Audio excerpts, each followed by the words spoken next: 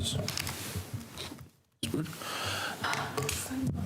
Okay, welcome to the additional public hearing for the inquiry into budget estimates 2021-2022. Before I commence, I would like to acknowledge the Gadigal people who are the traditional custodians of this land. I would also like to pay respect to the elders past, present and emerging of the Eora Nation and extend that respect to other Aboriginals present.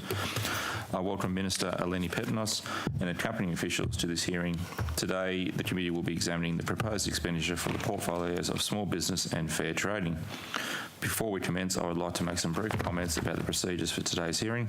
Today's proceedings are being broadcast live from Parliament's website, and a transcript will be placed on the committee's website once it becomes available. In accordance with the broadcasting guidelines, media representatives are reminded that they must take responsibility for what they publish about the committee's proceedings. All witnesses in budget estimates have a right to procedural fairness according to the procedural fairness resolution adopted by the House in 2018. There may be some questions that a witness should only answer if they had more time or with certain documents to hand. In these circumstances, witnesses are advised that they can take a question on notice and provide an answer within 21 days. If witnesses wish to hand up documents, they should do so through the committee staff. And Minister, I remind you and the officers accompanying you that you are free to pass notes and refer directly to your advisors seated at the table behind you. Finally, could everyone please turn their mobile phones to silent for the duration of the hearing. All witnesses will be sworn prior to giving evidence. Minister Petinos and the Honourable Lou Amato, I remind you that you do not need to be sworn as you've already sworn an oath to office as members of Parliament. I would also like to remind the following witnesses that you do not need to be sworn as you've been sworn at an earlier budget estimates hearing before this committee. That is Ms Emma Hoden, Ms Natasha Mann and Mr John Tansey. For all other witnesses, I ask that you each in turn state your full name, position, title and agency and swear either an oath or affirmation, and the words of both have been provided for you. So I will start with Ms McCool. Yep. Oh, thank you, sir. Megan McCool, Director of Construction Services Group, Metropolitan Safe Work, New South Wales. I solemnly, sincerely and truly declare and affirm that the evidence now about to be given by me shall be the truth, the whole truth and nothing but the truth. Thank you. Mr Williams? Perhaps, Luke, could you pass the microphone over? Yep.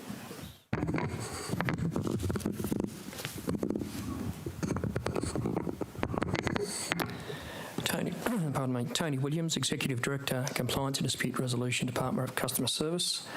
I solemnly, sincerely and truly declare and affirm that the evidence now about to be given by me shall be the truth, the whole truth and nothing but the truth. Yeah.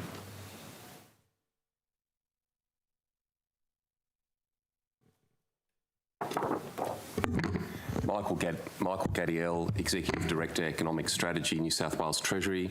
I solemnly, sincerely and truly declare and affirm that the evidence now about to be given shall be by me, shall be the truth, the whole truth and nothing but the truth. Thank you.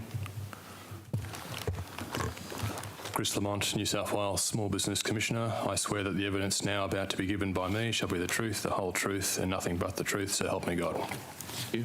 And Mr Chandler, I think you're the last. I'll do the My name is David Chandler, the New South Wales Building Commissioner, and I swear that the evidence now about to be given by me shall be the truth, the whole truth and nothing but the truth, so help me God. Thank you. Today's hearing will be conducted from 9:30am to 12:45pm with a 15-minute break at 11am. We are joined by the Minister in the morning, and in the afternoon we'll hear from departmental witnesses from 2pm to 5:15pm with a 15-minute break at 3:30. During these sessions there will be questions from the opposition and crossbench members only.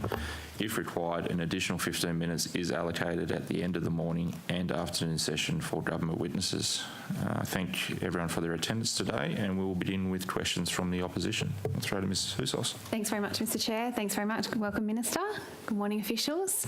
Minister, we've seen catastrophic flood damage in Lismore. Are you aware of the concerns of local small businesses about the onerous requirements for quotes and invoices to access this emergency funding? I want to acknowledge the catastrophic circumstances in Lismore. There is no member of this place that isn't thinking of the communities up in northern New South Wales, and in fact every community impacted by the floods at the moment. With respect to your comment about the flood support, that's actually incorrect. There are $50,000 support grants available to small business, and the premise of the grants is actually that the $50,000 is being made to avoid any onerous obligations at all.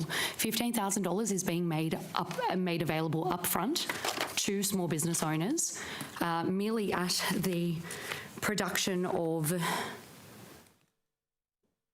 a submission, of a quote, and they don't require any payment at all at that point in time. The $35,000 remaining will then be paid via a valid tax invoice. So there is in fact no onerous obligation on paperwork at all, and the government has worked very hard to ensure that the grants are going to be easily accessible and made available as soon as possible to the impacted parties.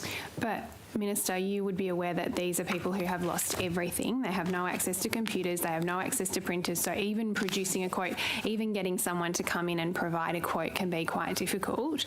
Would you at least look at reviewing these requirements?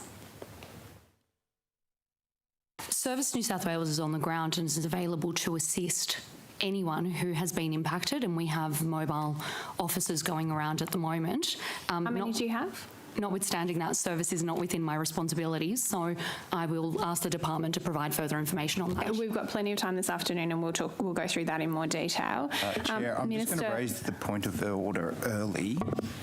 That Wes, you don't need. She's doing fine. You don't need to run interference. Minister, how many small Chair, businesses have applied? I'm going to raise the point of order early. He's going to insist on the point of order, so let's hear it. And it's not about anything other than procedural fairness. The Minister was seeking to answer the question directly that was asked by Ms Housos, and she needs to be given the opportunity to do so when she's asked that question. Now, I'd ask that the Minister be allowed to finish her answer and also seek the responses before the next question is put. Well, that's to the point of order. That is not the way that these estimates hearings work. We have limited time. The Minister is given an opportunity to answer. The officials will have an opportunity to answer this afternoon. It is only fair that in the limited time that I have, that I can ask them to answer it in the afternoon. Well, just to that point of order, Wes, you're just running interference. The Minister doesn't need it. She's doing fine. I don't wish to waste time. However, one, you've just taken a point of order on mine, and I was happy for the ruling. But two, that is how this works. There is a procedural fairness resolution of the House that allows people to actually answer the question. Allow me to rule. The Minister is free to direct her public servants to answer the question, but is also on Ms Housos' right to actually say, I'll take that up with the public servants in the afternoon, and then continue on with another line of questioning. Thanks. Now, if Ms Petinos has anything further to add on that question, I'll invite her now. Otherwise, we can maybe move on to another topic. Minister, how many small businesses have applied for the funding? You would appreciate that given that the funding was only announced a couple of days ago, it's still very early. You don't have a final figure? The grant was only announced a couple of days ago, so at this point in time, the situation is ongoing. Has any small business received funding yet? Ms Housos, what's the timeframe for providing the funding? The timeframe for providing the funding is 5 to 10 business days after the application. Okay, the grants you would appreciate were literally only made available a couple of days ago. And how many small businesses will be eligible? Any small business that has been impacted within the 45 LGA declared disaster zones would be eligible. But do you have a rough idea of how many that will be? It's too hard to quantify how many businesses have been impacted at this point in time. The disaster is still ongoing. There are many communities that are currently still impacted, and we can't possibly have those numbers available at this point in time. Minister, you don't know how many small businesses there are in the affected local government areas? there are multiple small businesses impacted, but not every single business is going to be making an application for a grant. We, of course, encourage as many businesses as possible to apply, but that is a matter for the way that those businesses have been engaged in their local communities. But have you done no budget planning on how much this might cost? If you'd like to talk about budget, I can refer you to Treasury. No, I'm asking you as the Minister if you've done any projections on how much this grants program is likely And the to cost. projections are done by the department, and Mr Gadiel is here and available to answer your question. Okay, Mr Gadiel, we might get to that this afternoon. Minister, how many inspectors how many safe work inspectors do you have in the Northern Rivers region at the moment? I would have to ask the department for that specific number. Okay. What role are Mr Williams can take that question for you. Great, we'll come back to that this afternoon. What role are they playing in assisting businesses affecting flooding to ensure that workplaces are safe?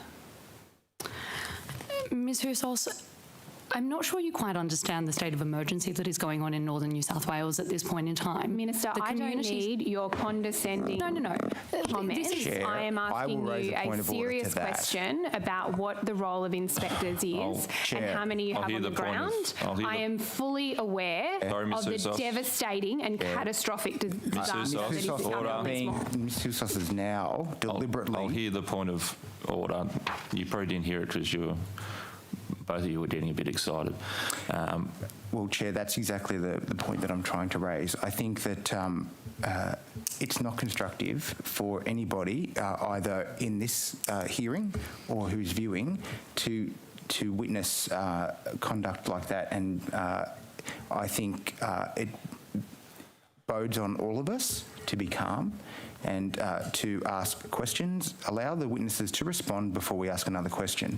Ms Hursos provided the witness no more than about 5 words before she cut in over the top and then started another question. That is not how these hearings work. Thank you, Mr Fang. In terms of the point of order, we should, yes, there is procedural fairness about treating witnesses with respect, but in turn, I guess, comments that back from questioning that aren't necessarily relevant to the question don't necessarily do us any service in trying to get questions answered. And I would ask both parties just to try and stick to the topic at hand and the question at hand. I appreciate the comment, Chair. I think the point that I'm trying to articulate is that we all know that the state of emergency is ongoing in these communities, and that the line of questioning by Ms Hursos to identify a certain number going on in that community at this point in time, when the overwhelming concern of the government is to ensure that the people in those communities are safe and being looked at the first priority, is clearly the message I'm trying to communicate. Sorry. Of course, we will be sending inspectors up, and we will as soon as practical. And of course, there are people on the ground that can provide assistance. And as I've indicated, Mr Williams can provide further assistance in that regard.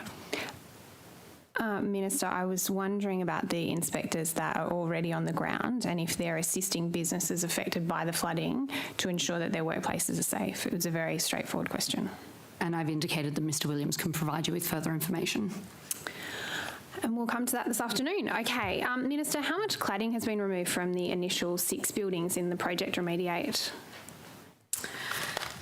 Ms Hursos, you would appreciate that Project Remediate is an ongoing issue for this government and is ensuring that all projects with combustible cladding are being dealt with in the appropriate fashion. At this point in time, I understand that 15 buildings have been triaged as part of the first round, and that 6, of course, are being looked at this point. And if you'd like to discuss them further, you can discuss that with the Commissioner. Well, Minister, I'm asking you if any cladding has been removed from any of those initial 6 buildings in Project Remediate. I do not believe so at this point in time. There's been no cladding removed. I've just provided my answer. I'm just asking you, there's no cladding that's been removed. Is that correct? and I've provided the response, Ms Hughes. Do you know how many years it's been since the Grenfell fire tragedy, Minister? I'm aware that the fire occurred in 2017. And what do you think about the pace of this government's program to remove cladding from these buildings? Ms Hughes, you would appreciate that Project Remediate is an extensive program that is being run by this government to make sure that buildings are remediated in the best manner possible. The ultimate surely the best objective manner of the possible project would be not to have cladding on the buildings. The ultimate objective of the project is to ensure that. That's fine. Continue, Ms. Thank you, Mr. Chair. The ultimate objective of the project is to ensure that the people of New South Wales have the confidence in the buildings that they are purchasing and living in, and that we are addressing the fire safety risks associated with unsafe cladding. How many buildings And that needs to be done in the best manner possible. And I have every confidence in the work that the Building Commissioner and his team have been doing to ensure that these buildings are addressed. Minister, how many buildings currently have cladding on them, dangerous flammable cladding on them in New South Wales? I can advise the committee that there are 194 buildings that are eligible and registered for Project Remediate. That wasn't actually my question. My question was how many buildings have dangerous flammable cladding on them? Ms Hughes, you would appreciate that the department is responsible for Project Remediate, and I'm providing you with the response for the buildings that are eligible and registered for the program. No, but you're also responsible for the broader issue of cladding. Or are you not responsible for the broader issue of cladding within the government? Well, that's not what we're saying, Ms Hughes. You were asking about Project Remediate, and I've quite clearly provided you with the figure. No. And that program is focusing on Class 2 buildings, which is the response that I've provided. And Minister, I asked you how many buildings in New South Wales have cladding on them? Dangerous, flammable cladding. Well, Ms Hughes, I understand that 185,000 buildings have been reviewed by the Cladding Task Force thus far to identify the properties that may have cladding But installed. I don't need you to read me the note. I need you to give me a figure. How many buildings? I'm providing you with many figures, and I think that context on figures is also very important so that you don't misunderstand the situation. So I will reiterate for you, there are 185,000 building records that have been reviewed by the Cladding Task Force thus far, and of them, 391 are the current number of buildings of all classes that have been recorded. Excellent. We got to the number. Thank you, Minister. But the context is very important. Of the initial 6 buildings in Project Remediate, which was provided to me, that information was provided to me by your predecessor. Are you aware if any of those buildings have pulled out of the program? You would have to talk to the Building Commissioner further about that. Well, Minister, you've just told me that you're responsible for the program. This is the first 6 buildings, the first tranche. Are you aware if any of those buildings are pulling out? You would have to talk to the Building Commissioner further regarding the program. The number that I provided with you previously is 6. If you would like further information, you can talk to the Building Commissioner. Mr. Chandler, have any of these buildings indicated that they would like to pull out of the program? Of the first 6, there's a possibility that 2 may not proceed. And what suburbs are those buildings located in? I think there's one at Bondi and potentially another one at Camperdown. I'll correct that if that's not right. But and it's my intention before those decisions are finally made to meet those owners' corporations one-on-one, because I have met with 2 of the others who were a bit confused, and that confusion was cleared, and they were then confident to move on. So I think it's more about making sure that the information that they need to have is in front of them, and then I think they feel more confident to review their position. So at this stage, 2 are potentially not going to proceed. The other 4 of that 6 are, and then we'll move that forward into the rest of the program. Okay, so at this stage, we've got no buildings with any cladding removed. We've got 2 of the initial 6 possibly pulling out of the program, but we've got a further 15 underway. Is that right? The further 16 being that have their triage being done. Sorry, the Minister they said are moving 15. towards what's called the 30% design stage, is when we go back to the owners' corporation and we provide the owners corporation with a copy of the triage of their building to show them the circumstances that not only relate to the cladding, but all of the circumstances behind the cladding. So it's to do with the structures that would hold the cladding up, the lack of insulation, the lack of fire barriers, the lack of waterproof Minister, management. it's a very, very detailed program. We've had a briefing. I think we might get into some more detail this afternoon The point about is they that. get the design, Yeah.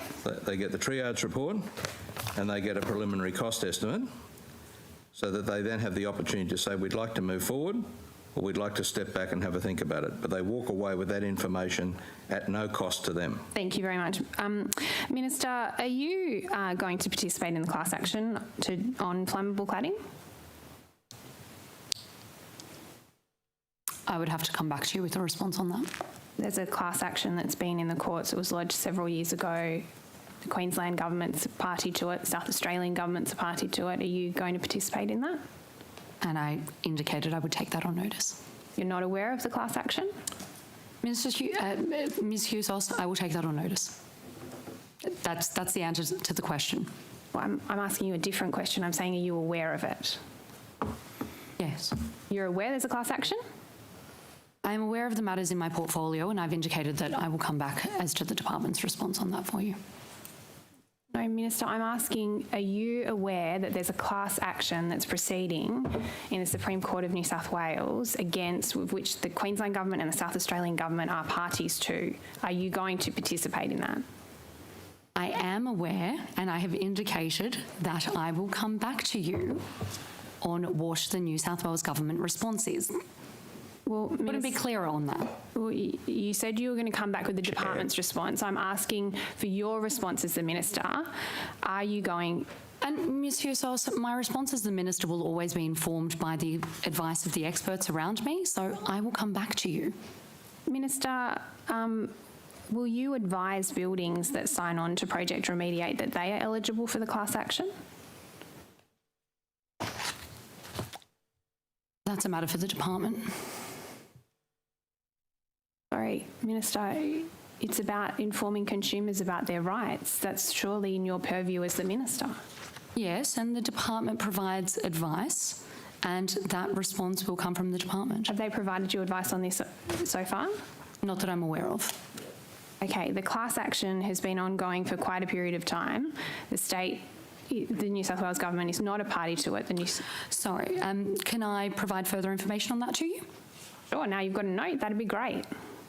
I did indicate that it was a matter for the department, and I am now being advised that the class action decision is actually being made by DPC, as it is a whole of government issue. Okay, good to know that someone in the government knows about it. Perhaps you'd like to take this on notice. Will you advise buildings that sign on to Project Remediate? Are buildings that sign on to Project Remediate currently advised that they are eligible to join the class action on flammable cladding? We'll take that on notice. Okay, and maybe you might want to say on notice, what were the government's reasons for not participating in the class action? Of course, we'll take that on notice as well. Excellent. How much time have I got to go, Mr. You Chair? have about 1.5 minutes. Excellent. Okay. Minister, you might not be aware, but the UK government recently announced a new an online service to track remediation of high-risk buildings. Are you looking at doing something like that here? You can discuss that matter further with the Building Commissioner. Well, no, I'm seeking to discuss it with you as the Minister. The UK government recently announced a project that will give renters more access to the information about the remediation status of their buildings. Is that something that you would investigate for renters and for apartment owners here in New South Wales? As with all things, I've indicated that I will take the advice of the department, and if you would like the opinion of some of the experts within the department, you're more than welcome to ask them those questions. Chair, I think the Minister's been particularly polite. There's no point of order. Minister, when will the Auditor-General's performance audit on flammable cladding be released? I'll have to take that on notice. It's due in the first half of the year.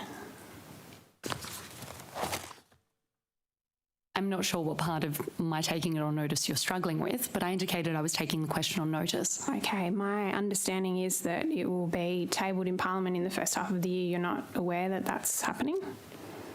Mr. Chair, I do think I've been quite clear in the response. Taking the question on notice is in fact taking the question on notice. It's a clear response. My time's expired. Thank you. Just on that point, It's also outside my department, mind you. But just on that point, Minister, you are free to take the question on notice, but the person asking the question is free to press. If it becomes badgering, I will rule on that, though. I do think I've been very fair in even taking it on notice. The matter is quite clearly outside my department, given that it sits with the Auditor-General.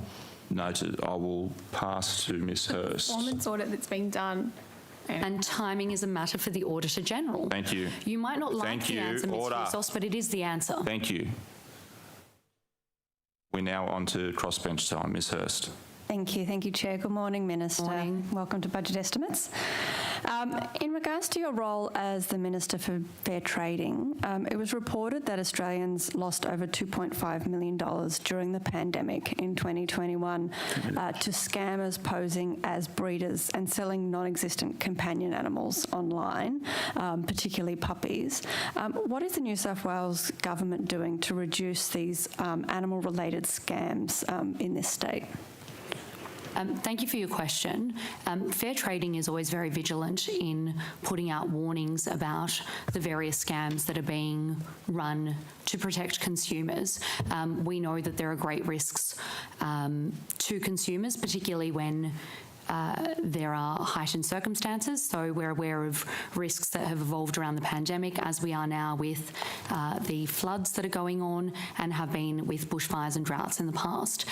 For answer to your specific query, though, I will refer you to one of the many people from the department who would be able to assist you further. Thank you. Anyone? Pets? Natasha, do you want to take that? The Deputy Secretary's online at the moment, if you're happy to hear further. Thank you. So I think Mr Tansey might be able to talk to puppy scams in particular, but as the Minister has said, scamming is a big priority for us in fair trading, and we really do try, when we become aware of particular issues of which scamming is taking place, we really do try to alert consumers and as early and as thoroughly as possible. But perhaps Mr Tansey, you're able to talk to puppy scams in particular.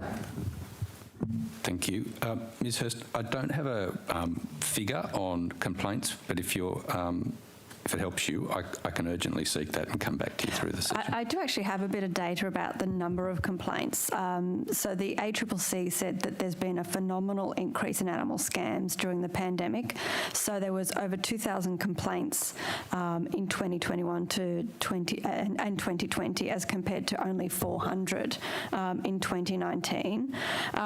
Do we have any idea, and maybe this is something to take on notice, how many of these complaints to the ACCC actually came from New South Wales residents as distinct to other states? Yep, I'll follow that up and I can try and find out what of theirs come from New South Wales as an area, and I'm also happy to ask and come back on any that we might have received directly in the first instance. Thank you. Thanks for that. Minister... Sorry, go on.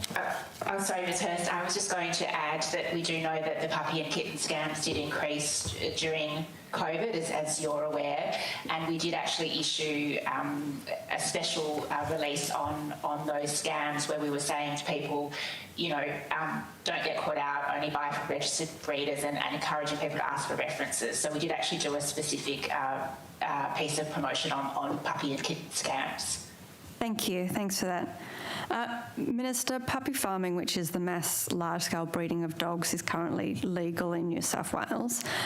So while, you know, we were just talking about people who are scamming and actually not selling dogs, there's also people who are paying thousands of dollars for animals that they've been told are healthy puppies, only to find that they have significant health problems, and there's thousands of dollars in vet bills that are required to keep those animals alive, and most of those animals are coming from either dodgy backyard breeders or puppy farms. As the Minister for Fair Trading, are you aware of the impact puppy farming is having specifically on consumers?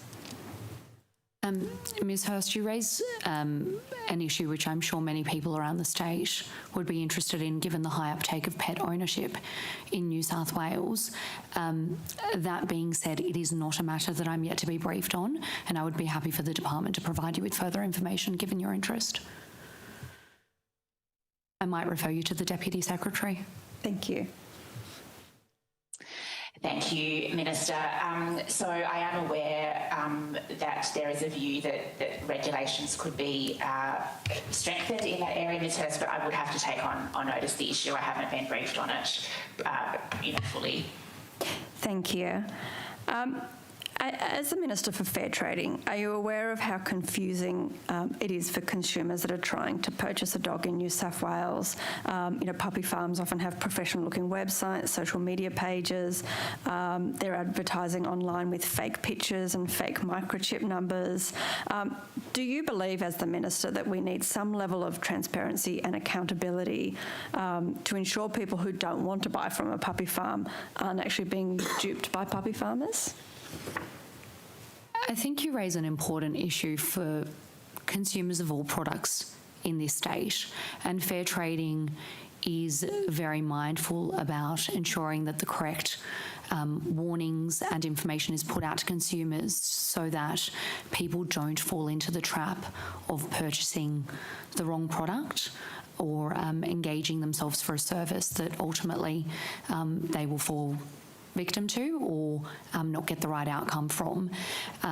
Again, for specific information in relation to puppy farms, though, Ms Hurst, I will refer you to the Deputy Secretary. I will take you back to the question, sure, Minister, because it was just really about, do you as Minister feel that there needs to be a level of transparency and accountability so that people can know if they're actually buying from a puppy farm or not? So I'm just sort of asking you as sure, your opinion as the Minister. Sure. I think the principle of transparency is important for consumers in all types of products, as opposed to isolating just the industry that you've indicated. I'd like to make sure that consumers feel as though they're getting the right information to all the inquiries they're looking to make. And I do note that whilst fair trading does have a role to play here, largely things are regulated by Australian consumer law. I am happy to look into the matter further if that's what you would like. Yes, please, that would be fantastic. Thank you.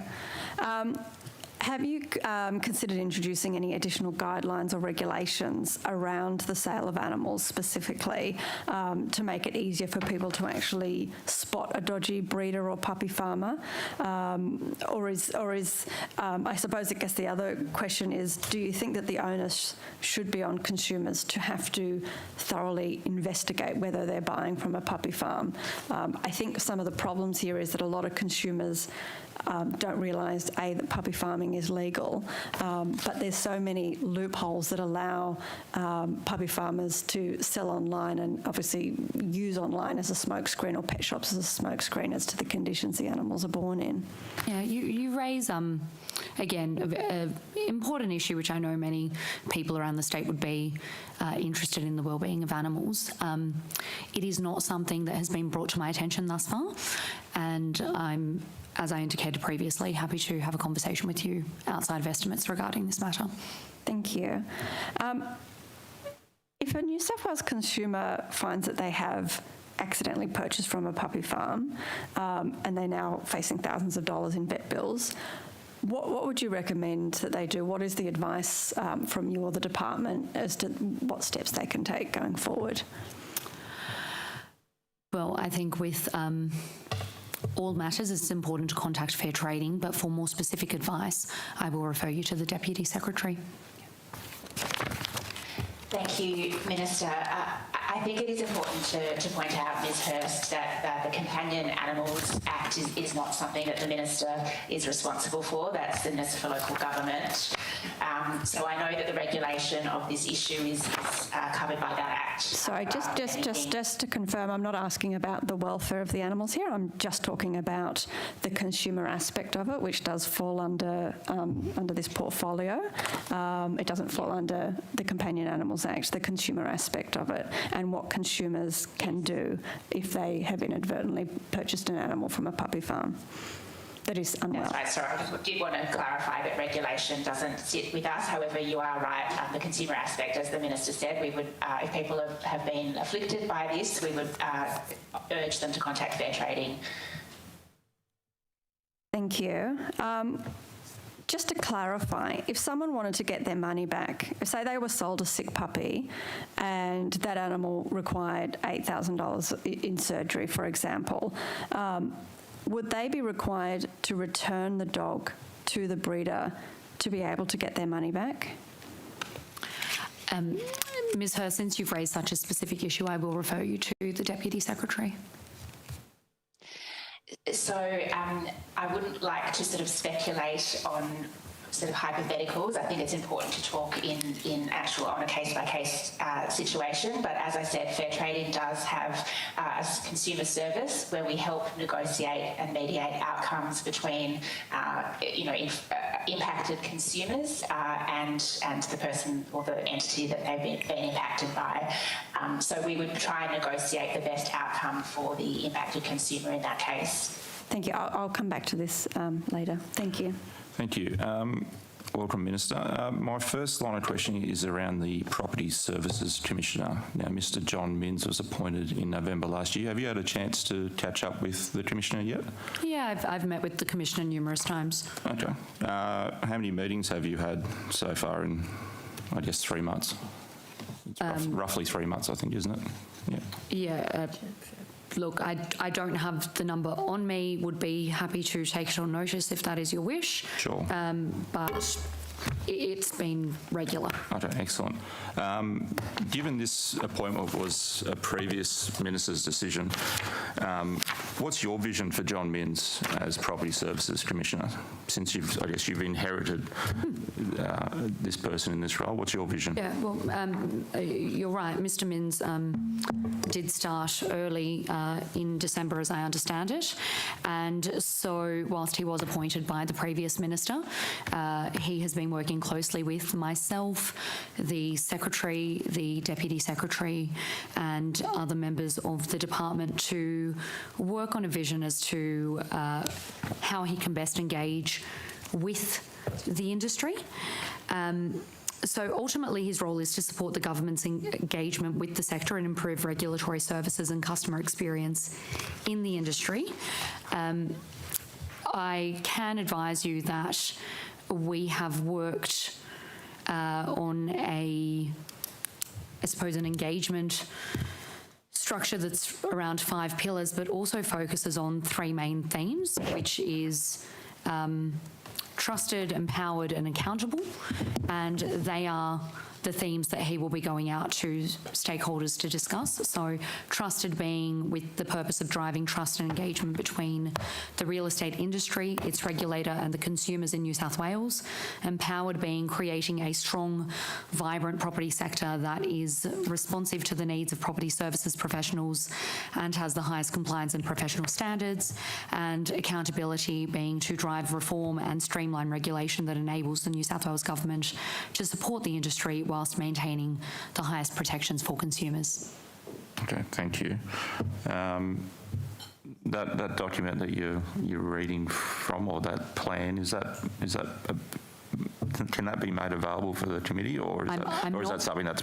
I'm reading from my own notes. I'm not reading from a plan. The 3 themes that I've indicated, though, will be taken by the Property Services Commissioner as a pack to the public engagement that he will be conducting over the next couple of months. Yeah. And we're in the process of finalising what that will look like, and my aim is to join him on as many of those engagements as I can.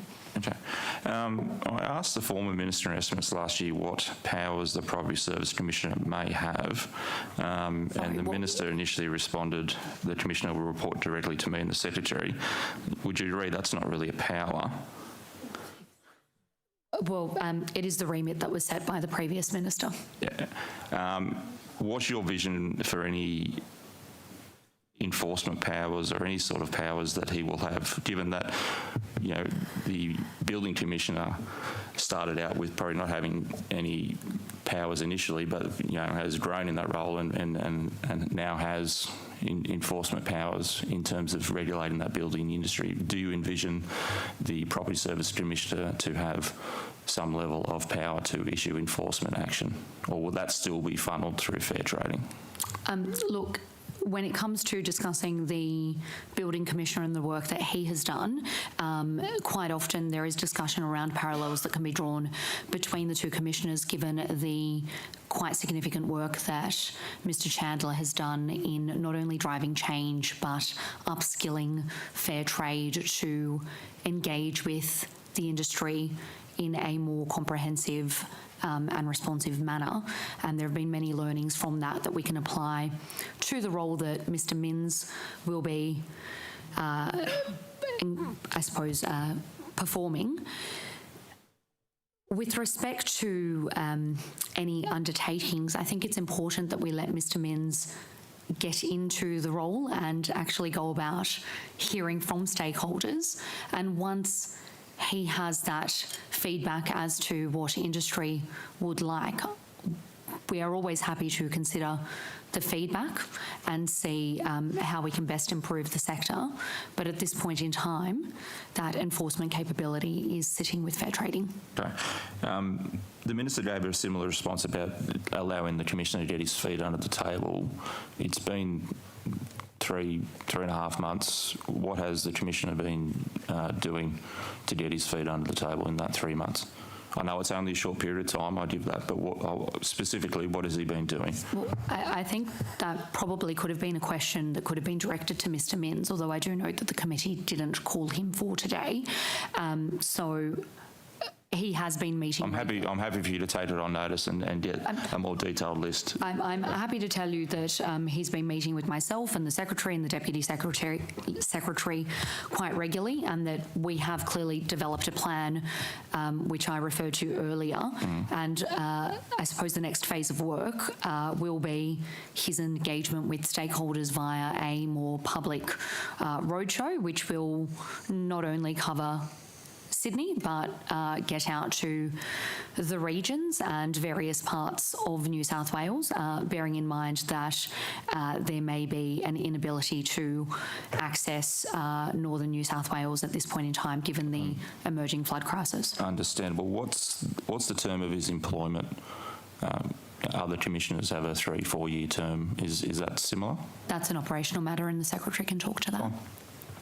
Ms Hoden? Sorry, would you like? It's 2 years with an opportunity to extend. Okay, thank you. Can I just turn to the Property Service Expert Panel? How often has that Property Service Expert Panel met in the last 12 months? Noting, I think its first meeting was in April, according to a media release. I would have to take that exact number on notice for you, Chair. Sure, fine. I can bring that back this afternoon if you like. Yeah, thank you, Ms Hoden. Are there particular issues...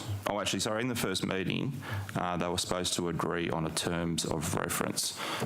Would that terms of reference be able to be tabled to this committee, if possible? Happy for you to take it on notice in case there's any... I don't see why not. I will take it on notice, and if possible, I will ensure that the committee has it available this afternoon. Thank you. Are there specific issues that they are focusing on? Have they been given tasks or particular areas of property services that you, Minister, or the department wants them to focus on? I will have to take that on notice. Sure. Are there standing items of business that are discussed at each meeting? And if so, what are they? Are like rolling agenda items? Happy for you to defer to somebody. I'll take it for this afternoon, Chair. I'll come back to you. Okay. Is it envisioned that the Property Service Commissioner attends these meetings and becomes part of that panel in some way? My My understanding is that he has been sitting on the meetings with the panel, yes. Okay, that was going to be my follow-up. And I did attend a meeting with the panel and the Commissioner last week, I believe. Okay, thank you. Who from Fair Trading attends? Is it the Secretary or is it someone else? I don't believe that the Secretary attends. Natasha. Ms. Mann, do you I have- will refer to the Deputy Secretary. Thank you, Chair. I understand that I have been invited to attend the next meeting, I believe, so I have every intention of going. Okay, and will you be a regular attendee? Through you, Ms. Petinos, will you be a regular attendee or is this just a one-off invitation? At the moment, I believe it's a one-off invitation. The primary point of engagement is with John Minns, the Property Services Commissioner at this time. However, John and I are working extremely closely together, so that may change going forward. And I may go to more meetings if invited to, Chair. Okay, thank you. I've only got about 20 seconds left, so I'll throw back to the opposition. Thanks very much, Mr. Chair. Minister, I'll move on to a different issue. Have you met with the owners or the former residents of Mascot Towers? The first correspondence from any owner of Mascot Tower only came in within the last, I believe, week or so, and so I haven't had the opportunity to do so as yet. Minister, are you saying this correspondence came to your office for the first time in the last week? As I understand it. Okay. I'm happy to provide you with copies of emails that they provided on at least 3 separate occasions where they've tried to contact your office. Ms. Hughes, I can only tell you that I am only aware that correspondence was provided to my office within the last week or so. Okay. Has anyone in your office met with them? As I've just indicated, I only believe that correspondence has come through in the last week or so. Nor my staff have had the opportunity to do so thus far. They haven't been able to find some time in the last week to meet with them? Ms. Hughes, I've provided my response. Okay, how many staff do you have employed in your office at the moment? You would appreciate that as a new office, people have only been onboarding over the last few weeks, and not all positions are filled at this point in time. Oh, okay, but can you just tell me how many you have working in your office at the moment?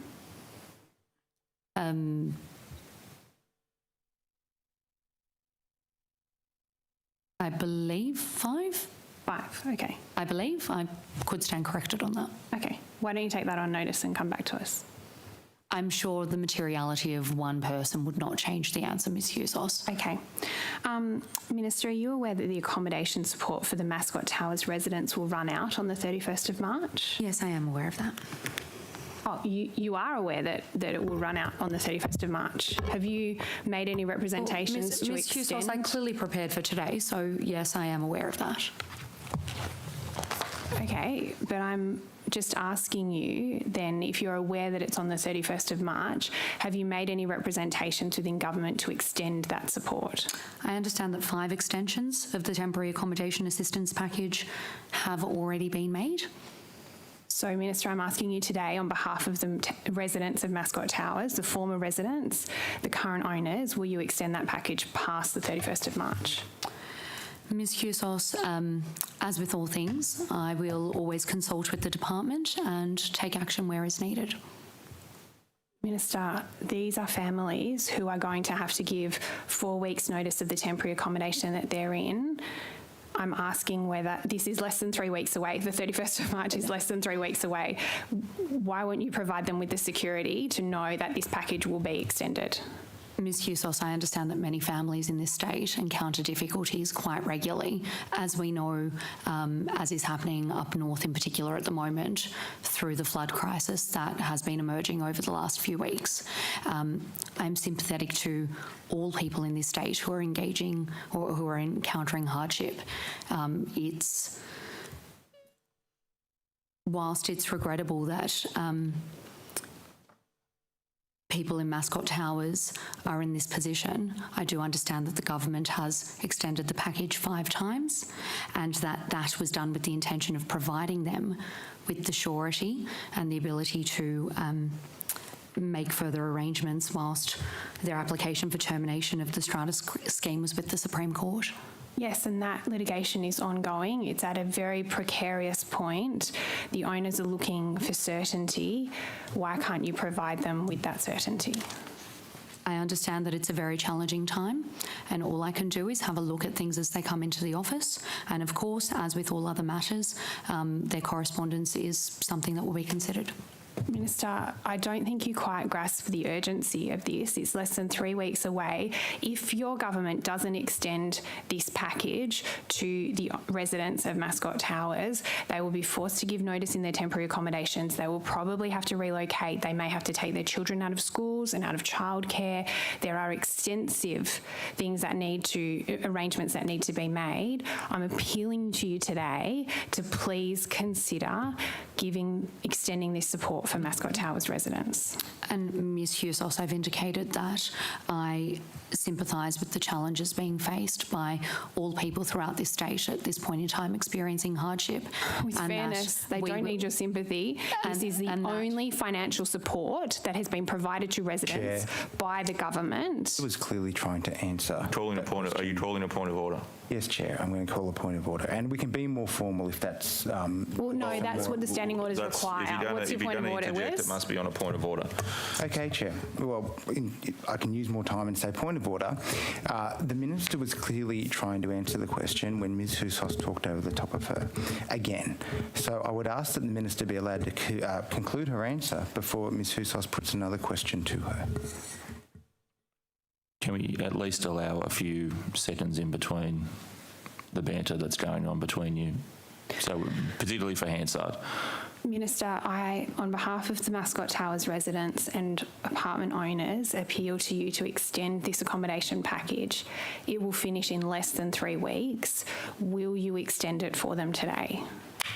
I understand the challenges that are being experienced by many people throughout the state, and I do acknowledge that it's a challenging time for those residents.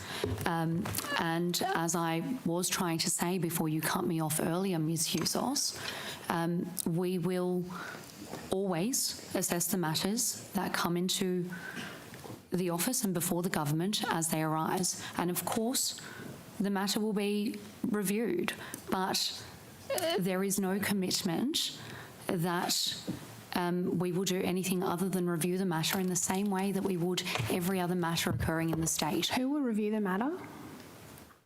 You said the decision will be reviewed. Who will review the matter?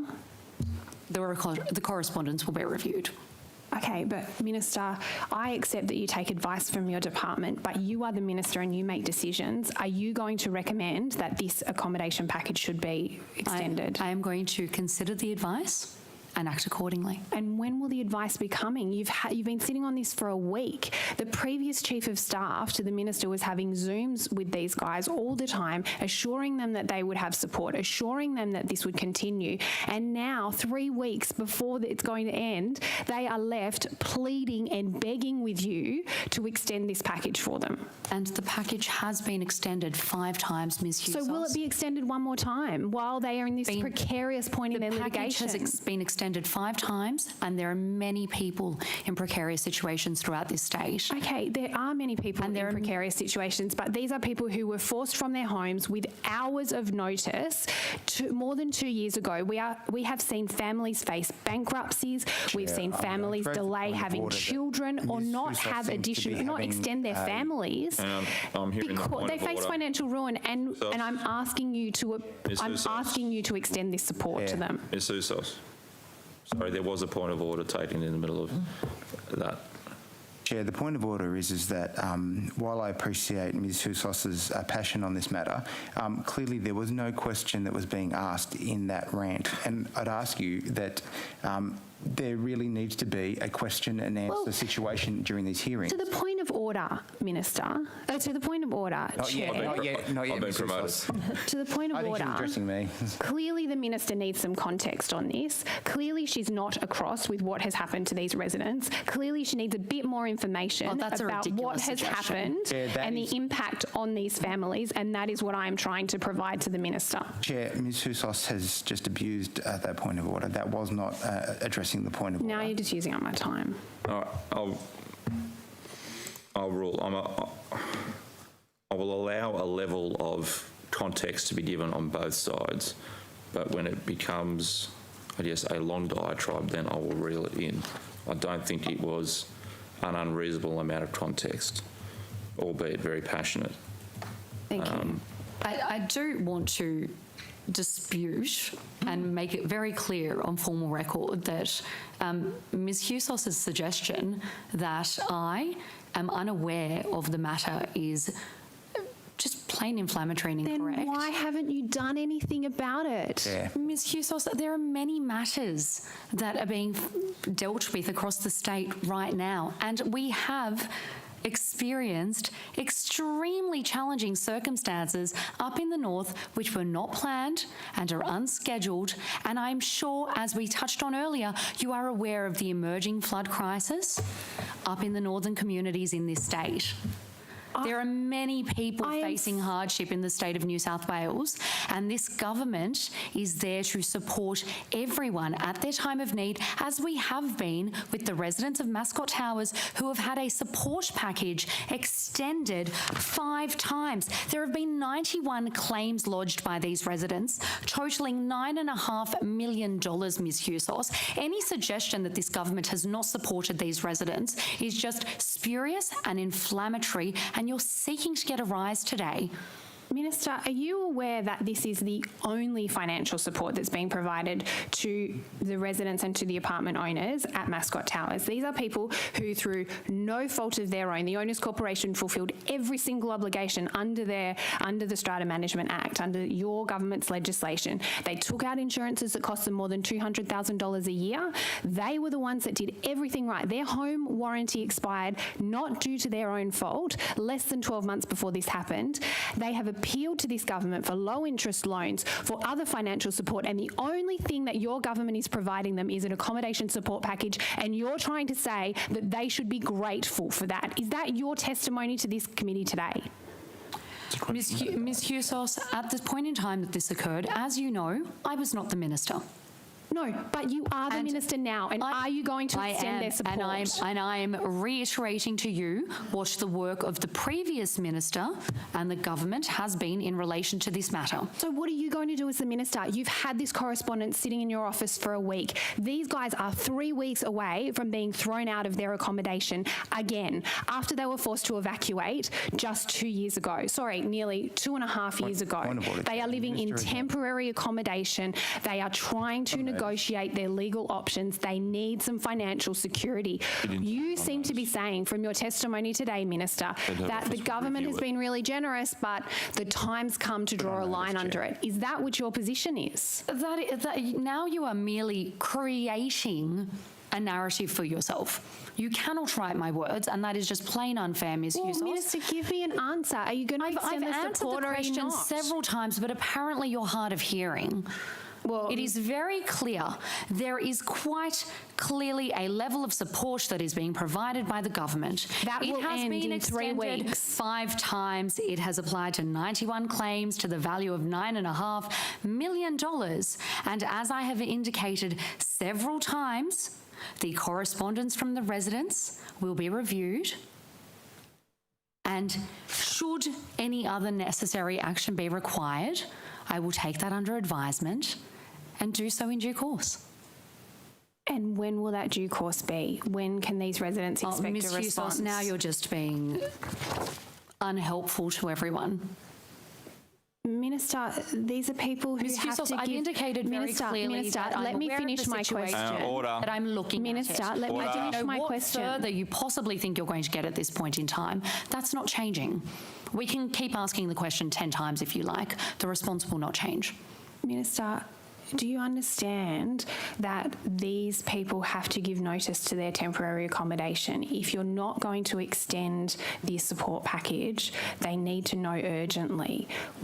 There is less than 3 weeks until the government support package will run out. Do you understand the urgency of this? I've answered your question, Ms. Husos. So when can they expect a response? Chair, I think the point has been laboured at this point, and I've provided a response. Can't take a point of order. You need to provide a response. When will the residents That's not a point hear of back order. from That's you? merely me making a comment to the chair. Minister, The correspondence will be reviewed, and if any action is necessary at this point in time, further information will be forthcoming. Minister, are you aware that the Owners Corporation was in frequent contact with the previous ministerial office? Couldn't possibly say what the previous office was doing. All I can speak to is what my office is doing. Did you do a handover with the previous minister? Of course I spoke to the previous minister. Did you do a handover with the previous minister?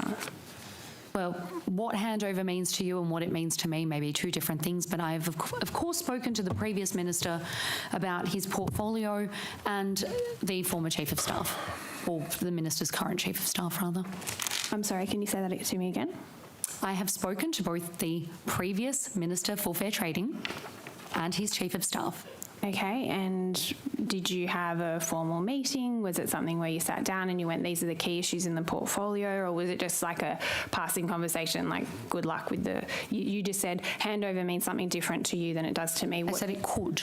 I'm not really sure what you mean by handover, but of course we have had a detailed conversation. Okay, and did that conversation include the plight of the Mascot Towers residents? That conversation included several matters. As you would appreciate, it's an extremely diverse portfolio, and numerous matters were raised over the course of the meeting. I'm just looking for a yes or no, Minister. Was it raised? Yes. Okay, so when did this conversation occur? There was an informal meeting where they gave me background on the portfolio at some point in time. The date is completely immaterial at this point. Well, no, Minister, because the Mascot Towers residents first attempted to contact your office on the 4th of February. So you're saying that your office has had the correspondence for a week and maybe it's fallen through the cracks, maybe it hasn't. There's no falling through the cracks, Ms. Husos. I can table the correspondence for you if you would like, if it would assist, which says after 6 weeks, they finally worked out who the minister was, and so they've made contact with your office. You're saying that you heard about it a week ago. They made repeated attempts to contact. The reason why I'm asking you, when you first became aware of this, was this part of your initial conversation with the minister? Did it happen when you first became the minister in December? Did the conversation happen when you became the minister in December? The word Mascot Towers was used. The words mascot and towers were used at some point in the briefing. Okay, and when did that conversation occur? At some point once I became the minister. Okay, before Christmas or after Christmas? I spoke to Minister Anderson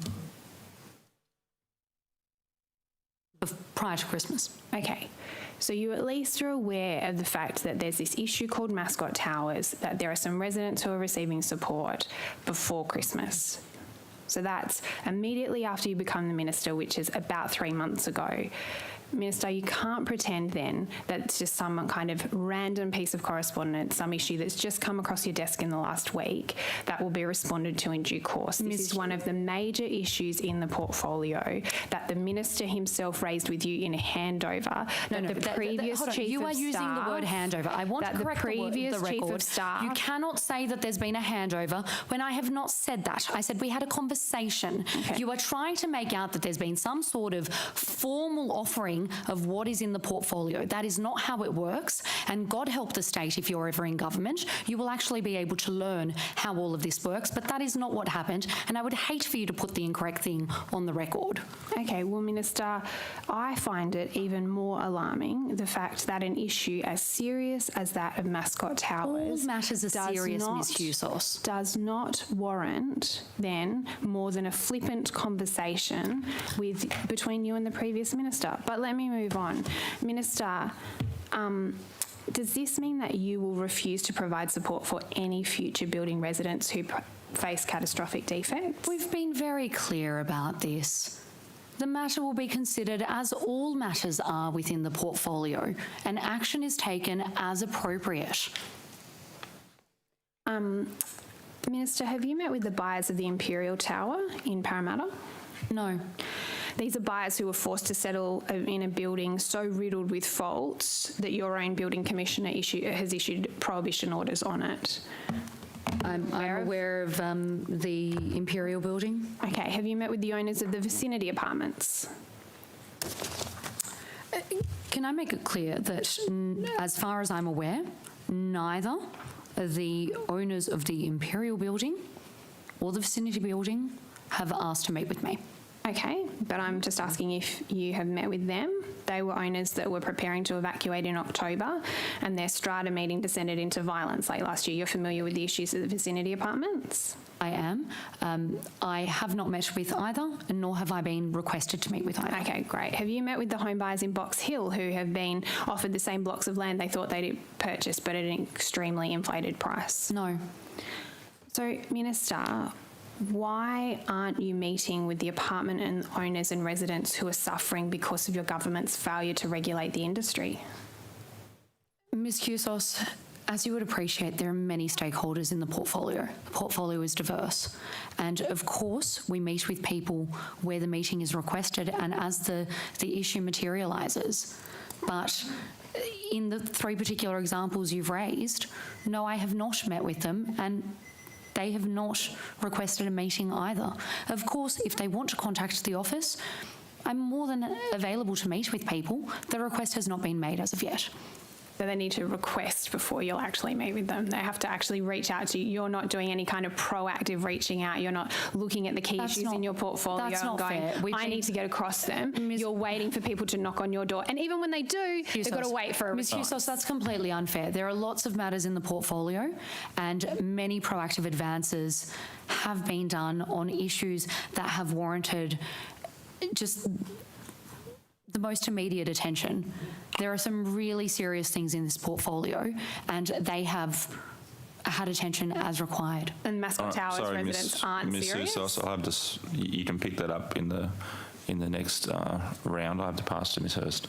Thank you, Chair. I've just got a few more questions about the consumer issues around puppy farming. I just want to go back because just before my time expired, the Deputy Secretary was mentioning that it's a case-by-case basis in regards to sick puppies having to be returned to the breeder. And the reason why I actually bring up this concern is because, we get a lot of calls in my office. And my understanding is that the risk under the Australian Consumer Law and Fair Trading Act in New South Wales is that somebody could actually fail their legal action or not recover damages if they don't return the animal to the breeder. And obviously that's a big emotional issue because the reason why people are calling my office is because the breeder says that if you return the dog, we will shoot the puppy or kill the puppy in some other way.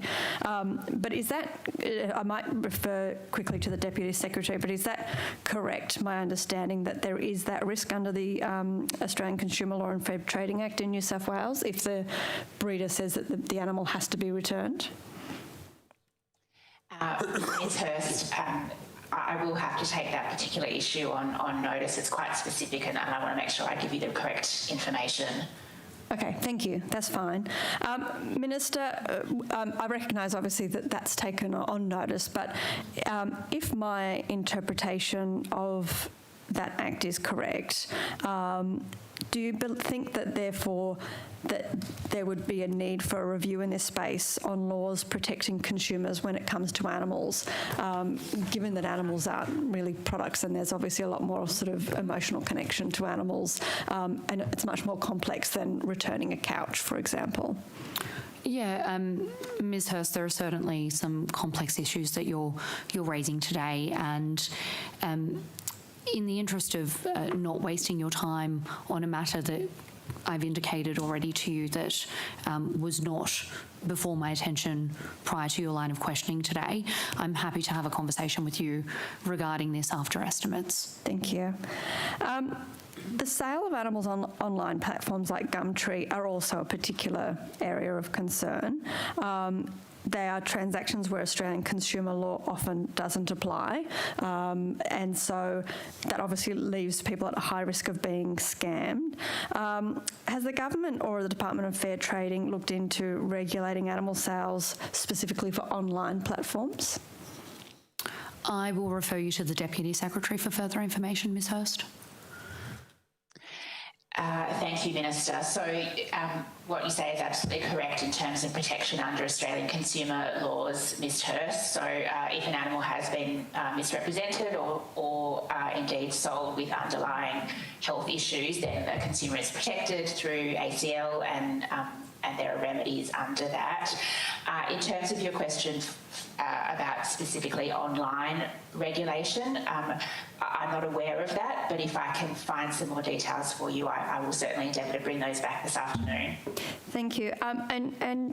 Deputy Secretary, you said that people will be covered by the Australian consumer law, but my understanding is that many times that people aren't protected by that law because it only really applies if the seller is acting in trade or commerce, which is very, very difficult to prove.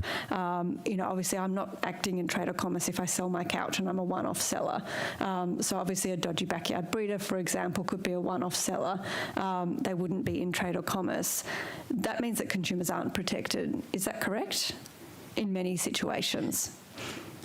Ms. Hurst, that may be the case, and if I could come back to you on that, I will. I will say that Fair Trading does actually have one matter before the court which you may be aware of relating to a puppy scam, and I'm advised that that's due for mention on the 18th of March, and it relates to accepting payment and failing to supply the puppy within a reasonable time. So there is actually, we are taking this very seriously at Fair Trading, and we have prosecuted, as I said, with a matter coming in for mention on the 18th of March. But I will take that further request for information on notice and try and come back to you this afternoon if I can. Fantastic. Thank you. Thank you very much for that. Minister, I want to move on to your role in small business. Animal care industries. I want to talk about small businesses, particularly in animal care industries such as companion animal boarding facilities, kennels, cat and dog sitters. I appreciate that this might be across more than just your portfolio, but are you aware that if animal boarding facilities have been included in the government support for the tourism industry from the COVID support packages? It's a very specific question. Thank you, Ms. Hurst. In relation to the tourism industry, I might refer you to Mr. Gadiel from Treasury, who could talk to that further. So could I just ask you to repeat the question? So it's in regards to the packages that came around COVID support around tourism and travel, but particularly if there was any packages for animal care industries that are involved, that are obviously affected by that travel and tourism, so boarding, kennels, animal sitters. So I'm not aware of any programs that were specifically targeted to animal care or sitters, but if those businesses met the criteria for the other support programs, so that's the micro business grant, JobSaver or the COVID-19 business grant, then they would be eligible for those. So the requirements generally being that to meet the requirements for one of three of those, they generally have to have a turnover of more than 30,000. And for the other two, JobSaver and the COVID-19 business support grant, they'd need to have a turnover of more than 75,000 in 1 year and a registered ABN. But if they met that criteria, they would, like any other business in the state, be able to receive it if they could demonstrate a 30% or more decline in turnover. Can I ask why animal care businesses that are specifically related to travel and tourism were excluded from that COVID support that was specifically targeted for that category? Why are they falling into every other small business rather than travel and tourism? Well, I guess the approach from the government has been to make business support as broad as possible and to make sure that the programs that we've designed can be picked up by the maximum number of businesses. So there were decisions to provide some support for tourism, but mainly on the demand side through vouchers, and that was primarily focused on CBD hotels and the like that were particularly badly affected. So yes, during COVID, like cafes, hotels, pubs, clubs and other businesses, there's no doubt that tourism businesses that are tied to the care of animals would have been impacted, but those businesses would be able to access the same support as other impacted businesses. Minister, I want to move on to the strata review. The statutory review of the Strata Schemes Management Act 2015 was published late last year. Are you able to give us an update on when the recommendations for this review will be implemented? Firstly, in this regard, I do want to note your advocacy in this space, in particular for pets in strata, and acknowledge the role that you played in getting these reforms that commenced in August last year through the Parliament. There are 139 further recommendations that are being considered by the report, and with respect to the timing, I'm going to have to take that on notice for you, Ms Hurst. That's all right. Do you expect we might see a bill sometime this year? Is that sort of on your timeline? Ms Mann is nodding enthusiastically. Sorry, I will refer to the Deputy Secretary. Thank you. Sorry, I just wanted to say we are targeting, Minister and Committee, we are targeting legislation for the first half of 2022. So as the Minister pointed out, there are 139 recommendations, not all of which are legislative, but it is a big package, but we are targeting the first half of 2022. Okay, thank you. I'm particularly interested in the recommendations surrounding animals in strata, obviously, such as clarifying what evidence strata schemes can require in relation to an assistance animal. Are any reforms relating to animals likely to be implemented as part of those 139 recommendations? I'll refer that to the Deputy Secretary in a moment, but I will say that, of course, all the recommendations are being considered, and that with a legislative package forthcoming, of course, the government will be listening to feedback and open to suggestions on further actions. Ms Hurst. And I'll refer you to the Deputy Secretary. Thank you. I'm just wondering, Mr Tansey is probably closer to that package and may be better placed to answer. The thinking on the package, as Committee has highlighted, Minister has, it's very large. So we're thinking of trying to progress the total package potentially in two parts. So with the first coming forward, hopefully in May, so this session, and then some of the more complex and potentially issues that need a bit more development and working through with stakeholders as a second package. I understand some of the related pet elements might come forward in that first package. In the first. Would you like Ms Hurst to go through the 6 recommendations relating to the keeping of pets? Probably read them. It's the time has expired. Do you want to? We can either take it on notice or we can pick it up at the next round of questions. Happy to take it up later for Ms Hurst if you like. Yeah. Thank you. Thank you. Minister, I will put these questions to you, but I understand that they may go to Ms Hoden. They're still on the property expert panel, just looking at some finer details. Oh. Are resolutions at these meetings formally voted on? So are votes formally taken? I would have to refer you to Ms Hogan or Ms Mann as appropriate. I'd have to take it on notice, but I should try to get back to you this afternoon. No problems at all. Are individual members allowed to bring items of business for discussion, or are items set by the chair or the department? I imagine it's a combination of both, but again, I'll come back to you. Thank you. Is there a facility in the meetings to agree on actionable items? So at the end of the meeting, are we saying, okay, this is what this is our homework for next week, or this is what we have to do, or is it just a bit of a talk fest? Is what I'm trying to get at. I imagine there are actionable items, but again, Good. I will come back. Are the minutes minuted? Are the minutes minuted, and are they full minutes or pre-C minutes?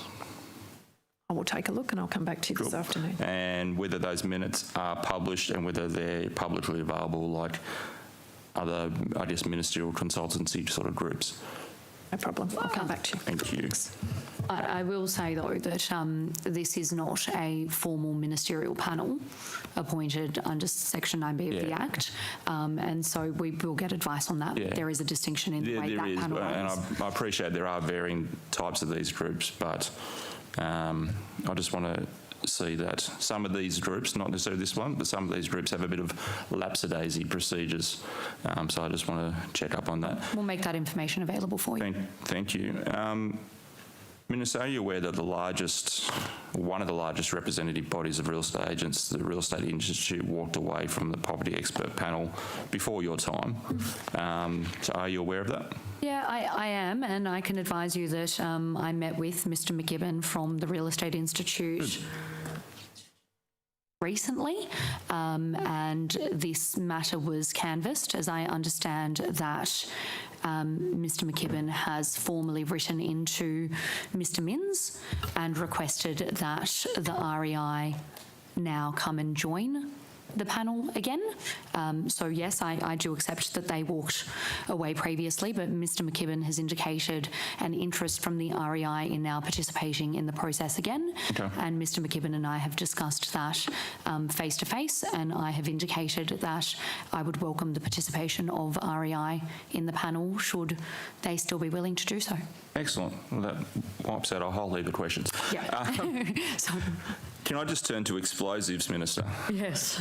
Something more exciting, although we've had some explosions this morning. Are you aware, or I hope you're aware of the explosive review that began last year, into the review into the explosive regulations? Are you aware of that?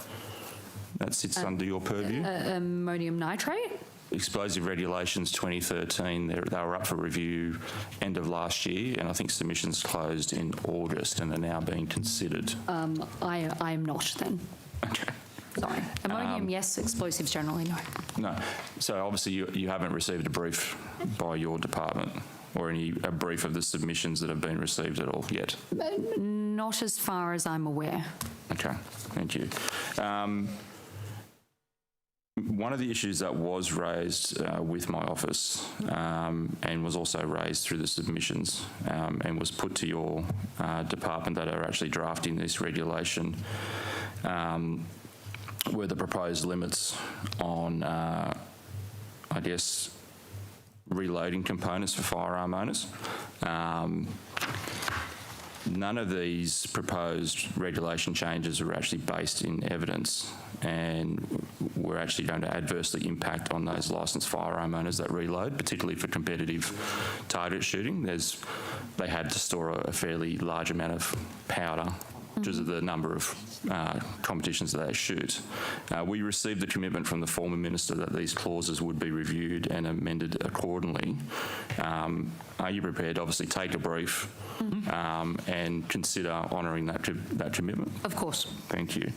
One of the other issues that was raised was the impact of storage by police. They are part of this regulation. They sometimes store powders that they've seized from firearm owners. It was raised with the drafters of the regulation that the proposed limits would essentially render police in breach of the regulations as soon as they actually seize amount of powder. And the attitude from the police coming back was, to be fair, cavalier, and basically we don't care that we're in breach of the regulations. So my question to you is, how often does Fair Trading inspect police stations for their compliance with the regulations? I will refer you to Mr Tansey, who I understand is better placed to respond to this question for you. Thank you, Mr Banasiak. So, look, I am aware of the issues you're raising, referring to, and yes, where they came up in some of the discussions, I think, between stakeholders and some of my team officials around the black powder. It's all sorts of powder. Black powder is one of them. So we will definitely continue to take those matters on board, and would imagine they'll be part of the briefing. I can confirm we haven't yet provided a briefing up to the current minister on this issue in the time she's been in the portfolio, but on your point of will we take those issues forward as part of trying to resolve the explosives regulation review, yes, we will. Sure. I accept that you'll take the feedback on board, but it raises the concern that the police are clearly or potentially in breach of this regulation. So I'll put it back to you, Mr Tansey. In the last 3 years, how often has your department inspected police stations for compliance with this regulation? Do you do compliance on police stations, or is it an honesty box or self-assessment? So I might need to seek some advice and come back to you on that, Mr Banasiak. Sure. Does it concern you, Minister, that another government agency, although you're not responsible for it, is essentially thumbing its nose at regulations that you're responsible for? Mr Banasiak, it would be my hope that obviously we always have a whole of government approach, and that all departments engage with one another appropriately and respect the role that one another play. Sure. Can we go to another review that's currently underway, paintball? There's a statutory review going on the Paintball Act. Submissions closed 24th of December last year. Minister, are you aware of that one, or have you received a briefing on that? I am aware of that one. Okay. I guess, what was the nature of that briefing that you had? Can you give us a bit of detail in terms of what that briefing was? Sure. I've been advised that, as you've indicated, a statutory review of the Paintball Act commenced on the 1st of July, and that a final report is required to be tabled by the 1st of July this year. That public consultation closed on the 24th of December 2021, and over 100 submissions were received from industry, individuals and interested parties, and that at this point in time the department is currently reviewing submissions. I've also been advised that the department launched a new paintball marker safety training course on the 1st of December 2021, and that the course replaced the New South Wales Police General Firearms course for long arms as the prescribed safety course, and that TAFE New South Wales is hosting the new course, which is offered at a lower cost for paintball enthusiasts and the industry. Thank you. What's the government's current position on the success of this Act and whether it will be continued? Well, the review, should I say, is still ongoing. So whilst I have been briefed at this point in time, I can indicate to you that my understanding is that there has been great success in processing the paintball permit applications, and that as at the 31st of December last year, fair trading had an average turnaround of 0.03 business days, so less than a business day, with respect to determining applications. So it is my view that there have been efficiencies in the way that the Act is operating at this point in time, and that it appears to be successful for the industry at this point in time. So, and I say that bearing in mind that the paintball regulatory scheme was introduced to reduce the compliance burden for the paintball industry by putting in place provisions that are commensurate with the low risk profile of the industry.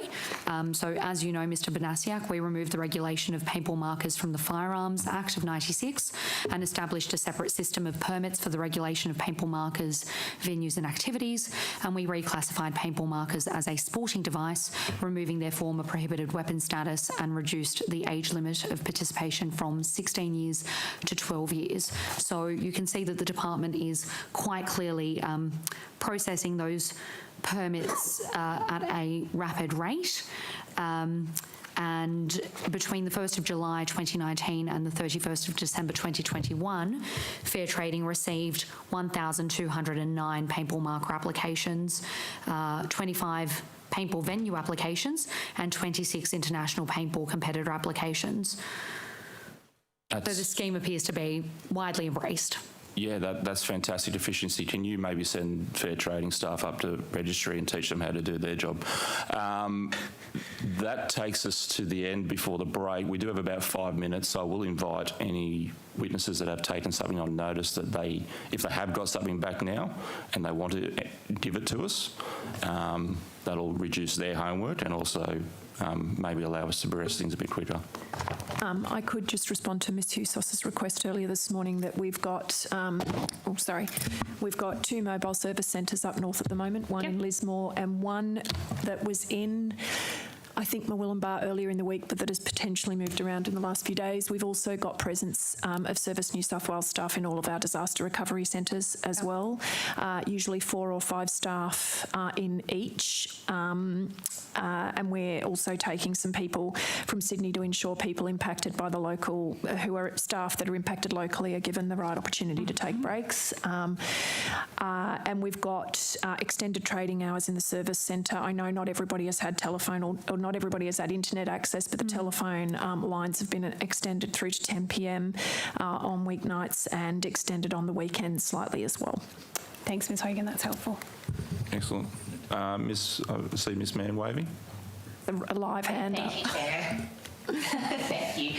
I did want to come back to Ms Hurst on the complaint data numbers, if I could. So while we don't specifically identify puppy farms within the nature of our complaints, we do have non-supply and no refund of puppies from online sales. We do have complaints about puppies being sick, deceased or dying soon after supply. Also about misleading description of the breed of puppy as per the contract, and also non-supply of paperwork for purebred breeds. So that's sort of the complaints that come within this umbrella. And Ms Hurst, in 2017 there were 12 complaints, 2018 12 complaints, 2019 19 complaints, 2020 19 complaints, and 2021 to date 13 complaints. Mr. Banasiak, if I may as well, with respect to the question I was asked earlier with respect to the flood recovery small business grants, yes. I'd like to update the record regarding the level of interest that has been demonstrated in the program thus far. There are, as at 8:30 this morning, I'm advised that there are 9,530 expression of interest forms that have been submitted through in relation to this grant, and at this point in time, well, at 8:30 this morning rather, that 1,290 applications had been submitted. Okay, thank you. And just on the expressions of interest that have been put forward that the Minister refers to there, that will also incorporate people expressing interest in broader support as well as this grant. okay, thank you. Well, that pretty much takes us to... Yes, Just Mr. raise an issue. I think, I know we're an oversight committee, but I'm literally looking over Ms McCall's shoulder, and I'm sure that's probably not a great situation for her Yes. to face questions. I have. So I was wondering if I could request perhaps Ms McCall might be able to be relocated to the other side. Just so you know, there's some questions coming. Yeah, You've got questions coming, Megan. But then you can read the answers, Anthony. I'm sure Miss McCall is probably pleased that you won't be looking over her shoulder. I can't read exactly what's on the text messages, but We'll get that sorted. We'll get that sorted in the break. I did receive notification. Thank you. We will now break for 15 minutes and return at 11:15. What time we do? 11:15. It's probably at time.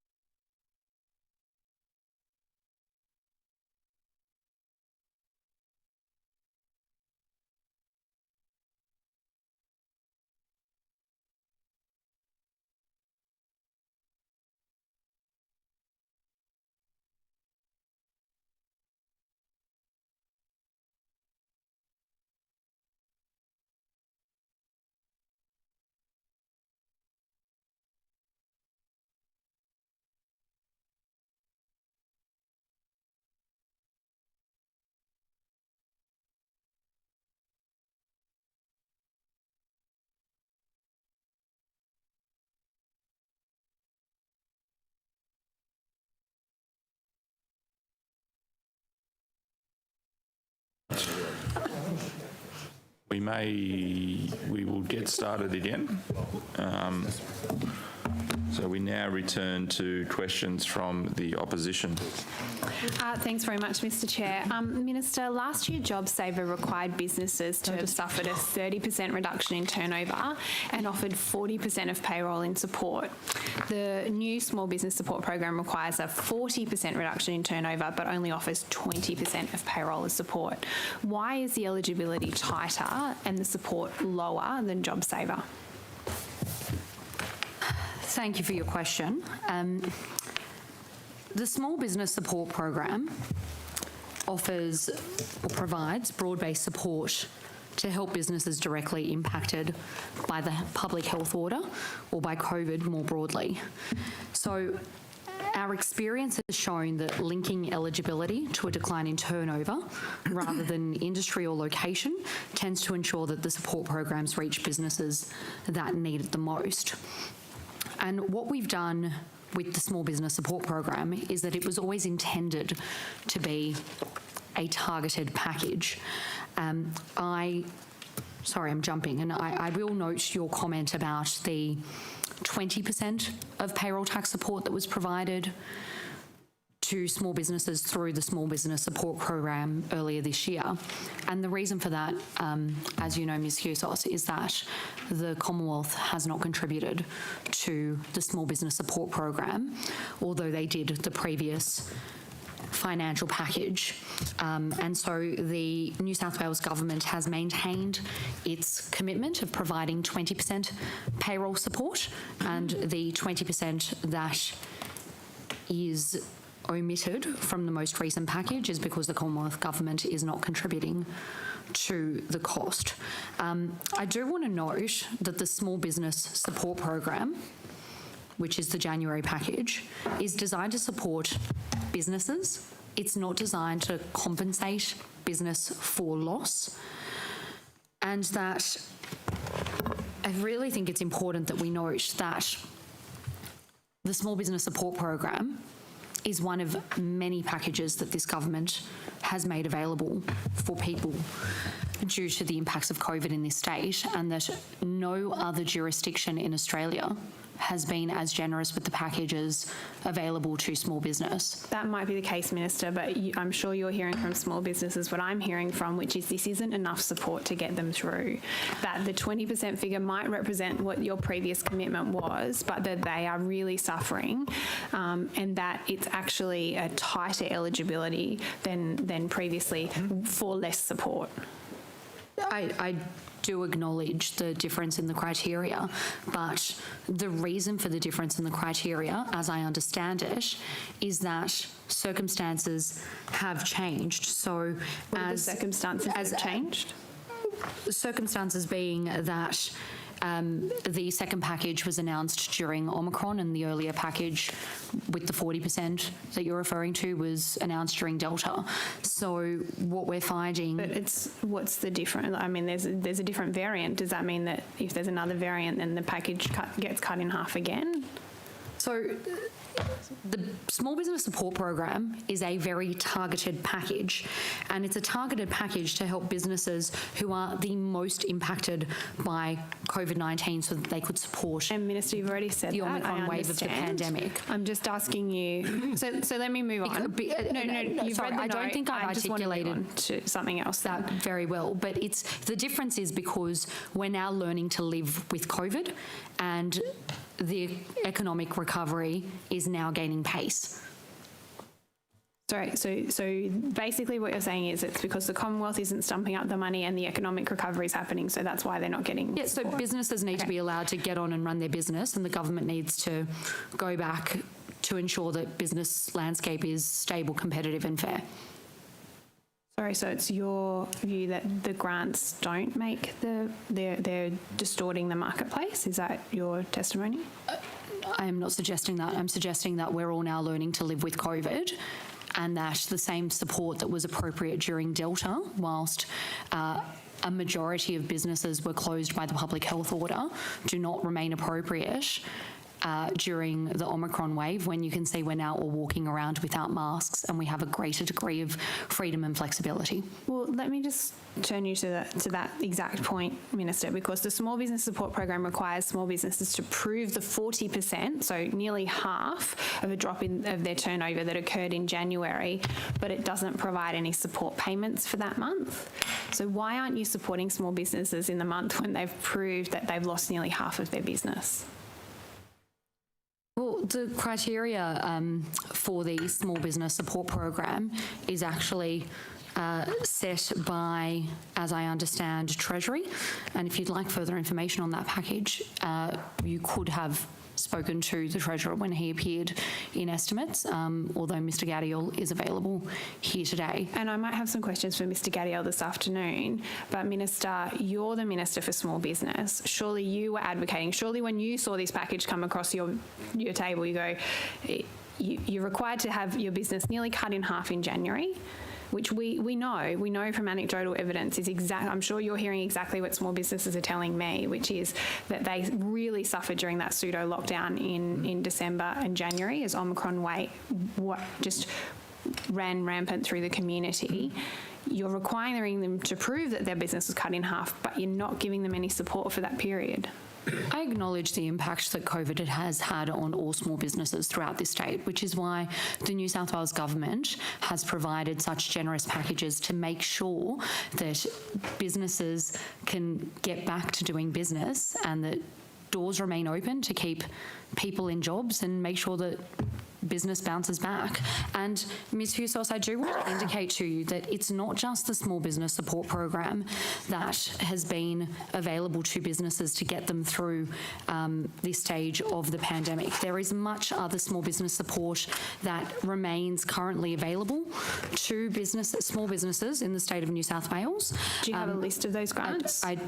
They're not all grants, they're initiatives as well, Ms Husos. So with respect to things that the New South Wales Government is doing to support small business, we've increased the payroll tax threshold from $1 million to $1.2 million and temporarily reduced the payroll tax rate from 5.45% to 4.85%. I can see you're reading from something, so if you want to table that, that's fine. I want to move on to something else. Can I make one more important point, Ms Husos, and that's that we've provided an additional $3.5 million to Business Connect to meet the increased demand from the impact of small businesses due to the Omicron wave of the pandemic, and that those small business advisors are available to support all small businesses in this state with tailored support to assist their business. Minister, I'm sure that you're hearing from small businesses what I'm hearing from small businesses, which was they were smashed over December and January, that they are struggling to keep their doors open, that your government's grant program requires them to prove that they lost nearly half of their revenue, which is not difficult for many of them to prove,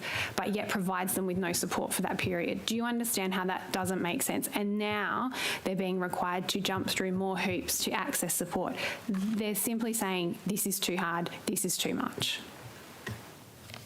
I've acknowledged that small businesses in this state have done it very tough over the last 2 years, and at various points in time it has been more challenging than others. And the small businesses that have been the most impacted through the various waves of the pandemic have been able to access support provided by the New South Wales Government and different packages at that. And with respect to the Small Business Support Program that we're talking about now, I can advise you that $19.25 million has already been paid out to support the small businesses in this state. Sorry, 19.25 million?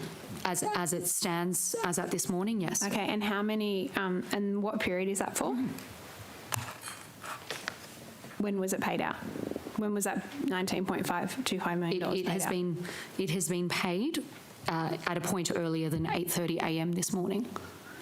Okay, so this is in relation to the Small Business Support Program, which is the package that we announced in January. Okay, so we can then infer that from January to March, $19.25 million was paid out. Well, the program was not available for applications until mid-February. Exactly. Okay, so we've got about a month long, not even 3 weeks, and they've got 19.25. Potentially, I would have to get the exact date that the grant opened, but ballpark mid-February. So you're aware that JobSaver was paying out about $2 billion per month? I am aware of the JobSaver program. Are you aware that it was paying out $2 billion per month?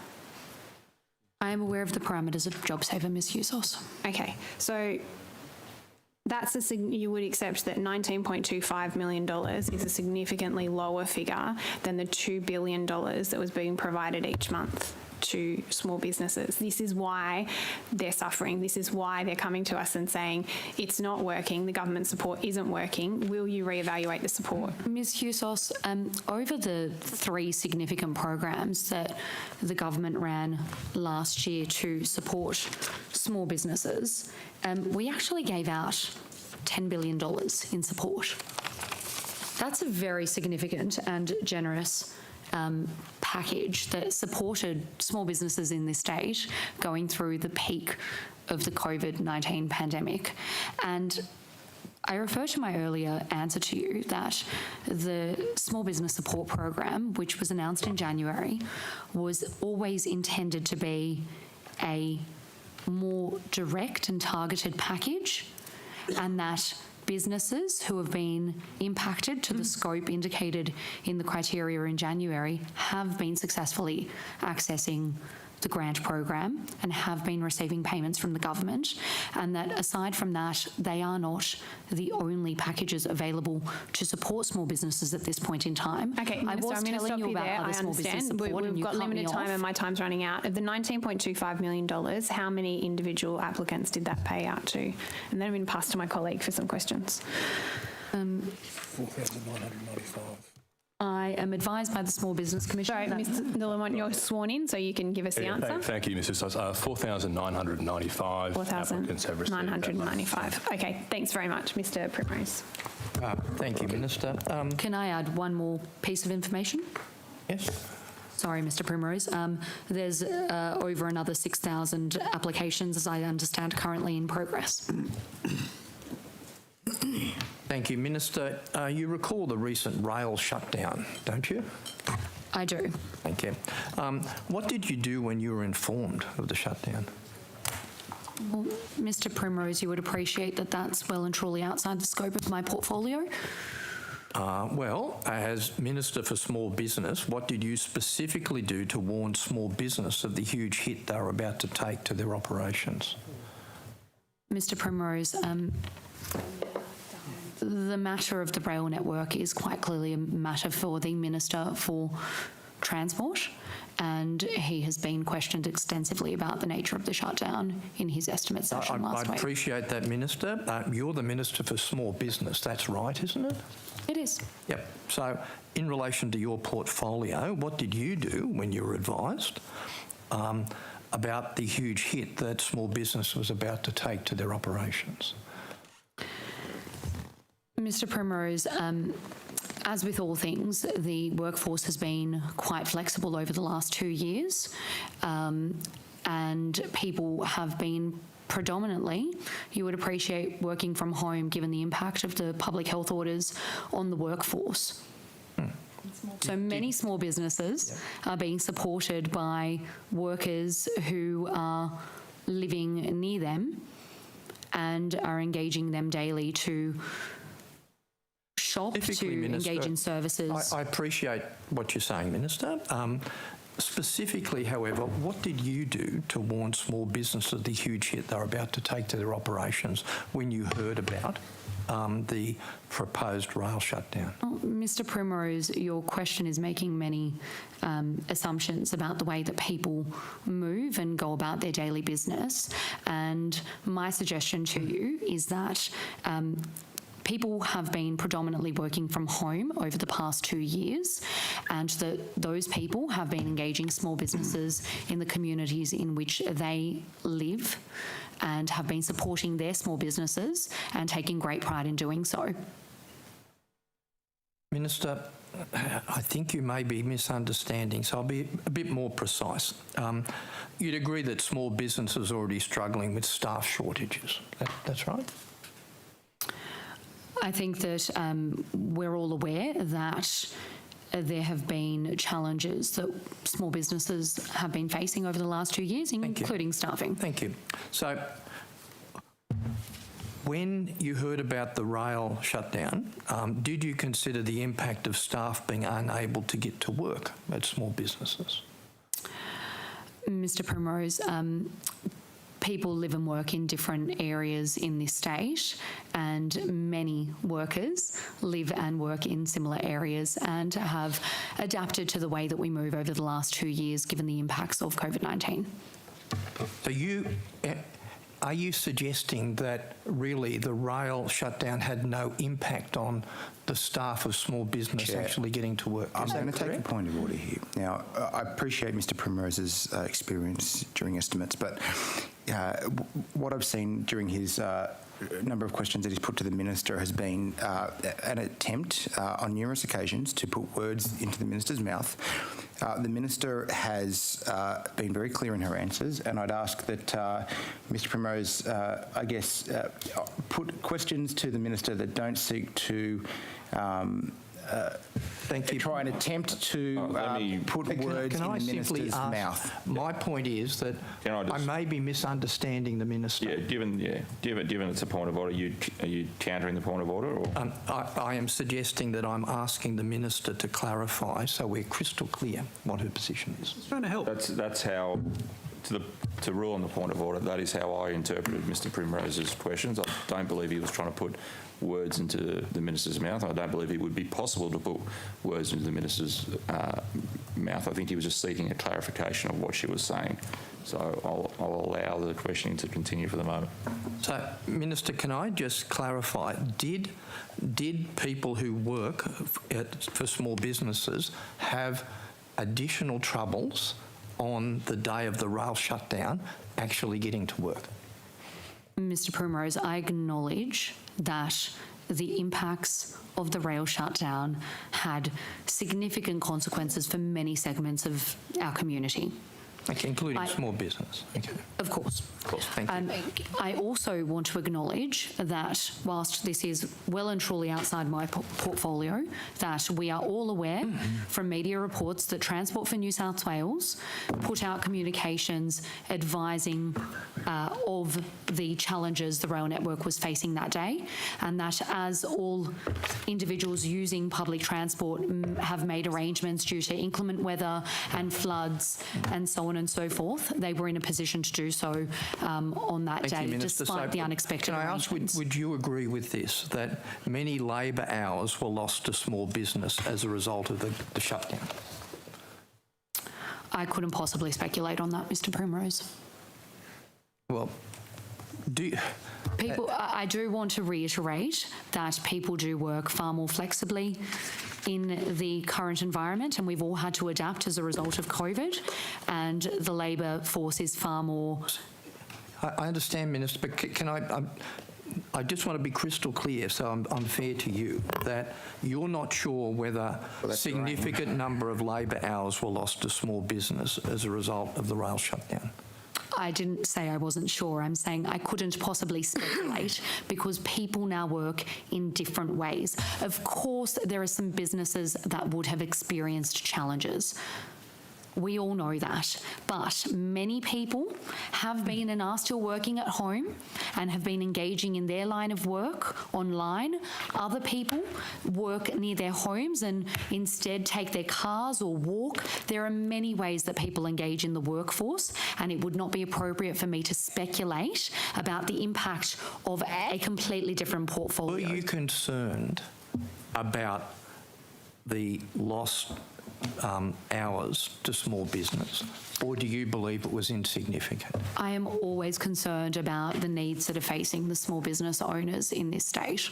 Okay, so were the number of labour hours lost significant, which would concern you, or not significant? I've already indicated to you, Mr Primrose, that I couldn't possibly speculate because of the flexible nature of the workforce, and noting that different businesses are impacted in different ways, and many people have flexible work arrangements, and it wouldn't be appropriate for me to speculate. Have any small business organisations approached you to express concern about the number of hours lost? Not as far as I'm aware. You don't have to speculate. Treasury has already said that they estimate the loss to the Sydney economy at $50 million. Mr Shoebridge, I'd request that you use a microphone. Minister, in formulating the January small business program. How many chambers of commerce did you consult with in preparing that program?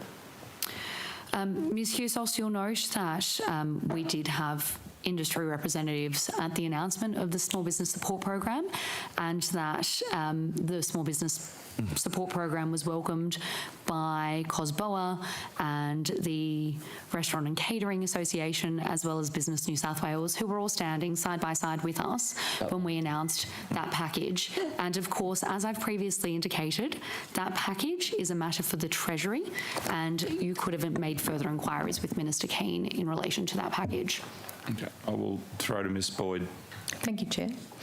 Good morning, Minister. Good morning. I wanted to just quickly ask you some questions about the National Construction Code minimum accessibility standards. Yes. I know that you're new to the portfolio, but this is an issue that I've raised at previous estimates and also with the Minister for Disability, but I understand it falls squarely within your portfolio responsibilities now. I've got it. Yeah, sorry. You're right.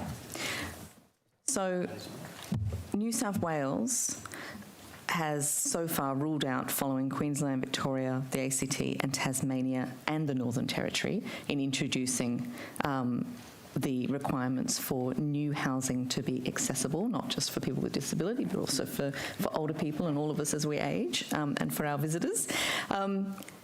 Are you going to re-look at that decision and sign up with everyone else to those minimum standards? I do note, as you have, that at this point in time, the New South Wales Government doesn't support the inclusion of the minimum accessibility standards in the National Construction Code as it was currently proposed. I've been advised that the reason for that is the changes would have a negative impact on housing affordability and the construction sector, and would also come at a significant cost to the community. I've been advised that the cost is something like $4,603 per dwelling. I will also say to you, though, that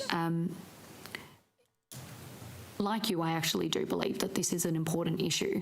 And when I was briefed by the department on this matter, I have asked for them to provide me with further information so that I can review why the position is what it is. And I appreciate that.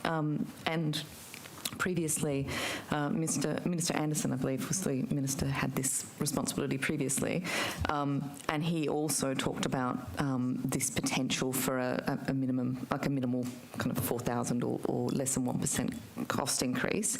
Are you able, probably on notice, to come back with the specific costs and how that was, who came up with that number, how it was assessed, and I hope that in that process, perhaps you would also interrogate those costs to make sure that that really is something that would justify the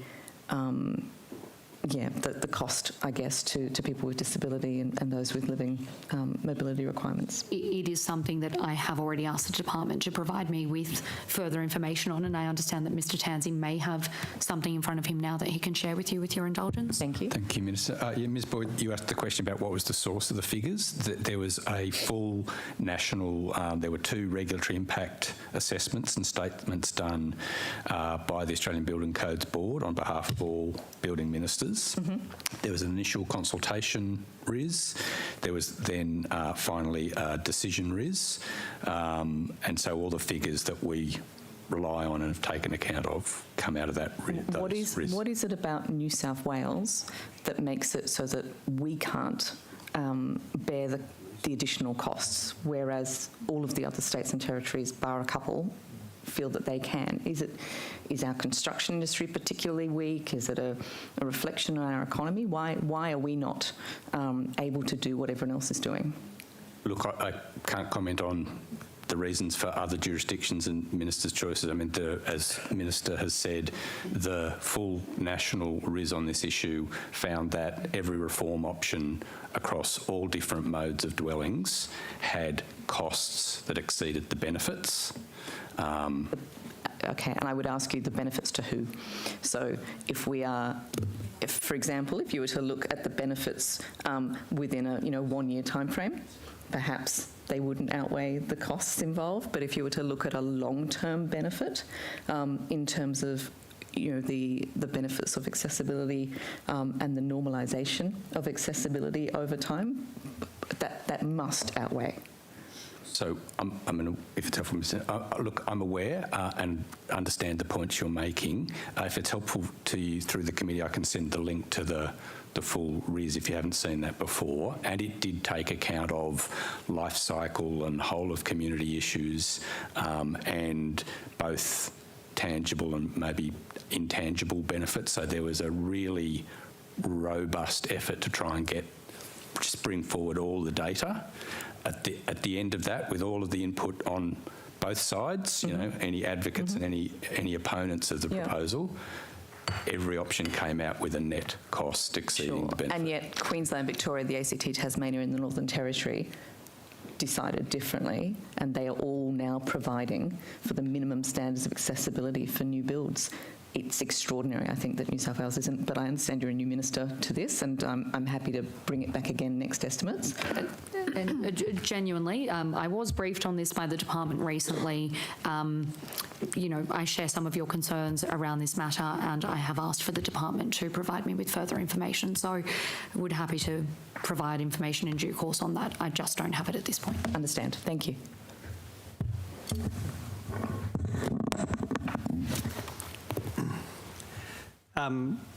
Minister, you said earlier that you weren't willing to speculate on the cost of the decision of your government to shut the rail network down with no notice.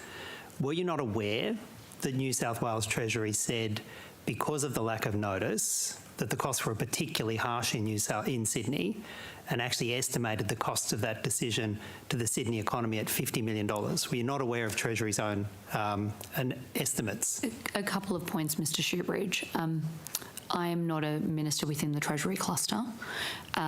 So whilst I do note the commentary, I'm neither a minister within the Treasury cluster, nor is that figure specifically related to small businesses. It's about the economic impact to the New South Wales economy, and I appreciate that small businesses are a huge contributor to that economy, but that is not a quantified number on the impact to small business directly. And you haven't asked? You didn't try and find out what the impact was to small business, given it's such a large part of the Sydney economy?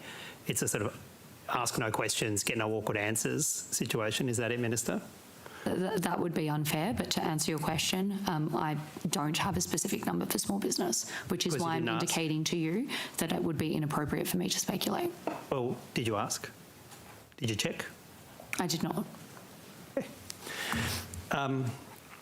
Minister, have you met with any of the homeowners or potential homeowners who have been impacted by the collapse of Privium? No, I have not. Are you aware of how many home buyers, how many customers in New South Wales have potentially lost their deposits, their life savings for many of them, because of the collapse of Privium?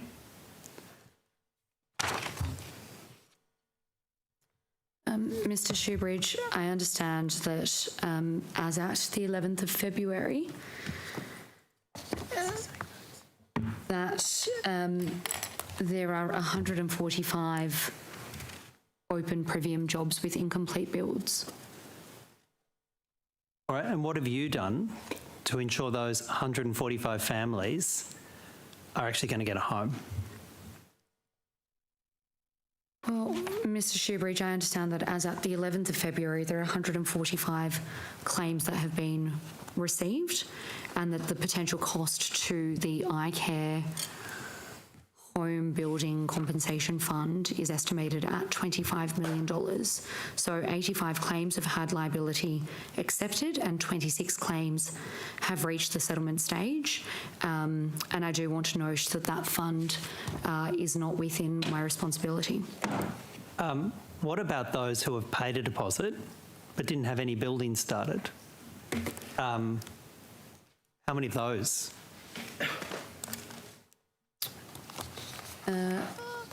I might refer you to the department for that information. If Ms Mann can...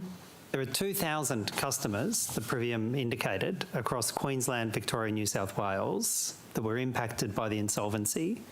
You've told me about 145 homes in New South Wales where the building work wasn't completed, where there's insurance claims on foot.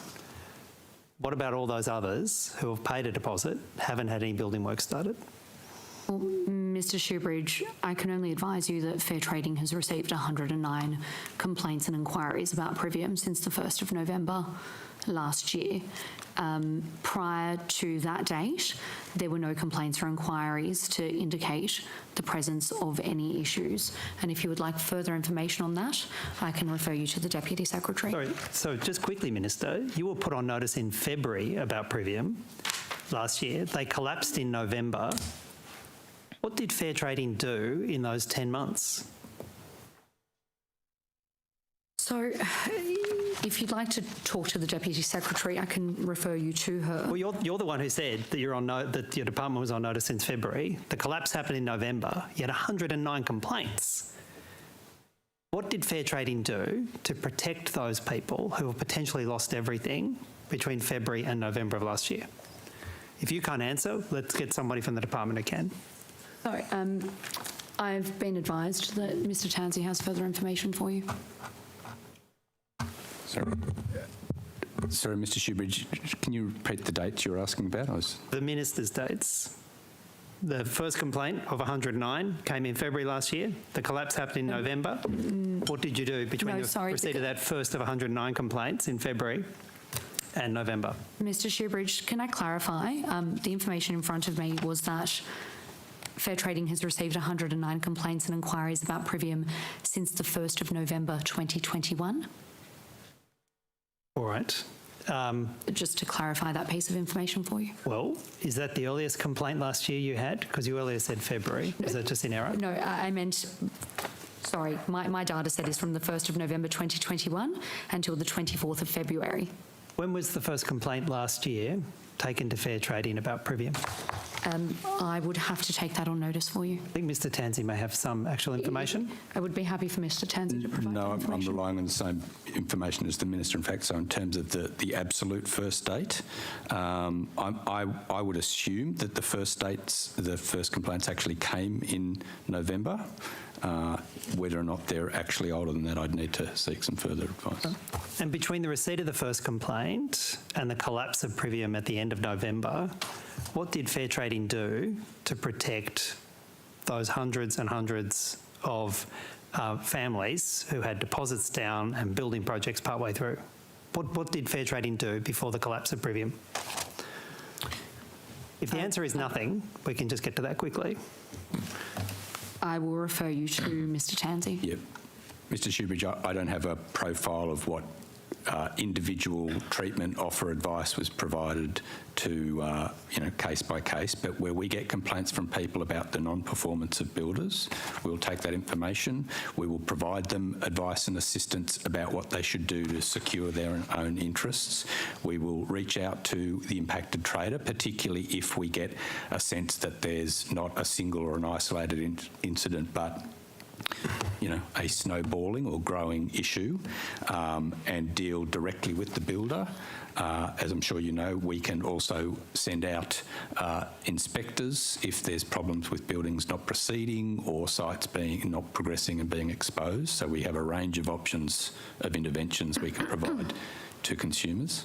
Mr Shoebridge, I can advise you that in response to the complaints and inquiries, that I'm advised that Fair Trading provided customers with a letter detailing information about the administration process, resolution options that may be available, and contact details for any assistance sought. So hundreds of families risk losing their deposits and their life savings, and Fair Trading gave them a letter. Is that your evidence? They got a letter. My understanding is that that was the initial point of contact to respond to the inquiries that were received, yes. Minister, are you aware of the concerns raised by just one set of homeowners, Salva Melissa Barbagallo, whose house burnt down in May of 2019? They contracted with Metricon to rebuild it. and despite repeated complaints to Fair Trading about gross inadequacies in the rebuild, and including concerns about fraud, they still haven't got their home completed to date. Are you aware of that? I understand it's an emerging situation, and as a result, I'm going to refer you to the Deputy Secretary for further information. Have you received a briefing about just this appalling set of circumstances that Salve and Melissa have found themselves facing? Have you received a briefing on it? I am broadly aware of the situation, but for more specific information, given the emerging nature of the complaint, Ms Mann would be best placed to handle that. Well, were you aware? Thank you, Minister. Well, I'll come to you in a second, Ms Mann. I will come to you in a second. I will come to you in a second. Minister, were you aware that Metricon went so far as to provide doctored fraudulent images to the Barbagallos to try and persuade them that the building works were actually compliant? Were you aware that they'd gone that far?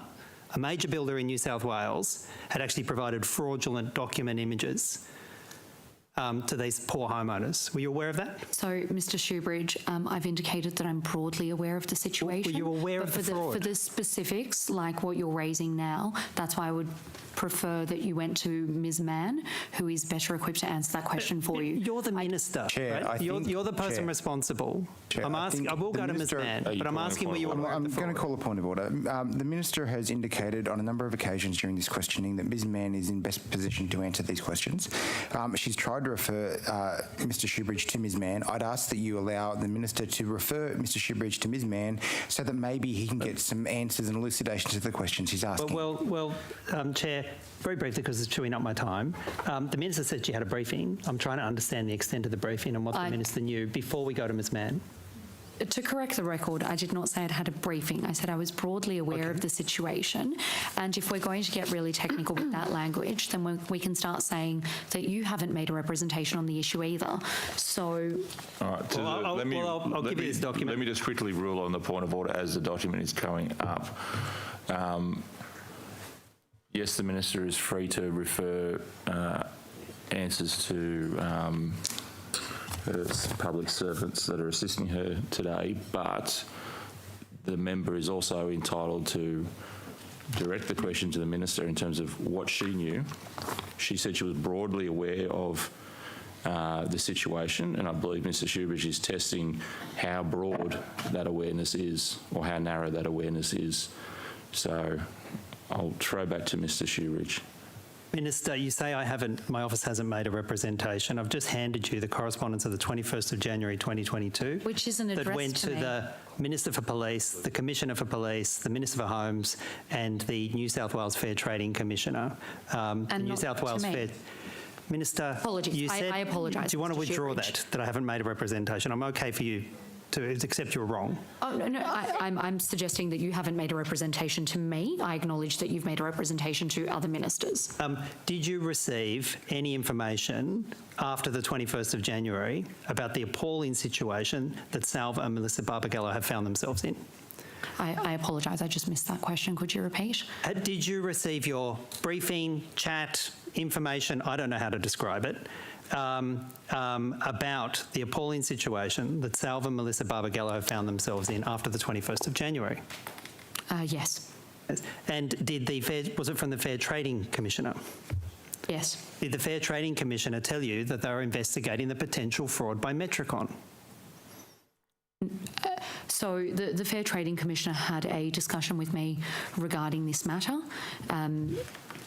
As to the specifics of the matter, they were not canvassed at that point in time. Ms Mann, I understand that there is some investigation now after 2 earlier complaints by the Barbagallos went to Fair Trading and got nowhere, that there's finally an investigation into the potential fraud and the appalling behaviour of Metricon.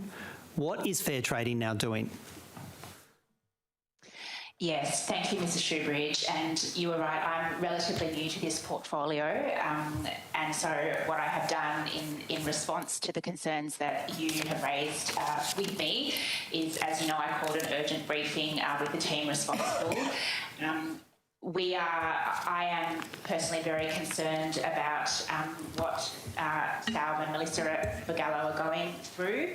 I have had confirmation from my team that we are currently investigating those allegations of fraud and unconscionable conduct by Metricon, as you have alluded to, and that investigation is well advanced. And then, in answer to your question about the briefing to the Minister, I have raised it very briefly with her late last week. I have now arranged a meeting with the Barbagallos for Monday, in which I will be able to hear, their story directly from them. And after I've had that briefing from the Barbagallos, I will absolutely be fully briefing Minister Petinos. Minister, the Barbagallos made complaint after complaint to Fair Trading.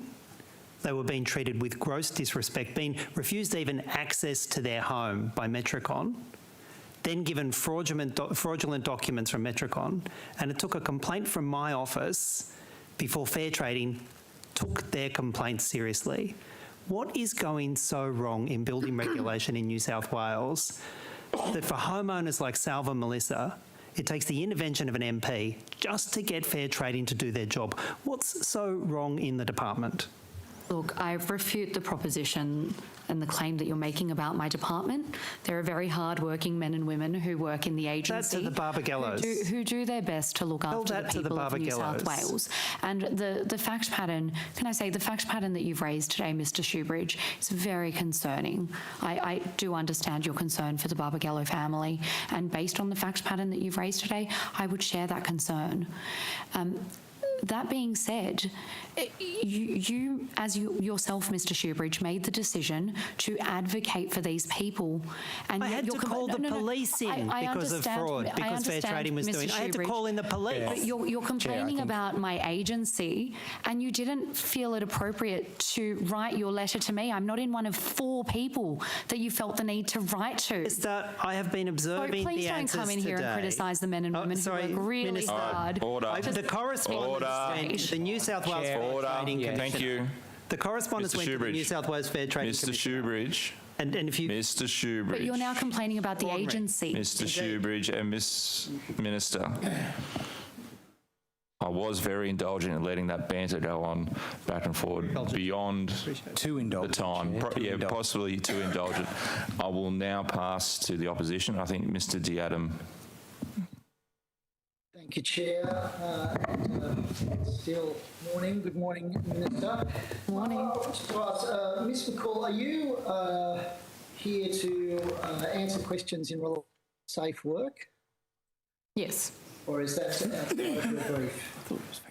No, safe work, yes. Can I ask why your title doesn't reflect a relationship to safe work? I'm not sure how it's been recorded. As Director, Construction Services Group, Metropolitan Department of Customer Service.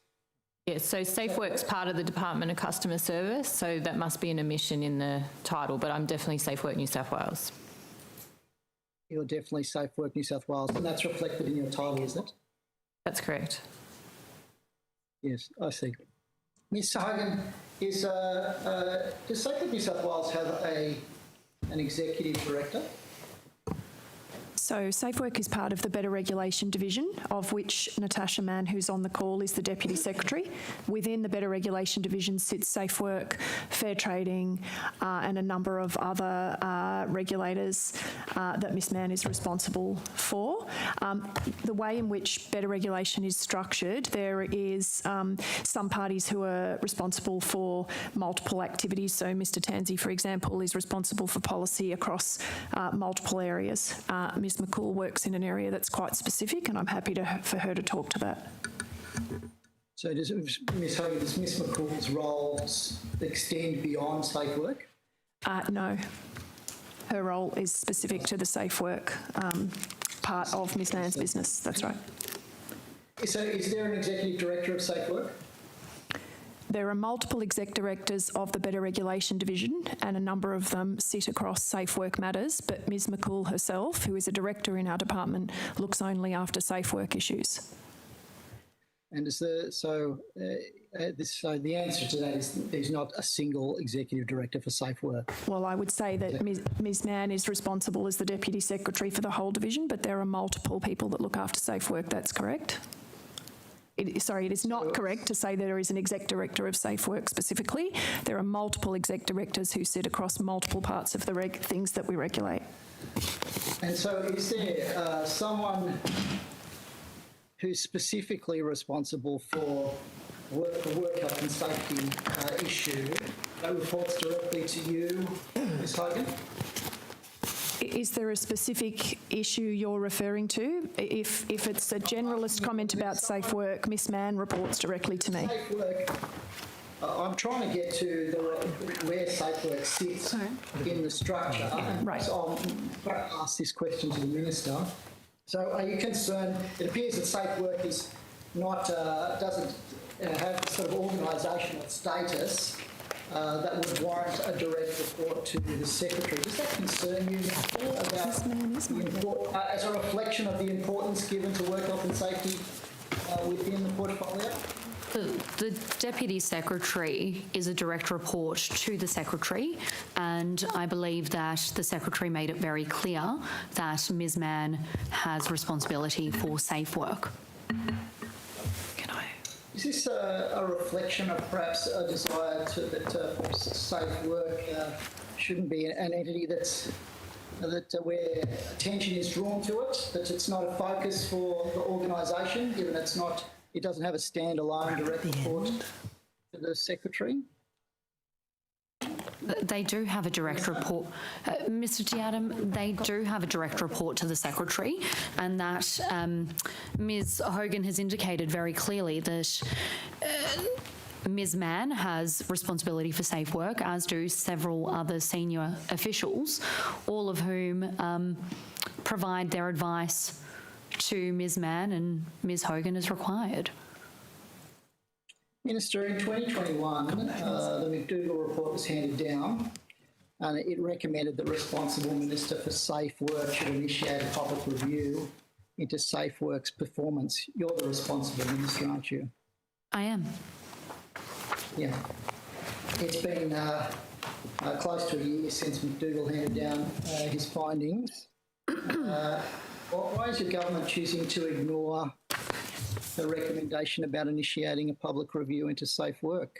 So, embarrassed by Safe Work? That's a ridiculous proposition, and of course not. I'm very proud of the work that Safe Work do, and I've thoroughly enjoyed being on the ground with many of their inspectors across numerous sites in this state, and I look forward to continuing to work with them. I do note that recommendation 49, as you noted, was a suggestion that the Minister conduct a public review of Safe Work's performance of its regulatory and educational functions. The recommendation, as I understand, was considered and noted, and there are, I am advised, no current plans to conduct a review. That being said, I also do want to note that Mr McDougall himself acknowledged that this recommendation was beyond the scope of his terms of reference for the review. He also didn't make any negative findings about SafeWorks' performance of its regulatory and educational functions, and rejected calls for a parliamentary committee to have oversight over SafeWork. So clearly SafeWork is doing a great job. You don't think it's necessary? The government's position is you're going to ignore this recommendation and not initiate a review. Is that correct? I think it's important to note that Mr McDougall, as I mentioned previously, did acknowledge that that particular recommendation was beyond the scope of his terms of reference for the review. So that means what, the government can ignore it? It was outside the terms of reference for the review. We should draw, Minister, that the government's going to ignore that recommendation? Well, Mr Diadam, it was outside the terms of reference for the review, and then Mr McDougall, importantly, did not make any negative findings about SafeWorks' performance of its regulatory and educational functions.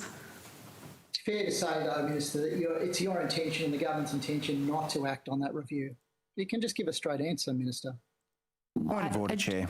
Point of order. What is the point of order? The question was asked by the member, but the commentary at the end is unnecessary and demeaning to the Minister, and I'd ask that all members refer to the procedural fairness resolution of the House. Thank you. I'll move on. No, I'll move on, Chair. I think that everyone was ready to move on. Minister, can I ask about safe work inspectors? I understand as of 2022 January, there were 370 field inspector roles. Are they specific to safe work? Is that number still correct? Yes. That's correct? Yes, I'm advised that's correct, yes. And that those inspectors are all, Ms Hogan, perhaps you can answer this question, or Ms Mann, who is best equipped. Those inspectors are all wholly focused on safe work, compliance work, is that correct? We have Mr Williams with us today who has the inspectorate within his remit, so I'll throw to him. He's just got to get a microphone, Mr Diadam, won't be a sec.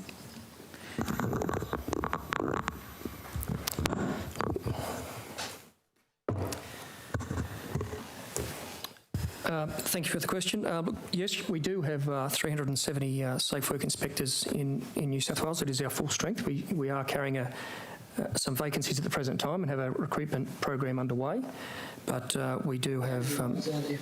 pardon me? How many vacancies are there? As of today, we have 3940 vacancies. So we have recently, this year, started 2 new cohorts, and we start our inspectors and recruit and start our inspectors in groups of anywhere between about 11 or 10 to 15. So we've just started 2 of those this year. We've got another few cohorts ready to go. So they're phased so that they flow through our RTO. So we train internally. So that is well and truly underway, and we're hoping by mid-year we'll have those current vacancies down to a very low number. We are never at a zero number of vacancies in safe work due to the churn rate of our quite large inspectorate. With people, natural attrition, retirement, our inspectors transitioning to industry and so forth, but we do try and keep our numbers as low as we possibly can. Noting that, we did recently have an increase in funding, which allowed us to increase our inspectorate by 39 additional inspectors, of which 20 of those went to regional locations and the others into city metropolitan areas, but that recruitment is well and truly underway. And Mr Diadam, can I highlight that we do have the safest directorate in New South Wales, and that is why so many of the inspectors from Safe Work are so highly sought after by the private sector. I might move on to another question. I wanted to ask about the review into enforceable undertakings. Minister, there was a question asked by me on notice in relation to this review. Are you aware of it?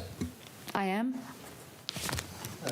And can you explain why the review was conducted it was completed in June 2020 and it was only acted on in January this year? Why has it taken so long to act on the review?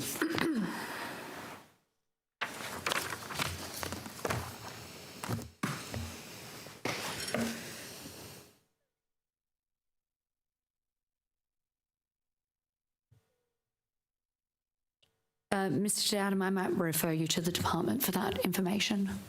Minister, were you briefed on the review? Yes, I'm aware of the review. So you were briefed. So can you explain what the key outcomes of the review were?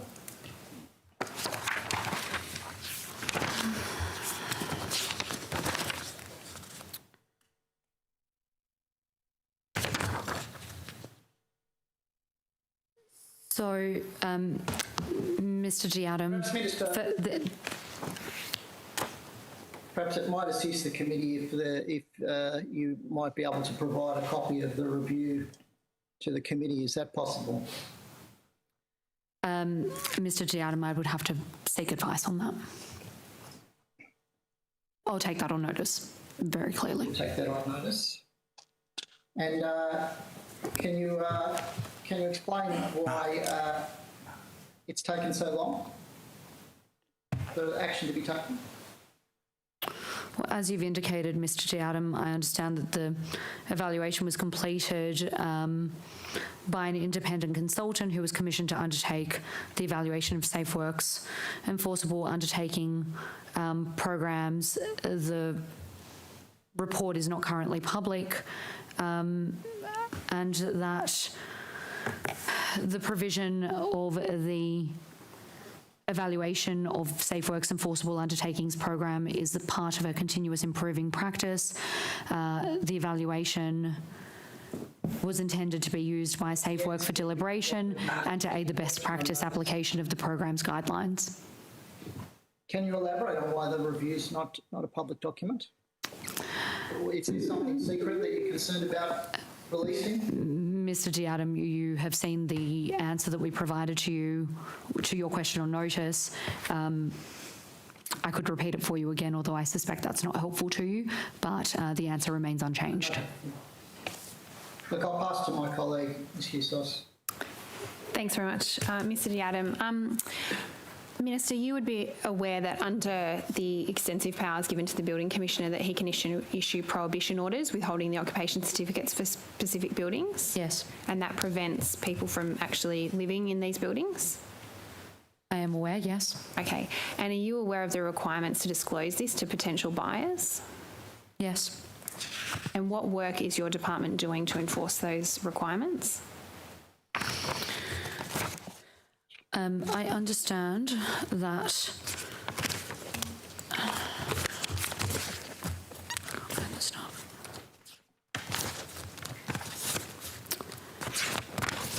I might throw to the department momentarily, Ms. Hughes. That's okay. I can talk to them about it this afternoon if you don't have any specific information.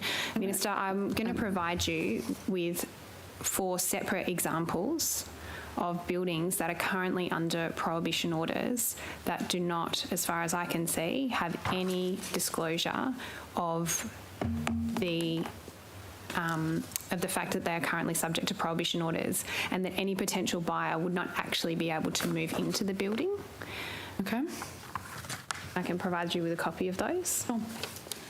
Minister, does it concern you that there are home buyers who are purchasing apartments that don't actually know what condition that they are under, subject to such stringent conditions?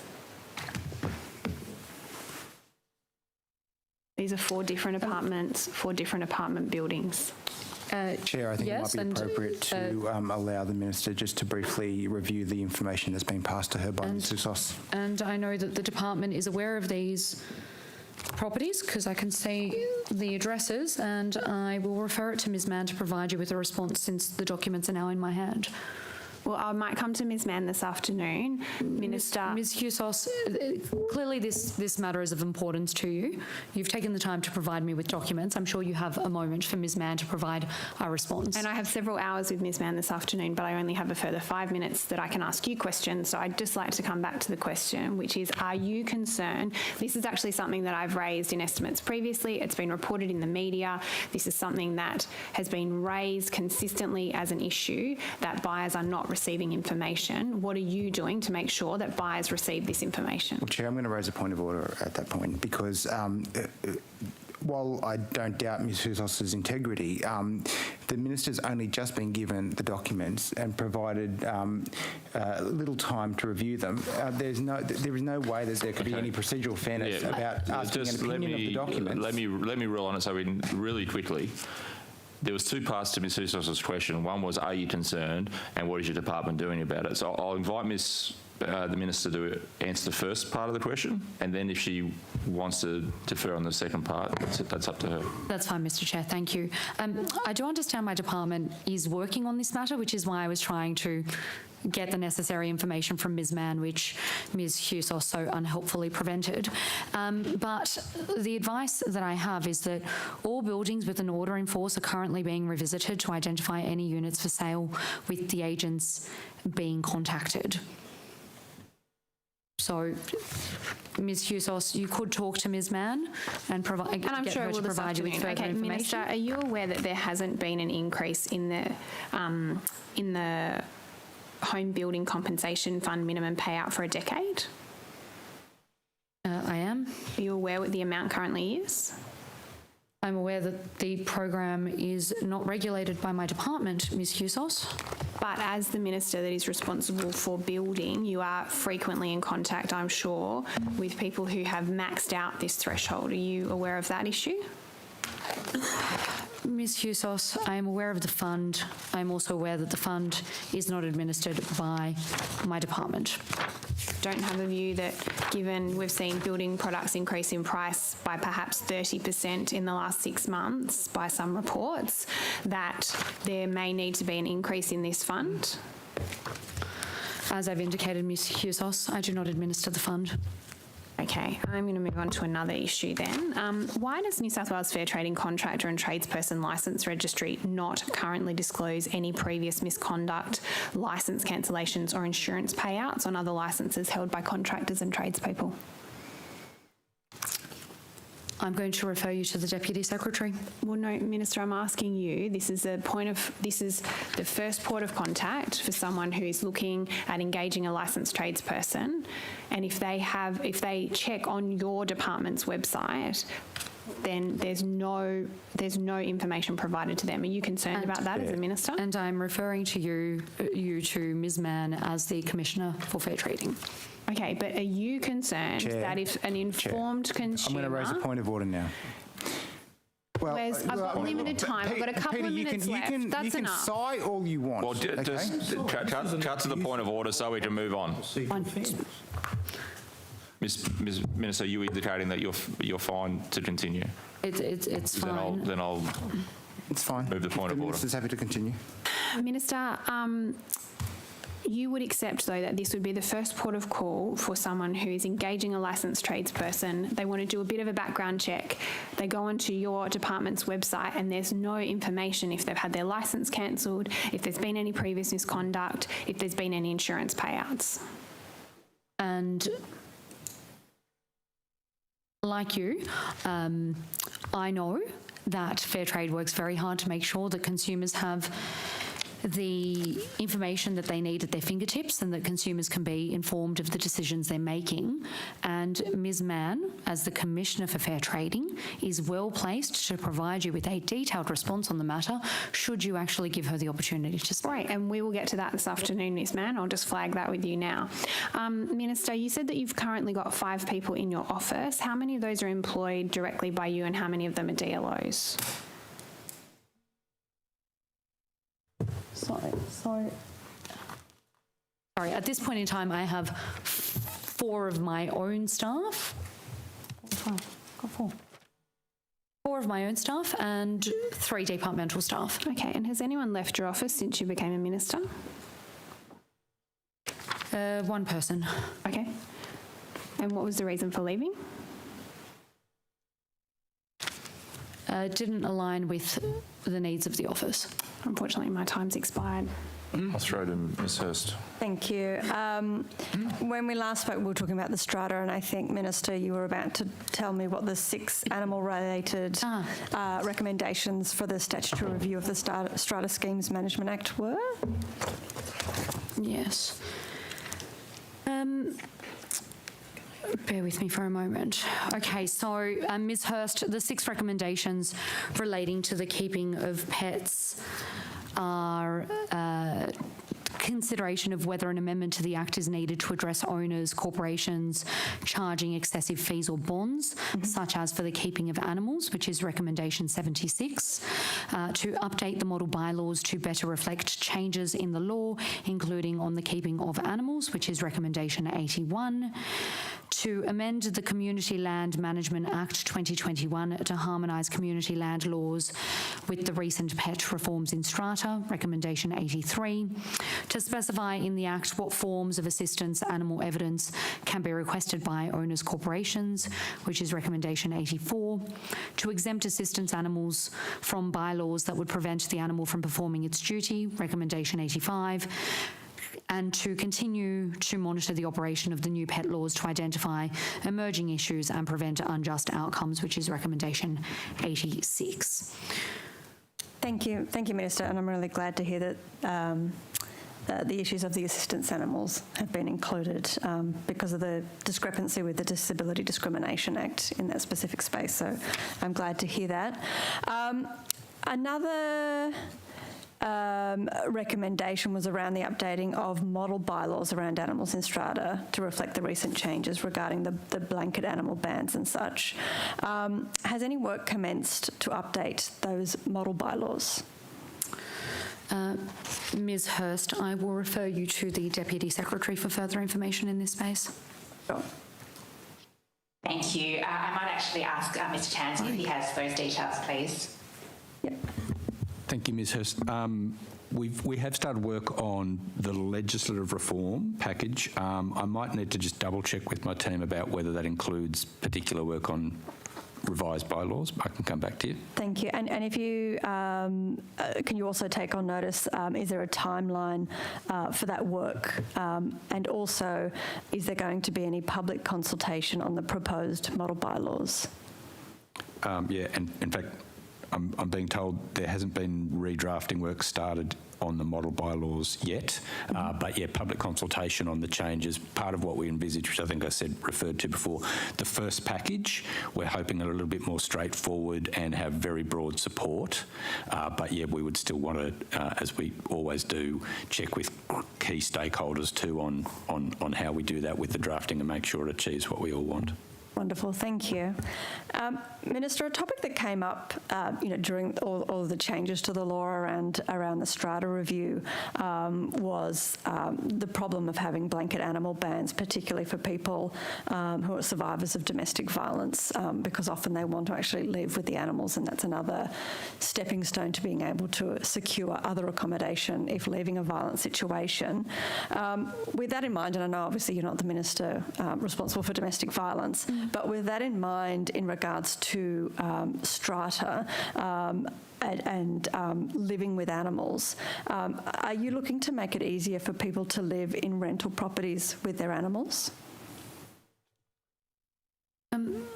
Ms Hurst, you've touched on, another important issue, and the domestic violence issue aside, which compounds things, I do understand that Australia has one of the highest rates of pet ownership in the world. In fact, in August last year, a study showed that 69% of Australian households owned a pet, and a further 15% would like to own one. As to the matter of pets in the rental property, I understand that at this point in time, under the Act, whether a pet may be kept in a rental property needs to be agreed between a landlord and a tenant. However, the changes to the tenancy laws that began on the 23rd of March 2020 include a change to encourage more positive outcomes for both pets and landlords. So the optional pets clause in the new standard form residential tenancy agreement was updated to reflect a responsible pet keeping model. And the updated clause presents permission to keep a pet as a default option while retaining the landlord's rights to cross out the clause and prohibit the keeping of animals. I understand that a landlord cannot refuse to allow a tenant to keep an assistance animal for a person with a disability, which of course is an important inclusion, and also that tenants that are permitted to keep a pet cannot be charged any additional deposit or a higher bond for keeping the animal. But perhaps Ms Mann might have some further information to assist you with your inquiry. I might refer to Ms Mann in just a moment. I just wanted to ask you if you're aware of the recent reforms in Victoria, which actually take it a step further than the explanation that you've given in regards to the situation in New South Wales. In Victoria, landlords who want to refuse an animal actually must apply to the tribunal and justify why the refusal should be allowed. Is that a model going forward that you would be willing to look into as Minister, given that there are still a lot of families and there are still a lot of people wanting to escape violent situations that are being blocked from that rental market despite the changes? I'm unaware of the situation you've raised in Victoria, and I'm happy to take further advice from the department in relation to the matter. Thank you. I'm happy to hear from the Department Secretary if she has anything further with any of the questions. Thank Thank you, Ms Hurst. So, as you might remember, in my previous role, I was responsible for domestic and family violence and reporting through to the Attorney-General, and I know that you and I worked very constructively on the issue of the law changes to protect pets from domestic violence and to help victims escape DV. So I'm very happy for us to do something similar this time, and I'm very happy to reach out to your office and we can sit down and talk about the issues and what might be possible. Wonderful. That would be fantastic. Thank you. Thanks, Chair. That's it.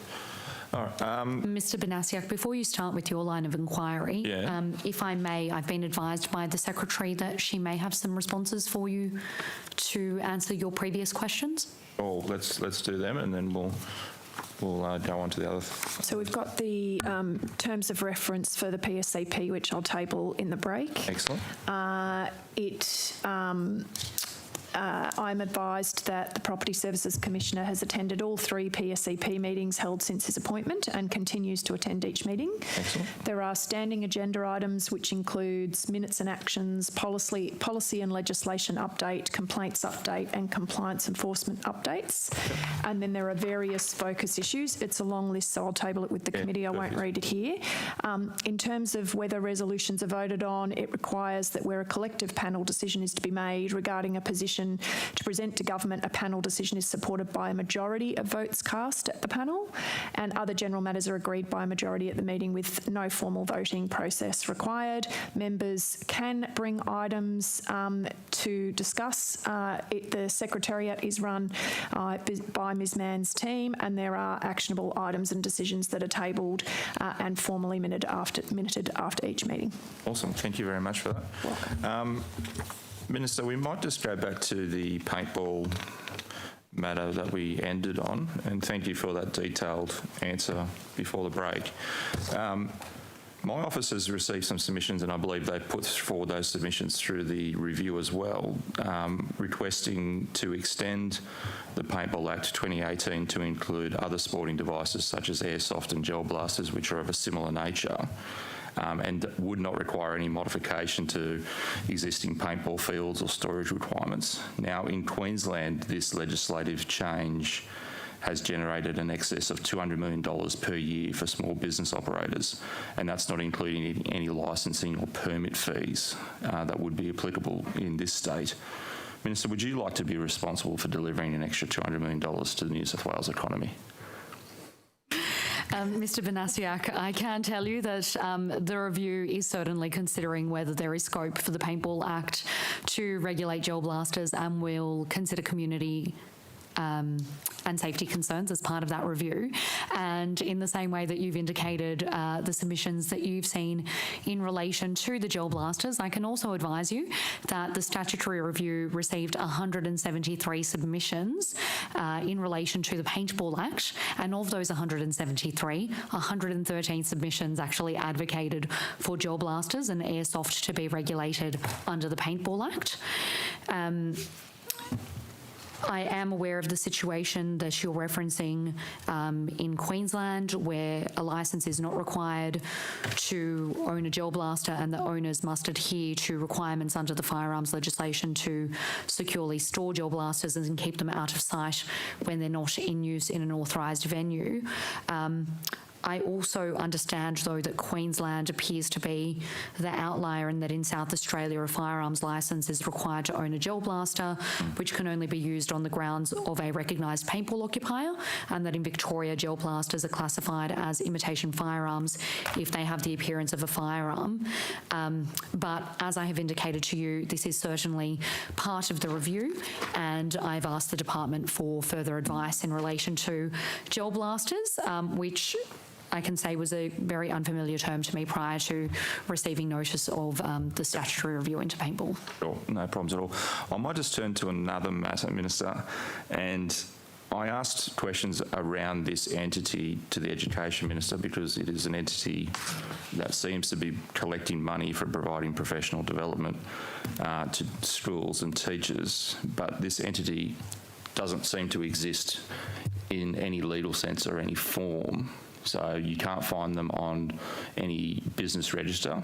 You can't seem to find them in any association search on the Department of Fair Trading.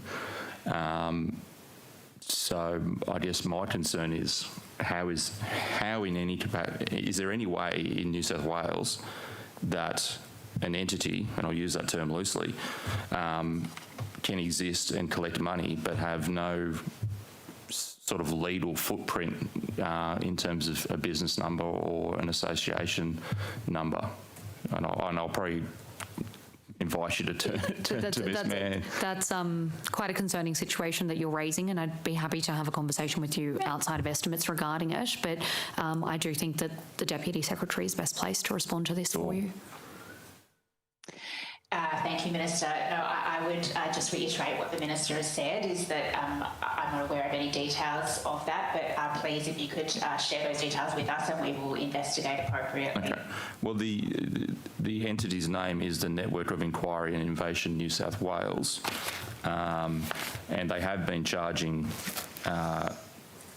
teachers or applicants $400 a day for one-day seminars.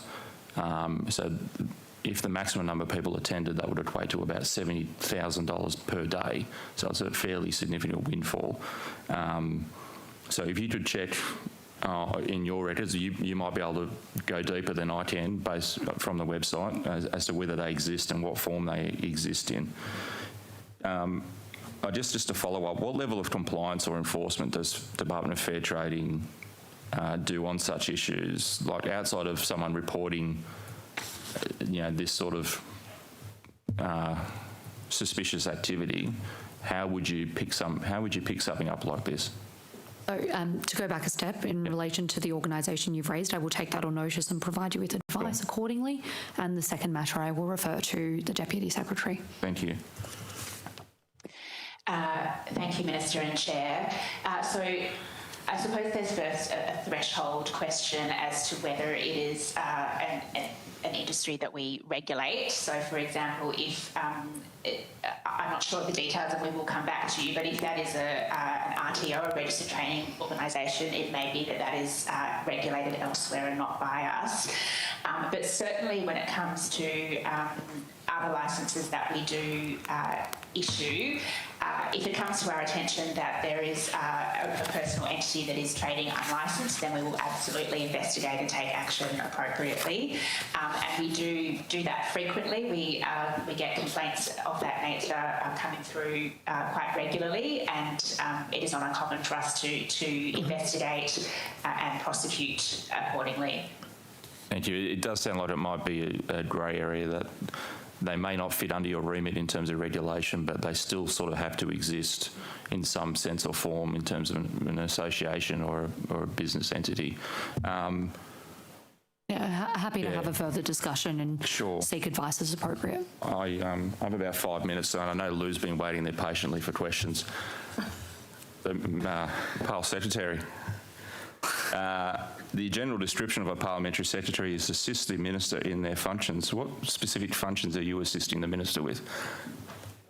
Can we just get the parliamentary secretary a microphone for a moment, please? Yes, let's do that. I didn't want him to feel left out. Very kind, Mr. Chair. Thank you. Thank you very much, Chair. Look, my role there to assist the minister is with correspondence, attending events and functions, basically in any way I can assist the minister at her request.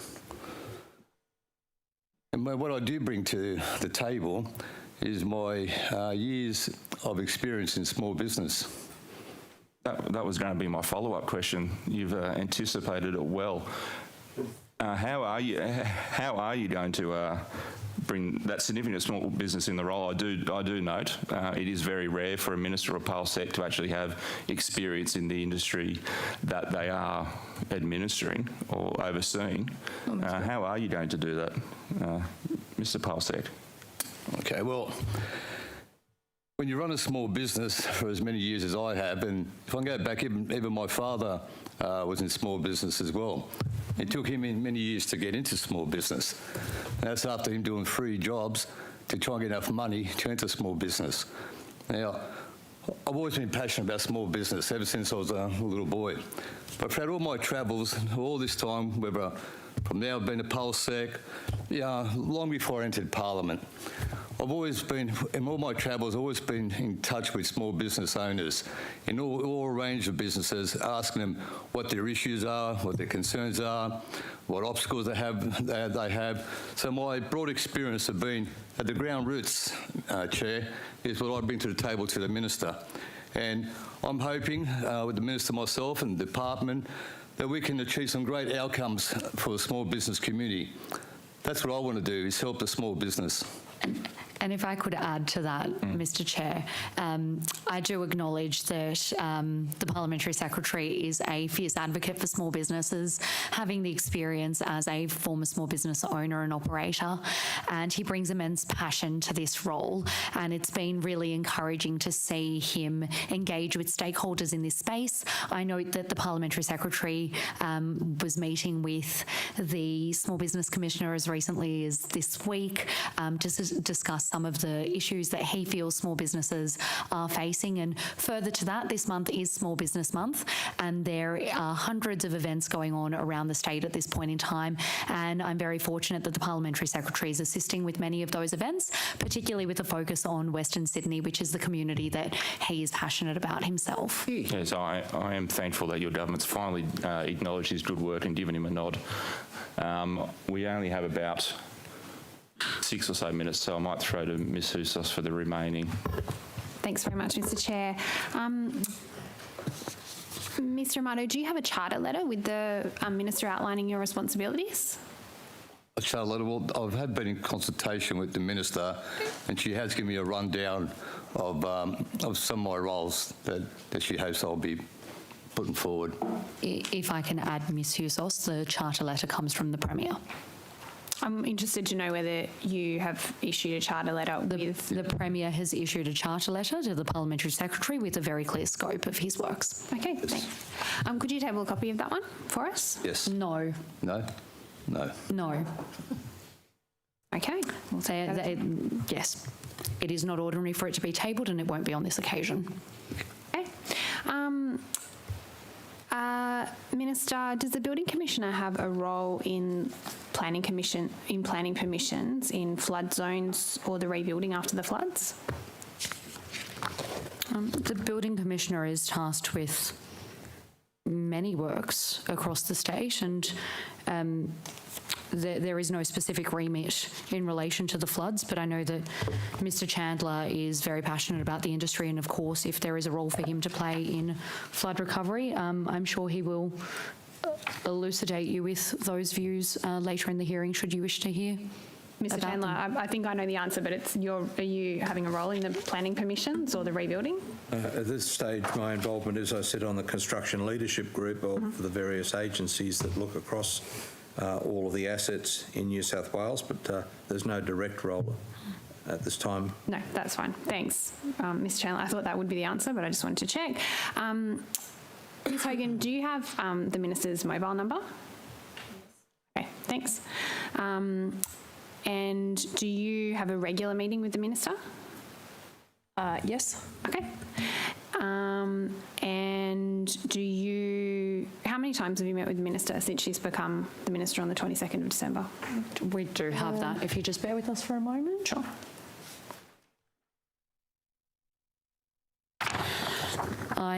I'd like to think that I do have a very good working relationship with my Secretary and my departmental officials. I have formally met with the Secretary 8 times, and Ms Hogan and I are in regular contact via phone, and spoke this morning, late last night via text, and do regularly. You'd appreciate that's not the same as some of your colleagues, Minister. I knew that. I have the highest regard for all of the officials around the table, as well as all of the men and women who work in the Department of Customer Service. Thank you. Minister, I just wanted to move on to the question of price gouging. During January, we saw unbelievable increases in the prices, particularly of rapid antigen tests. What action did you take as the new Minister for Consumer Affairs to protect consumers from price gouging of rapid antigen tests and other pandemic materials? Well, I do note your previous interest in this in this matter, and want to take the opportunity to note to the committee that the ACCC has taken the lead nationally in response to the significant public concern about the pricing of rapid antigen tests, which is the issue which you've raised previously.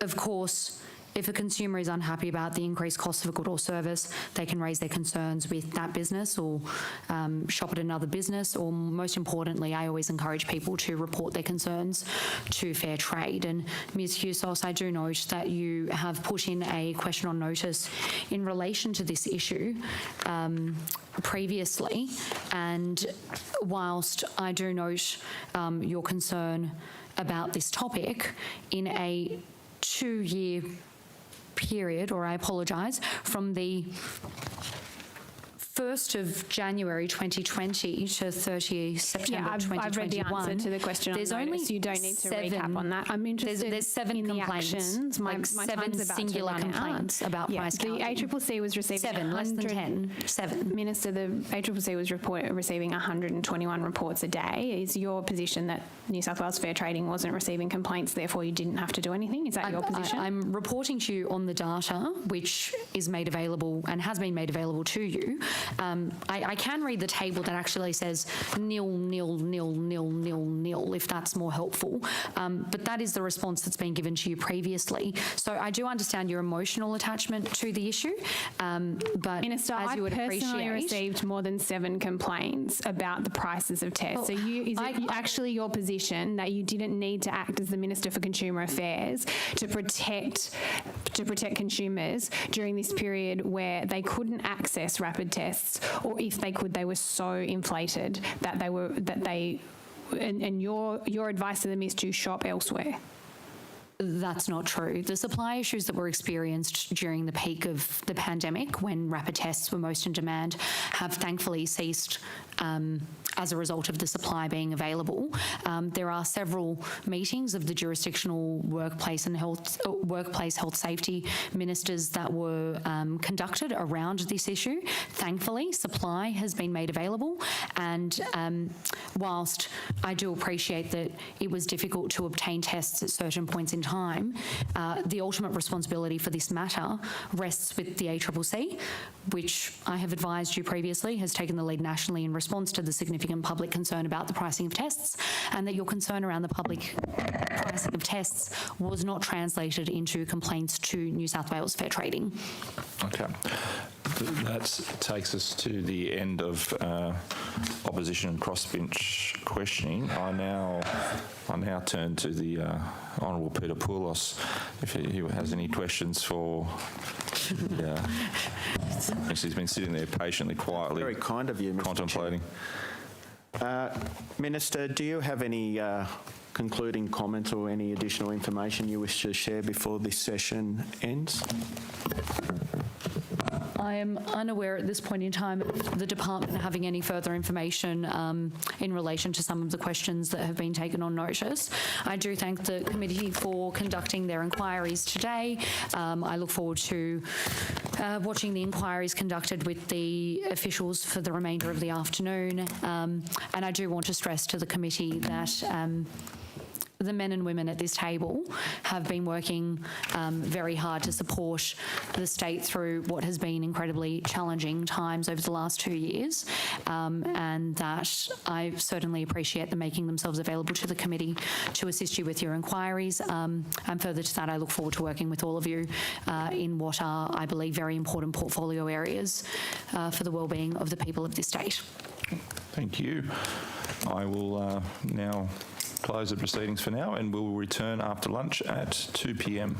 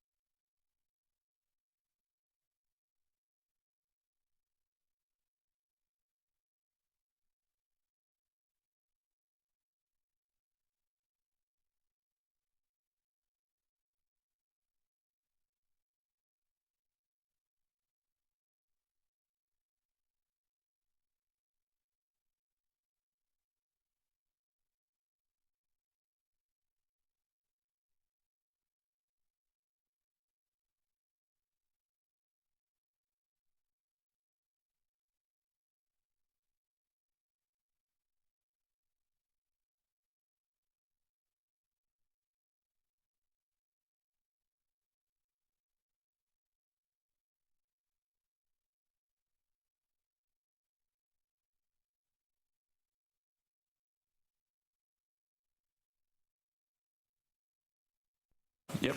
Okay. Now, welcome back to this afternoon's session of Budget Estimates 2021-2022. We'll go straight to questions from the opposition, and we have Mr. Diadam. Thank you, Chair. I might start with Mr. Williams. Now, can I just clarify, your role is compliance and dispute resolution for the whole Department of Commerce, is that right? The Department of Customer Service.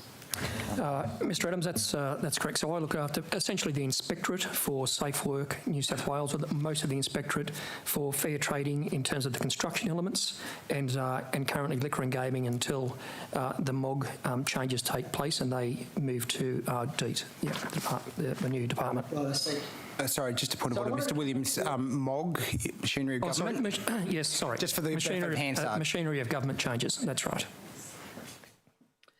Just coming back to your early evidence, I think I heard correctly that of the 370 safe work inspectors, there's 340 were currently filled and you're filling another 30. Is that correct? Or perhaps I misheard? About 330 are currently filled, and we're working on the remaining 40 or thereabouts, 39 to 40, yes. So in terms of that, at any one time, do you have a metric in terms of sort of force capacity for the Inspectorate for safe work? Look, we certainly have... At one time, how many inspectors do you have available to you? It's probably the better way, if you don't mind, but I'd explain it, Mr. Diadam, is our churn rate, our vacancy rate, because of natural attrition, our people moving to and from different agencies and to and from industry, is about 7%, or thereabouts on average. Each year would have roughly around that many vacancies. Other than that, pretty much full strength, yep. With leave and associated absences, that then takes your actual available numbers down further, doesn't it? Of course, like any workplace. Is there a number that you have that you work on in terms of sort of a minimum expectation of the number of inspectors that are available at any one time? No, we don't have a specific number. It's probably... You would operate on?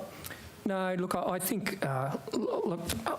I'd imagine we'd operate on something like 10% at any state, and I'm making this up clearly, but I'm happy to check and get back to you with a closer, more accurate figure. But I would imagine at any one time we'd have maybe 10% of our people on leave, off on sick leave, on different leaves. Yep. In terms of the allocation of work to the Inspectorate, is there a benchmark in relation to the number of cases? Or maybe there's another indicator, maybe it's the number of incident notifications that they deal with per inspector. Where is the benchmark on that? Yeah, look, that varies a lot. So all of the matters that come into safe work are triaged, and they are then allocated to the various parts of our business.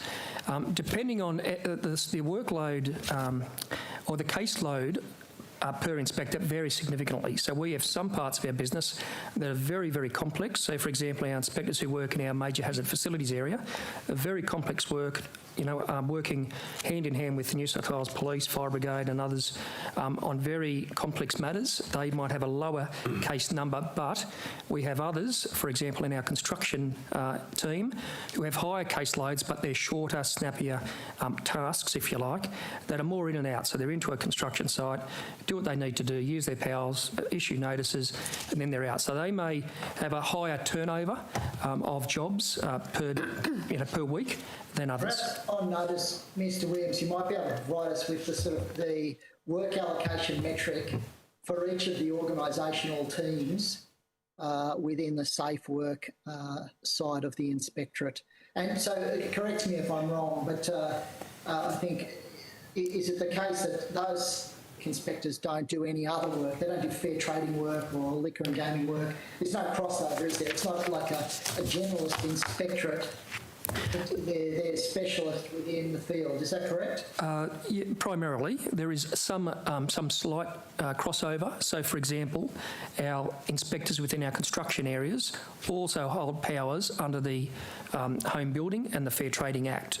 the reason for that is that allows them, when they're on a construction site, to not only deal with the work health and safety issues, but also to check that people are appropriately licensed. So, for example, if someone's doing electrical work or plumbing work, they can check that that person is licensed and can do that lawfully, so that they can first of all make sure that they aren't putting themselves at risk doing unlicensed work, and B, to make sure in terms of quality of the construction of the work taking place that an appropriately licensed person is doing that work. So apart from that, primarily, as you say, focused on those tasks. Yes. Although, Mr. Diadam, if I could just add that obviously during COVID and under the public health orders, all of our inspectorates were involved in COVID safety inspections in addition to their regular safe work. I see. And what percentage of their work was involved in COVID safety inspections? Oh, I think it was dependent at the time, but obviously there was a lot of workplaces that were out of action, so we utilised the capacity as appropriate. Okay, is there a specific team that deals with manufactured stone? So we have a chemicals directorate, and they have the primary lead on that. But other inspectorates, such as our construction inspectorate, where that is primarily, a key issue, also have a role, but it's led through our chemicals directorate. How many inspectors are there in the chemicals directorate?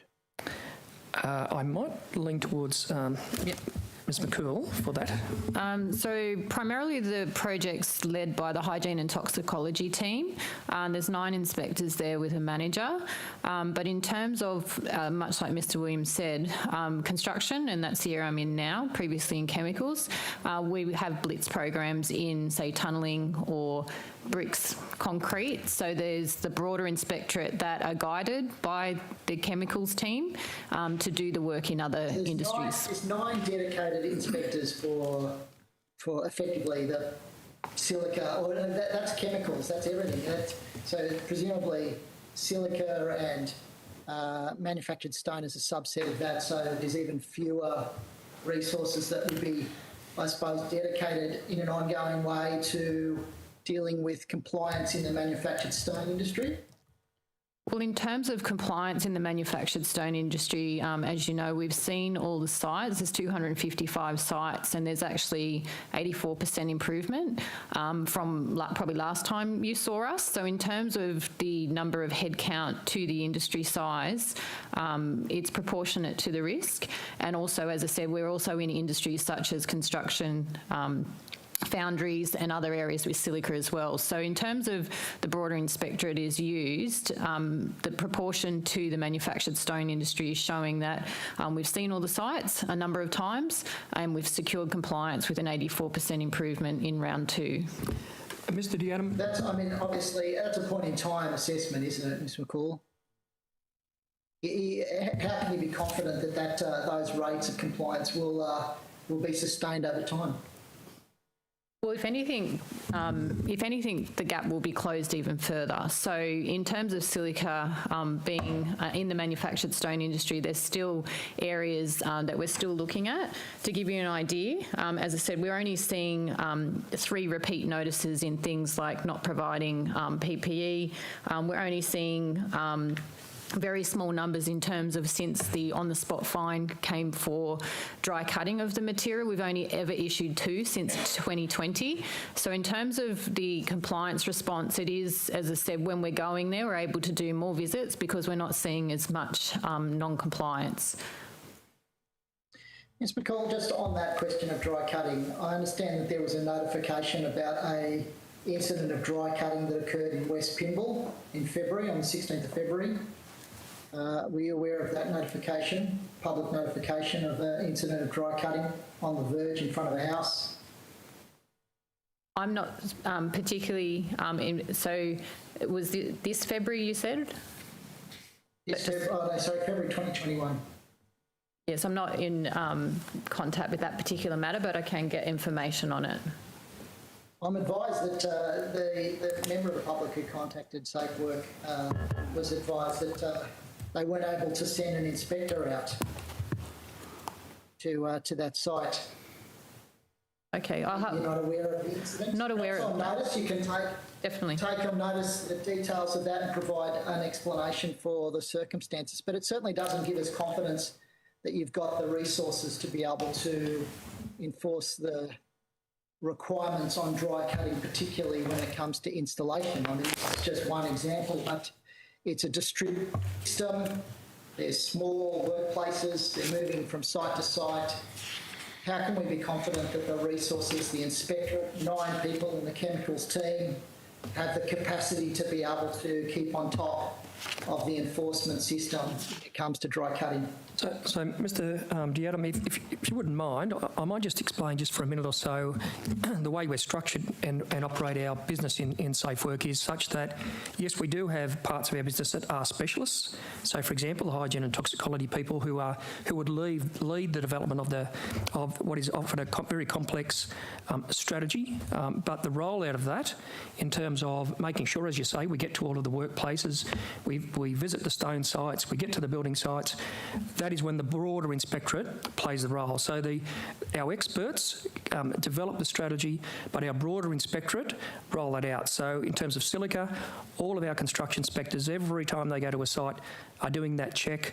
Our work health and safety inspectors within our metropolitan regional teams are visiting premises where they're manufacturing and machining that stone. So we don't just use those 9, we actually use the broader inspectorate. Those 9 develop the strategy. Okay, I might come to that actually, Mr. Williams. So I'm advised that there was last year, 2021, there were 15,453 workplace incident notifications. Does that figure sound in the ballpark to you? Look, it would be around that. I haven't got the actual figure in that. I haven't got that figure in front of me. But assuming that number's correct, I mean, it was provided in a response to a question or notice, so it's correct. It's come from. How many of those incidents occasioned a site visit? A physical site visit, as you just suggested, was what occurred. How many of those, can you say confidently, resulted in the inspector going out and visiting the site? Well, look, one thing, so I might just start by saying, so in 2020 and 21, we did have, about 52,000 interactions we had with business. Some of those were proactive workplace interventions. The vast majority of those would involve a workplace visit. But on top of that, we do things like presentations. We also do reactive work where we receive requests for service or complaints, for one of another term. Sorry, Mr. Williams, can I ask you, so you're saying that 330 inspectors conducted 52,000 workplace visits? No. 330 assuming a lesser figure with 10% estimated absent at any one time. And you're saying that they did 52,000 visits? No, well, let me clarify then. We regard that as interactions, so we address workplace matters in a range of ways. So, and that is based on risk. So all of the matters. Earlier in your evidence, you suggested that that the resources in the chemicals team was adequate because you had access to all these other inspectors who went out on site, but you're now telling me that that's not the case, that actually we can't be confident that scenario that you painted is actually occurring because you're only measuring interactions. You don't actually measure workplace visits. Chair, is that correct? Chair, I'm going to take a point of order there. I think that's not the characterisation of Mr. Williams' answer. I think that Mr. Williams was... Giving him an opportunity to correct the record. Mr. Diadam, I'm just making the point. Mr. Diadam, I'm taking a point of order. I'm making the point that Mr. Williams hasn't had the opportunity yet to elucidate. I think you're characterising his answer incorrectly, and I think that he was in the process of answering it when you interjected. So I'd ask that he be permitted to finish the answer and perhaps not have to answer characterisations of his answer, but actually the actual answer that he's giving. Thank you. So, Mr Dedham, I can assure you that in terms of workplace visits, they are based on risk. So all of the matters that come into Safe Work, we triage those based on a risk profile, risk matrix, to determine those matters that do require the expertise and the attention of an inspector on site. Rest assured, those serious matters that present risk to workers do receive a workplace visit. Those other matters where they're a lower level risk, we address in other ways, yes. Can you, on notice then, provide us the breakdown? You've talked about 52,000 interactions. I would like to know how many of those occasioned a workplace visit and how many of those interactions were dealt with on the basis of a desktop or other form of compliance activity other than a physical visit. And perhaps you could detail the sort of differences. I'm not sure what other kind of activities might be undertaken without requiring a physical visit, whether it's a telephone call or some kind of paper-based assessment of the risk. If you could provide on notice the details around that. And are you able to also provide the details of how many, following those workplace visits, how many of those resulted in a work site being shut down? Do you have that figure at hand, Mr. Williams? I don't have that at hand, but we very rarely shut down a workplace. We do stop work tasks. So if a work task is presenting a risk to workers, the inspectors will issue a prohibition notice that stops them doing that task. So, for example, on a construction site, if workers are working on a roof unprotected, we would stop them working on the roof. We would issue a prohibition notice to stop that work taking place, or, exposing themselves to silica dust, we would stop that task. It would be very rare that we would actually shut down the workplace, so to speak. It would be about stopping that task that is presenting the risk.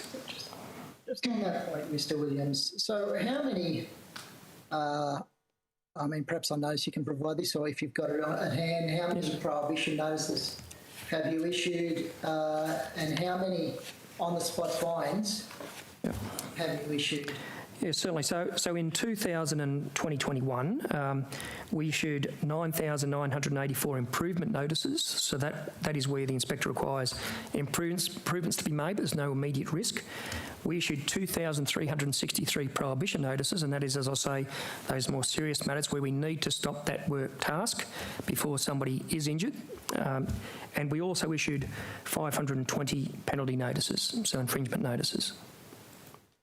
Do you think that's obviously, often there's a criticism, I suppose, in terms of the enforcement activity of Safe Work, that your emphasis is primarily on, a sort of slap on the wrist approach with a view to long-term improvement of employer behaviour. Do you think that's a fair balance that you've struck in relation to between compliance? There are businesses out there that are doing the right thing, that have exemplary safety records, and presumably that comes at an expense. And then there are competitors who don't prioritise safety. When Safe Work comes and knocking on the door, they just get a slap on the wrist. They don't actually get any monetary penalty for the failure of their safety system. How is that fair to businesses? No, and look, doing the right thing? Yeah, and we would agree it's not fair. And one thing we do within the Safe Work New South Wales roadmap, so our prime strategy document, we actually call out in black and white that one of our roles, one of the priorities for us is to ensure that level playing field by making sure that businesses aren't gaining financial or other advantage through taking shortcuts and putting people at risk. We work very, very hard on that to make sure that those businesses doing the right thing are rewarded. Look, I think there would be many businesses out there that would say we exercise our powers too much. Others might say we don't exercise them enough. Trying to strike that balance, we base that balance on risk, levels of risk, but certainly creating that level playing field is priority for us. Well, 9,000 improvement notices versus 500 odd fines doesn't seem to be a very balanced approach.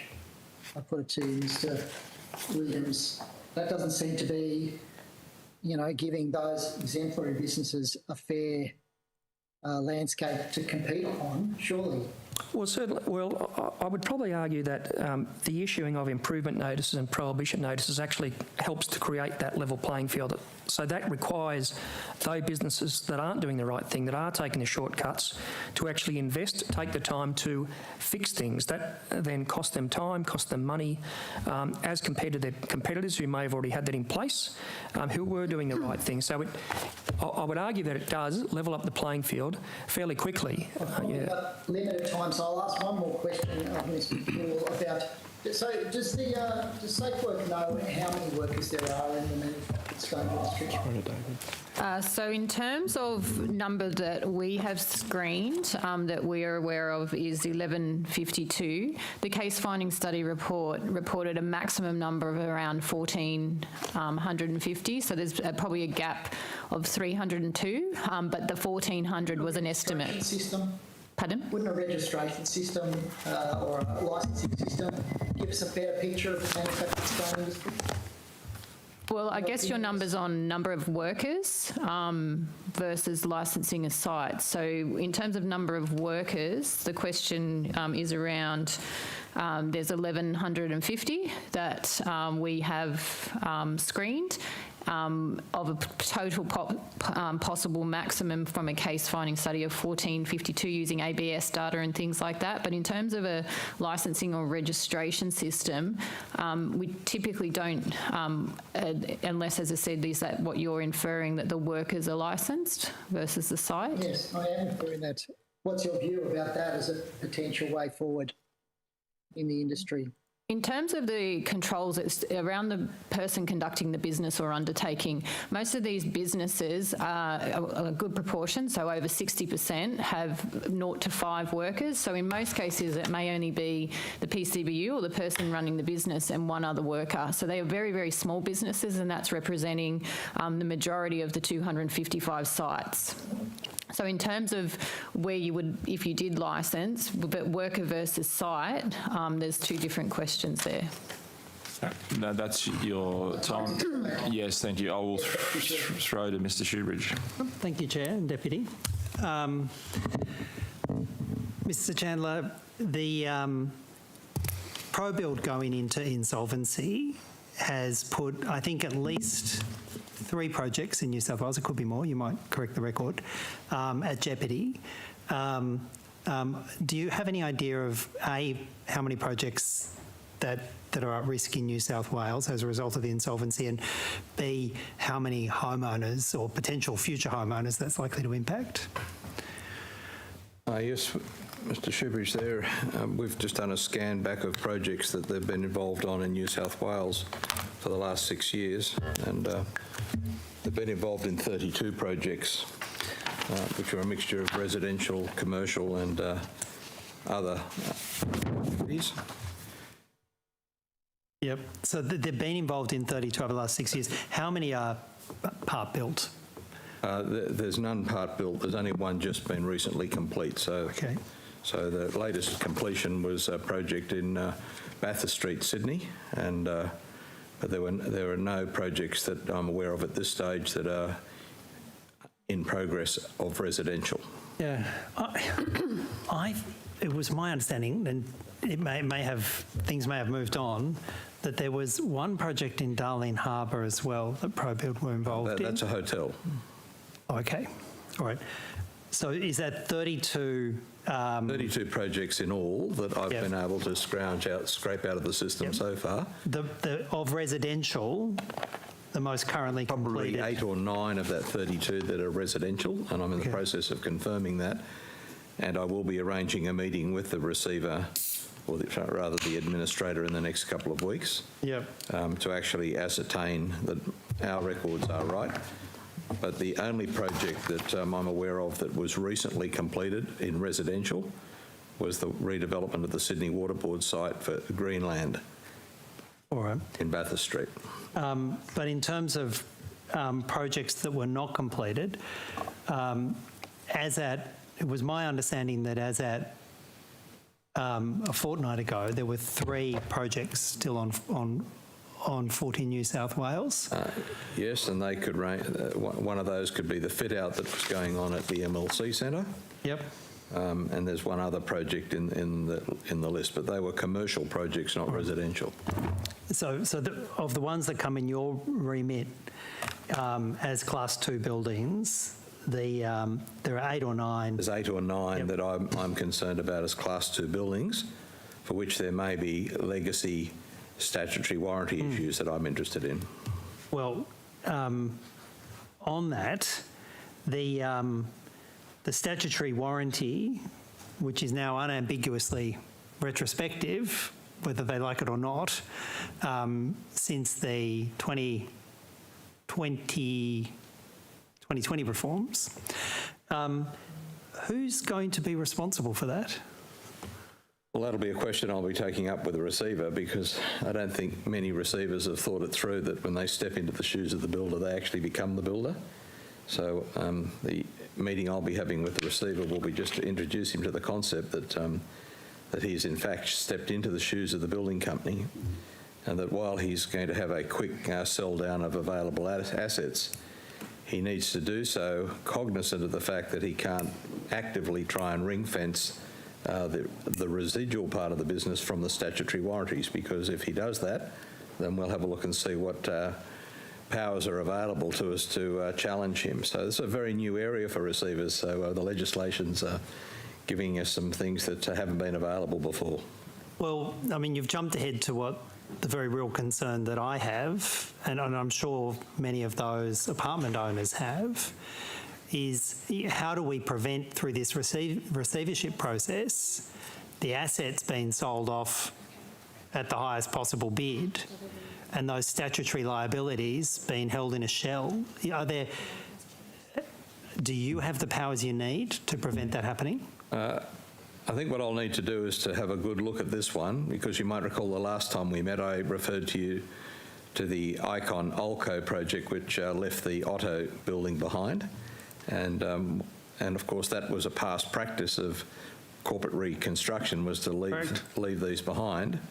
So if privatise the profits, socialise the losses. It's a standard business practice. Well, it's bigger than that, to be honest with you. I've got about 8 different variations of receiverships at the moment, and I'm pulling all that together so that I can actually then inform a policy thought on what might happen in these businesses. Because so this one will be interesting.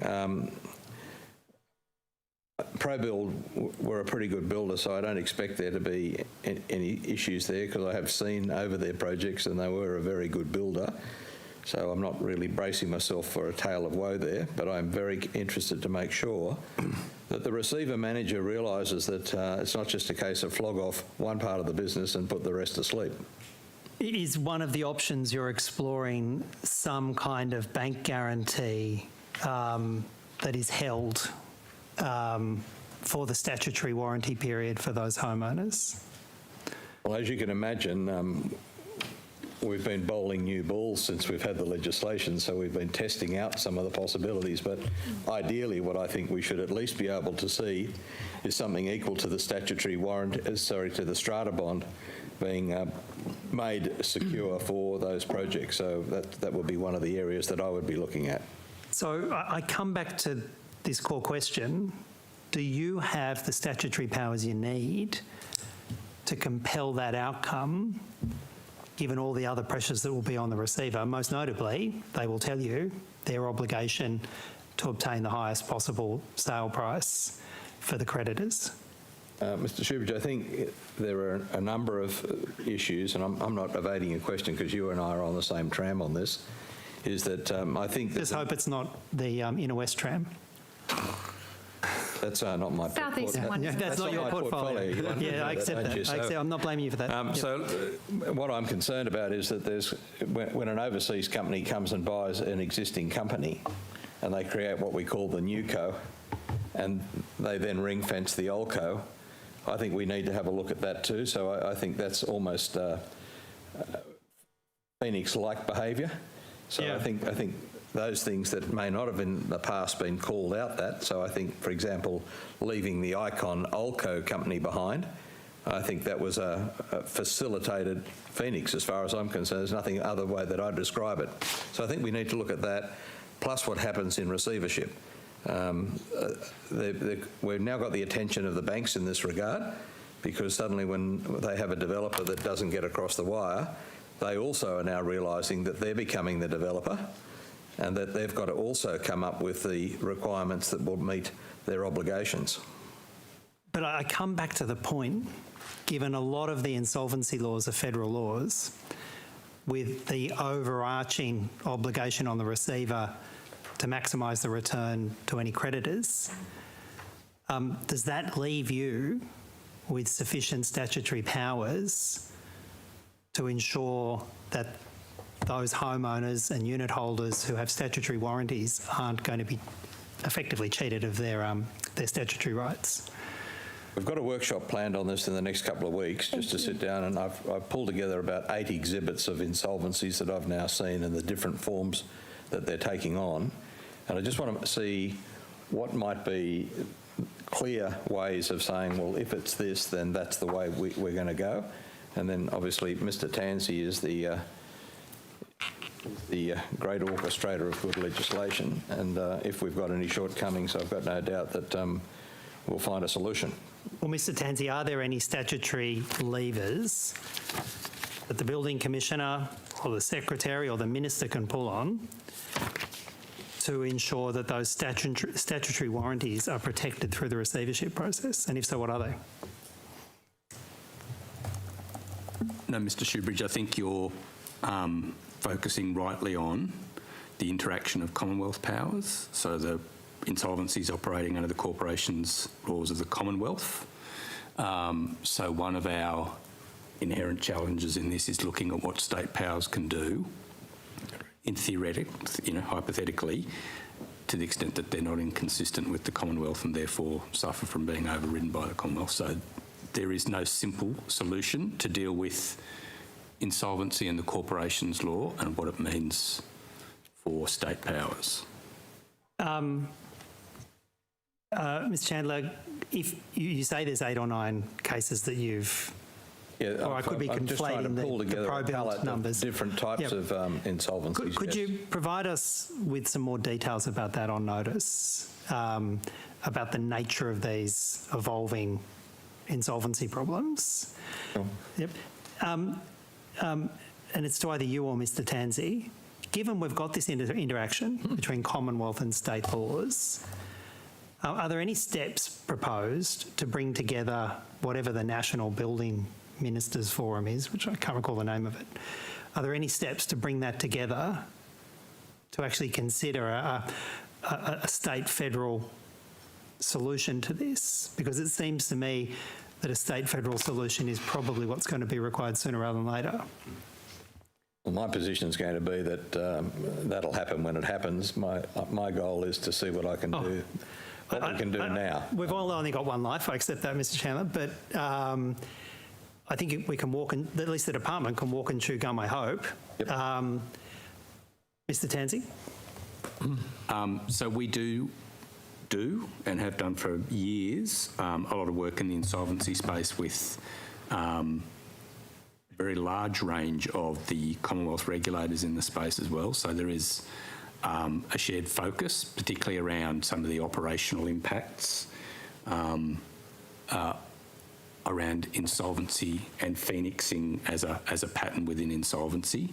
I think we need to do our work in New South Wales first and understand what we can really prove about how the laws might be frustrating each other before we can work out how to take that further and to what extent we need to work with Commonwealth colleagues. Mr. Chandler, have you got advice as to how the statutory warranty flows, the obligations under that flow to a receiver and or the banks if they take, if they exercise their security and take over the project? We've got more effect before an occupation certificate because they're typically hanging out to get the occupation certificate so they can get settlements. I understand. So we've been dealing with the receiver manager on the Dill Dam projects, for example, and we've been able to intervene there with the receiver saying, well, you are the builder or you're the developer, and we've issued orders on those projects and we're getting an outcome there. I accept there's a distinction between where you've got the capacity to withhold an occupation certificate or the registration of a strata scheme. But we probably don't need to unpack the second right now. I think we should hold it at the first point, if you would. But for the pro-build projects, I assume they've all got occupation certificates. Yes, they all do. And they're the circumstances that I'm asking about. And they're the ones that I'm going to dig into now that I can see what the business model is trying to shape itself into. It's not an easy exercise because we'll be testing some greenfields ideas here. Do you have any understanding about how many unit holders, homeowners are potentially impacted in the 8 or 9 residential pro-build apartments?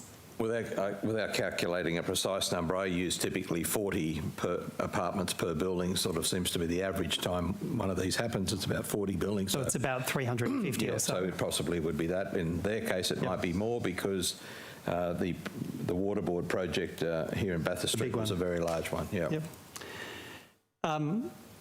Ms. Hogan or Ms. Mann, the Lighting Council of Australia made a complaint to New South Wales Fair Trading about smouldering and melting downlights in a Bondi Junction residential apartment complex. As I understand it, in August of 2021, they made it clear that there was a real and present threat of a fire, and they became so frustrated with the lack of action from Fair Trading that they put out a media release urging the minister to be involved. Can you explain what went wrong? Why more than 6 months after the report of a potentially dangerous fire, Fair Trading had still done nothing? I'll get Ms. Mann to answer that. Thank you. Mr. Shoebridge, I'm happy to hear that. I'm not aware of that particular matter, but obviously I will go back and investigate why that occurred. Well, their release says lives of individuals are at risk due to New South Wales Fair Trading failing to act on potentially dodgy and dangerous lighting throughout the COVID-19 pandemic. 6 months ago, smouldering and melting downlights installed in a Bondi Junction residential apartment complex were reported to New South Wales Fair Trading. They say that the report was lodged in August 2021, and 6 months later, we find ourselves with no action. Ms. Mann, can you seek some advice about that this afternoon? Yes, I absolutely will, Mr. Shoebridge. Because, again, I'll read from the view of the Lighting Council of Australia, not a notoriously bolshy group of people, right? These aren't normally out the front of Parliament waving placards and calling for Wes Fang to resign. That's not what they're doing. But they said this. That's usually my colleagues, to be fair. That's true. That is your colleagues. They said, these lights are potentially a ticking time bomb. Lighting Council Australia is calling for suppliers to prove that their products are safe and compliant, and for New South Wales Fair Trading to complete their investigations. More than 6 months after dangerous smouldering lights in a residential complex, has Fair Trading not learnt the lessons of the Grenfell Tower disaster? Ms. Mann. Mr. Shoebridge, as I said, that 6 month time frame is something that I will absolutely look into and come back to you with the details of it. If you could, Ms. Mann, because it's literally a life and death situation, can you provide an answer this afternoon about what's happened in relation to that complaint? And I'll just hand up to the staff that are here the media release from Lighting Australia. Can we get an answer this afternoon, Ms. Mann? We'll do our best for this afternoon, Mr. Shoebridge. Well, thanks, Ms. Hogan. Mr. Chandler, in terms of flammable cladding, because it would be a tragedy not to speak about flammable cladding on a day like this, as I understand from questions and answers earlier, there still isn't a project that's been completed under Project Remediate. There still isn't a... Started. Is that right? There hasn't been a physical project started where the cladding is coming off, but we're in the first 6 of the projects that will be amongst that group. We've now got to a point where we've advised the owners' corporations of the scope of work that will be involved, the likely cost of that work going forward, and seeking their intent to stay in the program. And there are 4 of those moving to a point where they're within 3 to 4 months of signing a building contract and a loan agreement. 26 weeks after that date, their projects will be finished. So we're working on approximately 26 weeks as an average duration across the projects. But they do vary in size. The ones that I'm currently looking at have got a mixture of 280, 699, 308 and 314 square metres of cladding to be replaced. Mr. Chandler, I'm not pretending this is a simple thing to do, but from this evidence, we're now looking at not having the first project completed under Project Remediate until 2023, 5.5 years after the Grenfell Tower disaster. Do you think that that's acceptable? I believe we'll finish the program within the time frame that we've undertaken, and that's the time frame that's been in existence since March last year. So whether it's considered to be acceptable or not, the challenge is to get the program done within that time frame, and it will be done in that time frame. And have 2 of the 6 properties that were in that initial tranche, have they pulled out of the Project Remediate? I think one probably has, and the other one is having a think about it. But the simple issues there are that, and we relate with the owners, is that they're saying, you know, why are we paying for it in the first place? Well, the policy and Project Remediate is about the fact that the owners' corporations pay for the net cost of it, and it's a heavily subsidised program of work, so they really do only pay for the net cost. I'll just give you some examples of what that means, if that would be possible, because on a project that is estimated to cost $877,000 to replace the cladding for 36 apartments, the average cost of replacement will be about $1,250 a square metre, or about $24,000 an apartment. I picked that one because so far that's the highest amount that would be paid for by an apartment owner, about average $24,000, for which they would get that money on an interest-free 10-year loan. But you see, Mr. Chandler, that's my final question, you don't have to persuade me, you need to persuade the building owners. And it seems to me that if you've lost 1/3 of the first tranche of Project Remediate building owners, that there's something additionally going wrong with Project Remediate. Because we've now got potentially 2 of the 6 properties that aren't going to be remediated. Well, that's not the case, Mr. Shoebridge. It's a case of whether they'll elect to do that work under their own funding arrangement. What they will get as a result of their engagement with Project Remediate to this point is that they will get the full triage report of their property. They'll get a 30% design schematic which says this is what needs to be done, and they'll have a budget estimate with a breakdown of all the potential costs that will be involved. So if they chose to go their own way, at least they would have that, and that would be available to them at no cost to them at all. But the idea isn't to get reports. The idea is to get flammable cladding Mr. Shoebridge, sorry. We are moving now to the opposition. The Honourable Courtney Hughes. Very much. She's tough. Mr. Chandler, I'm going to stay on that same issue around Project Remediate. So I might come back to the question about the dropouts of the particular participants and just go back a step. According to the supplementary questions from the last round of budget estimates, there were 293 buildings that were registered, 32 buildings had been triaged, and 6 buildings were in that first tranche to commence work. Is that still the correct figures, or do you have updated figures on that? I'm just about to pull up the advance figures, if I may. Yeah, of course. So,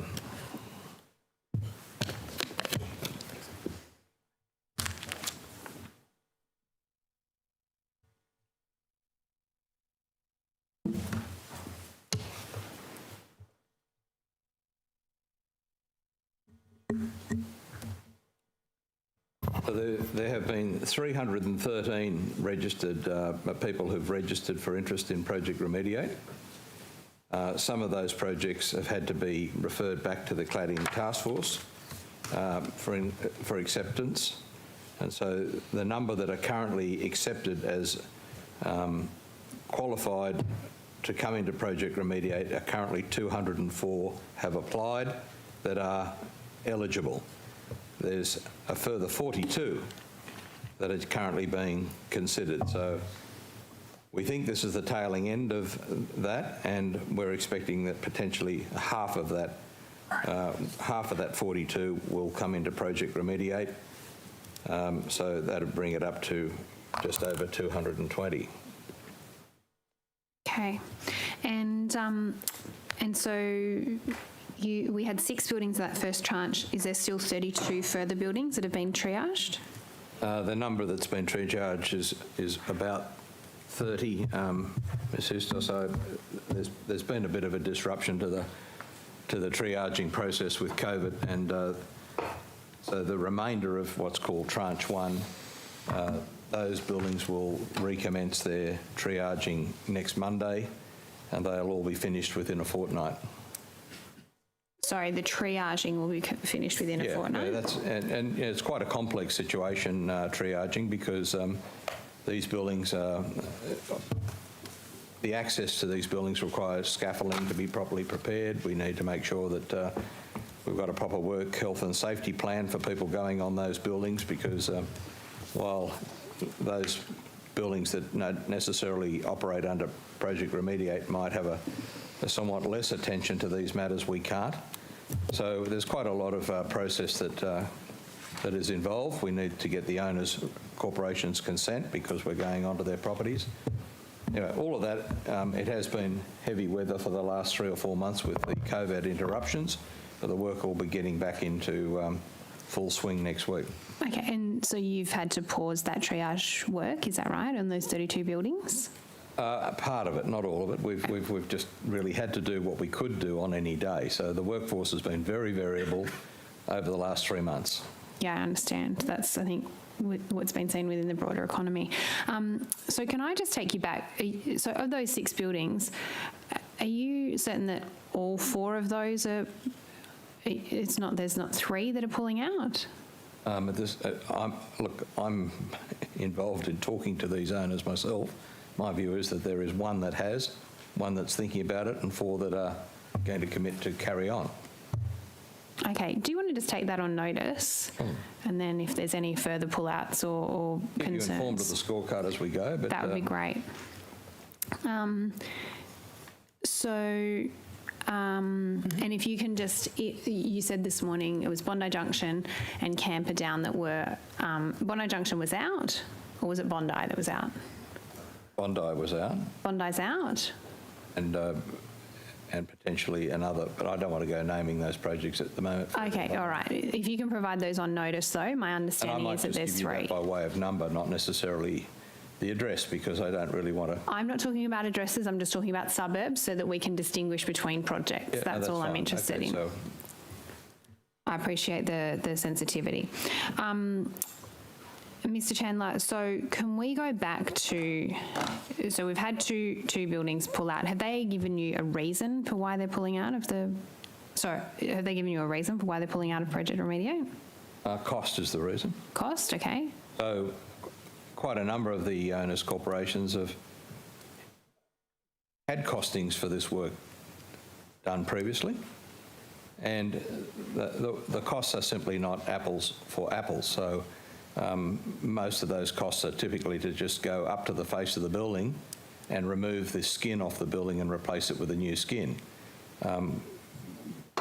What we have expected and what has been evidenced by the triaging process is that in fact that there will be sub-facade work that is required before you could put sheeting back. We're seeing substantially rusted framing behind the scaffolding. On all of the ones that we've looked at so far, there's no sarking for moisture management. As you know, in Project Remediate, we're also putting back fire barriers. There's a range of inherent defects in the systems of the facades, and we've always been talking about a complete facade assembly rather than just a skin. So when you compare apples with apples, the prices that owners' corporations have seen to date don't necessarily compare that. Now, we're aware of one project that has gone on its own way. It started before Project Remediate stood up. It was already committed, and we've seen that project is looks like the costs of that project have gone from about 1.1 million to 1.4 million as they've progressively discovered the things that they could have discovered had they done a proper triage. Sorry, when you say 1.1 to 1.4 million, is this a building that's in the program or not in the program? No, it's a building that started before Project Remediate. They'd already signed their contract when Project Remediate was announced. We did go down and have a look and see as to whether that project would qualify, and it may have, but they wanted to move on. But they've been very, very helpful in sharing all of their information because they wanted us to be able to learn from their experience as well. So they've had scope creep, which is the experience that's happened in Victoria as well, is that they've had scope creep because they've had a light touch triage, whereas our approach is to be much more investigative in the triage process than perhaps anyone else. So we are very hopeful, very confident that the scoping exercise that we're doing is one that is not going to expose these buildings to a significant increase in cost after the building contract's been awarded. So, Mr. Chandler, I understand that registrations have been extended again. It was originally September and then it was January. Is it true it's the 31st of March now, registrations? It has, yes. We just elected that. And are they only open for buildings that haven't commenced work? Correct, yeah. Okay, so there's been no expansion to include buildings. That was something that the previous minister was talking about, looking at expanding to allow buildings who had already, like this building that you're talking about, had already started the work. Minister Anderson was discussing with you some retrospective considerations. Yes, that's right. And there is a retrospective policy now being resolved in terms of the people who would have been able to come into Remediate, but Remediate wasn't available to them. So it's not going to be extended to people who could have come into Remediate but decided to go their own direction. It's only the people who would have qualified but had already been sufficiently advanced at the time. So there's a retrospective payment consideration that we're just about to sign the policy off on that, and then we'll socialise that so that if there are people who went ahead in good faith and did a good job, because we'll also be doing we'll actually go and have a look at the job that's been done to make sure that it's not one that's burdened with some form of corners cut that we think might leave the building exposed. We certainly don't want to be providing retrospective support for buildings that we think the quality is terribly poor on. And so when you talk about providing the retrospective support, is that just that they'd have access to the no-interest loans? That'll be in two forms, Ms. Hughes. It will be a monetary payment for equal to what the interest would have been on the money that will be benefited into Project Remediate. So that could be in the form of a lump sum payment once off. Yeah. The alternative as well is that some of those owners' corporations may have already entered into strata loans at a higher rate, so maybe at 8%. And so what they'd be able to do is to transfer across into Project Remediate and take the benefit of the Project Remediate funding. Okay. And that monetary payment equal to the interest paid would just be a payment that they would receive. They wouldn't need to, obviously, I understand there'll be controls around that, but then they would just be eligible for that as a payment and then would continue to pay off the same way that they would. Well, if it's a payment for somebody who's finished their work, and I'm happy to provide you as soon as the policy's signed off. I think you should see it straight away. We'll be putting it up on the website. Yeah. But essentially, if you've done the work and you've paid for it, because some owners have just simply had the levies and they've paid for it. Yeah. What we're saying is that for the value of your contract, then you would get a interest payment equal to that money that you'd spent what it would have cost us had it been in the program. I understand. Okay. I understand. There's one other element that's about to be presented as well, so you should be aware that some of these owners' corporations were also concerned. We have a hardship provision for the program, and we haven't been able to publish the hardship. We've been saying there'll be a hardship provision, but we haven't been able to publish the full details of that because we've only just appointed the loan service administrator a couple of weeks ago, so we needed to make sure that we use their hardship management capabilities. But we wanted to go further than what would normally be available to under hardship in the normal scheme of things, and so we wanted to make sure that we built into our system that they would apply for hardship through the loan service administrator, and if they were unhappy with that, then we've arranged for an independent person in the social housing sector to provide a second opinion of that could overrule the decision of the laws. Okay. If you'd like to provide some more information on notice about the hardship provision, that would be quite helpful. So we've got I've got the figures. We've gone through the process of what happened. So there's that first tranche that's doing the work. Then we've got the next lot that's being triaged. What's the status of the rest of the buildings? How do they get? So in your answer on notice, you said scheduling the building according to its risk, complexity, and readiness to undergo remediation. What does readiness mean? It's a combination of risk and readiness, but as you might recall from our earlier briefing, we said that we would work on a hypothetical 6 tranches that would all have roughly 35 buildings in each tranche. So we are now, every single building has got a building number in the process, and we've now allocated each building to a tranche, and we will have completed all of the tranche 2 triaging within 3 months, and we will have and the speed of that will go much faster because we want to make sure that we've got all buildings triaged nominally by the end of this year, so that we can actually have a full scope of all of the situations in any building, and if the risk profile changed on one, it will allow us to move a higher risk building forward if we found such a building. And you said that in answer to some questions from my colleague that in terms of those initial, well, let's call them 4, but it might be 3 buildings in that first tranche, that they're 3 to 4 months away from signing a building contract. Is that right? Correct, yeah. So just a building contract and a loan agreement. And a loan agreement? Okay, yeah. And once they sign, so we're 3 to 4 months away from signing the building contract and the loan agreement. Once that's signed, how long does it then start? On average, 26 weeks. So we've said, look, some will be shorter, some will be longer, but on an average, 26 weeks would be the physical work period from the time a building contract's signed to the time it's finished. And what's the time going to be between signing the building contract and then commencing the work, actually commencing the work? Physically taking the 4 to 6 weeks. 4 to 6 weeks.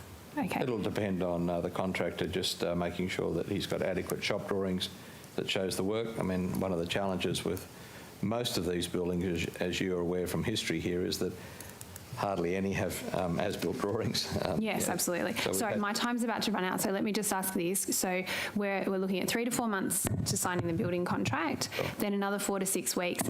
Then you said 26 weeks. Does the 26 weeks include the 4 to 6 weeks of... Yes, it does. Yeah. Okay, so 3 to 4 months, 4 to 6 weeks, and then we start actually seeing some cladding coming off buildings, and then we've got 26 weeks, and then it should actually be built off. And when should we have, of the 6 tranches with the 35 buildings in each, when should they all be completed by? back end of 23.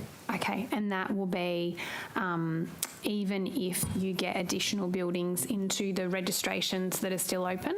Yeah, what we're doing is we're essentially creating a phantom last tranche, so that if we've got new buildings that we didn't see coming, or if some buildings have been too hard to stay in their tranche, or if some of the people who wanted to reserve their decision to come in to the program come in late, we're not going to close those people out. So anyone who says that they don't want to proceed now, we're not saying we're turning the light off. We're just simply saying that's fine, but we'll leave the door open. And so so I think this will be my final question. Okay, I can slow down a little bit. So of these buildings that have opted out, there is still the opportunity that they might be able to opt back in later on? We're leaving the door open. We're not pushing anybody out. Okay. I asked you a number of questions on notice last time about the recruitment of the specific officers within Project Remediate, and you said that they were largely going to be contractors through Hanson Yuncken. Is that who? I'm sorry. The managing contractor is Hanson Yuncken. Yes. Yes. Here we go. Sorry, I'm just finding my notes here. So can you just tell me how? Sorry, I'm just trying to find that right. Can you just tell, and I'm happy if you want to take this on notice, are you aware of how many of the consultants or the contractors have been engaged by them? The information you gave to me was that the appointments to these roles was underway and ongoing. Have they all been recruited now? They've been recruited to the level that they're needed to keep the program going. So the global facade consultant was about to be appointed last time we spoke. They've been appointed. The pattern book is it's in its final draft. It'll be available next week, so we'll be socialising that with the designers.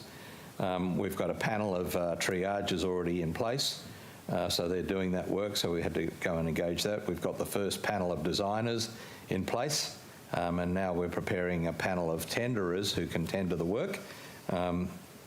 We just want to make sure that the tenderer field is appropriately qualified, particularly financially, and that they're the right size entity for each of these projects, because we want them done by small to medium-sized enterprises to the extent possible. There's only 10 projects in Project Remediate that are more than $10 million in value, so we'd expect that we'd have a larger contractor handling those, but typically contracts will be in the order of $2.5 million. The ones that are in front of me at the moment simply range from $550,000 to $900,000. They're smaller buildings. We did pick up a bunch of smaller buildings to start off with. Okay. And sorry, I'm just writing that down. So you chose the smaller buildings to start with, and most projects will be about $2.5 million. What's that then? The average is that? So then the average cost for the average apartment is about $24,000. Well, on this particular group here, they range. I'll give you the number of each. So on a building with 29 apartments, the average was $14,000. 36 apartments, the average was $24,000. 40 apartments, the average was $14,000, and on 34 apartments, the average is $15,000, $15,500. Now, Mr. Hughes, the reason why these numbers fluctuate a bit is that some buildings have got complex facades, so one of them's actually curved, so getting curved panelling is more expensive than flat panelling, and in some buildings, the extent of structural remediation to hang the cladding on is more extensive. And in other places where previously the waterproofing and drainage hasn't been done properly, we've got to rip out a whole bunch of soffits at the bottom of the facade and repair all of that as well. So they're all slightly different in their situation, including the one that actually had a bird's nest and eggs that were about to hatch in it. So. Excellent. And in terms of the, sorry, my time's about to run out, so let me just ask one final question, which is in terms of the buildings that have pulled out of the of Project Remediate, was that a unanimous, are you aware if that was a unanimous decision by the Owners Corporation, or is there some sort of differing views? I'm not taking the view that anybody's pulled out at this stage. I think that basically we should see everybody as a work in progress, because on one of the buildings, you would know how strata committees work. And so we've got one building where a bunch of owners want to use want to use cement, render and paint as the alternative to putting aluminium back. And so the chair of that particular strata committee wants to use aluminium. He hasn't been able to get the rest of his owners across the line with their preference to render and paint, which would, in this particular instance, would be the wrong choice. The aluminium is the only sensible choice in that case. But we're trying to make sure that each of these owners' corporations have a customer experience. So the rules with the designers are you must offer every owners' corporation at least 2 choices of the design solutions that are available for them and be guided by their preference. So we're not just walking in saying it's got to be that and there's no choice. The designers have been told you must properly prepare 2 doable solutions for each building and give the owners' corporation a choice. Sorry, Mr. Chandler, do you want to take it on notice, because I think that one of those might have formally advised you that they're actually out. I don't take the view that anybody's out at this stage, but I'll keep you up with the score, okay? But, Thanks very much. But let's not make this harder than it is. It takes a lot of work. It's taken too long to get here as it is. I think we can agree on that, Mr. Chandler, but my time's expired. I'll pass to my colleague. Boyd? Thank you. I wanted to ask a few questions about retirement villages.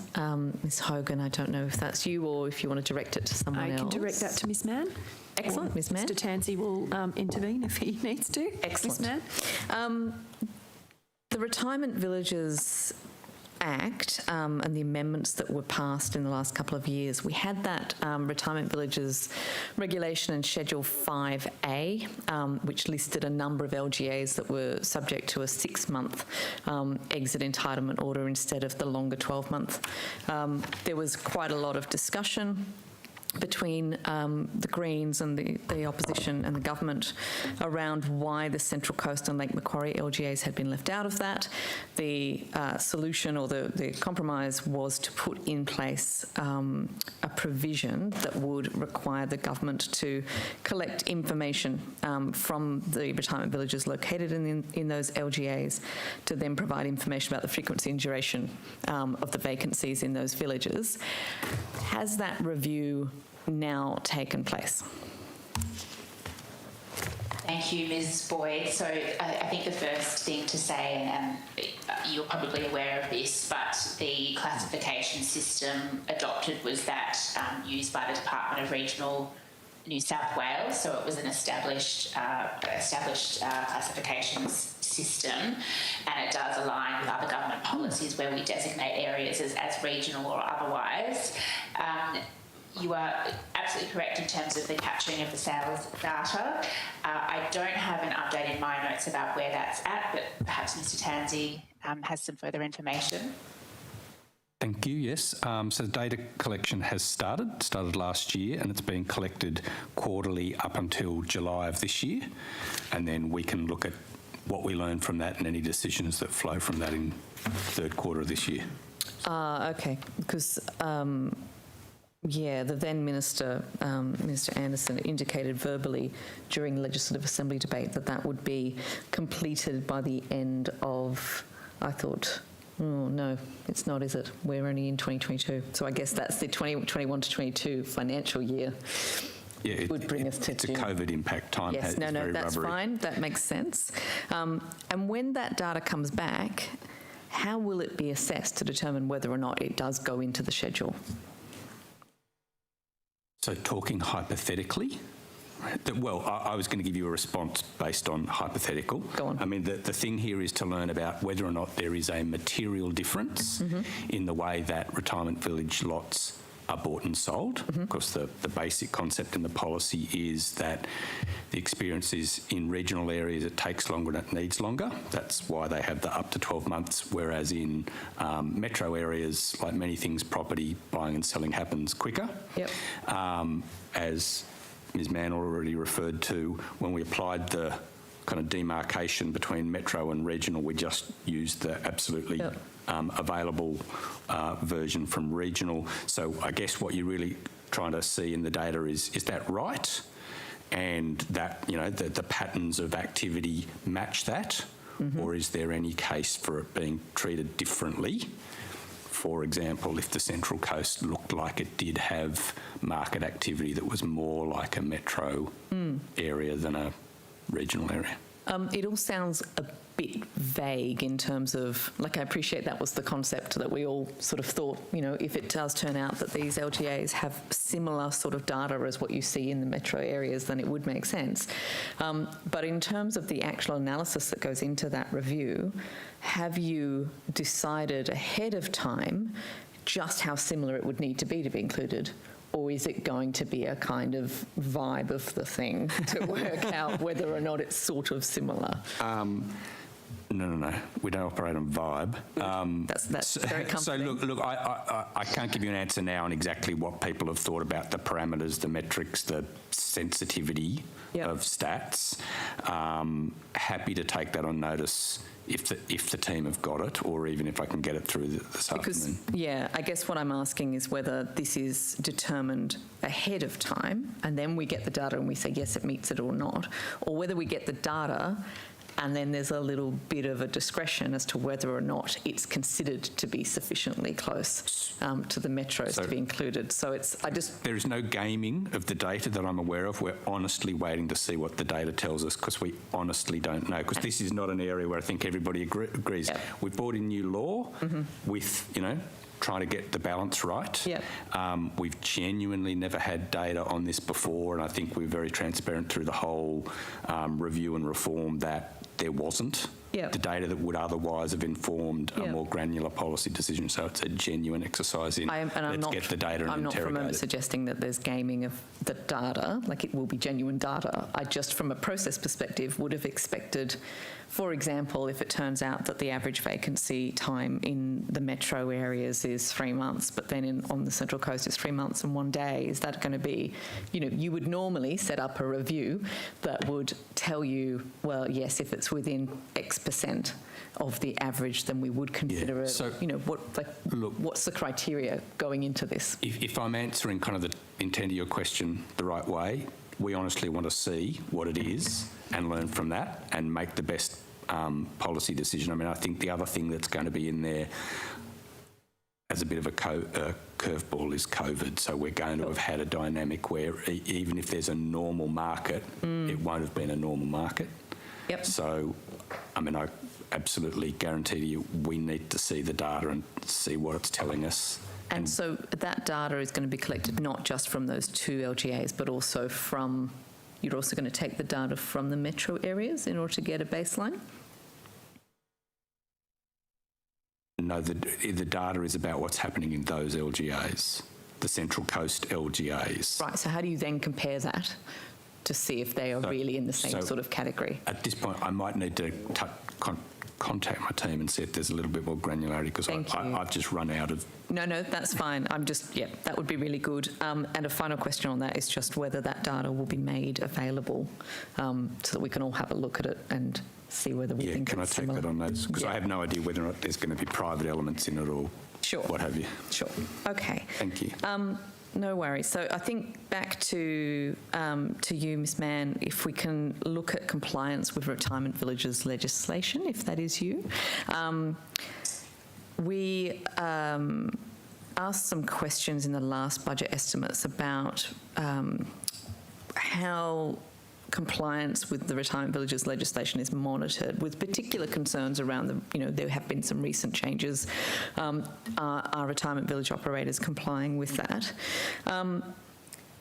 Does the Better Regulation Division have the capacity to monitor the implementation and guidelines on the rules, considering those kind of legislative changes, given the responses that were provided to the last set of estimates questions on notice, which indicated a really quite low ratio of taking action against breaches, and also it looks from the responses that there's very much a kind of desktop audit happening instead of actual people kind of on the ground going out to these retirement villages and engaging with the operators and residents. Can I have your view on that? Yes, thank you, Ms Boyd. Obviously, the Better Regulation Division has a very broad remit, and so I don't actually have to hand the number of inspections that we've done for compliance in this area. I can try and get those for you either this afternoon or on notice, but I don't have those details to hand. Okay. I understand that there's only 16 inspectors employed to regulate the New South Wales housing industry, and it's unclear whether there has been any targeted compliance activities on retirement villages. Is that something that you are able to tell me if it's occurred in the last year, what exactly the Better Regulation Division's been doing? So I might pass to Mr Williams there, who's in charge of the inspectorate. He might have some further details. Thank you. Thank you, Tasha.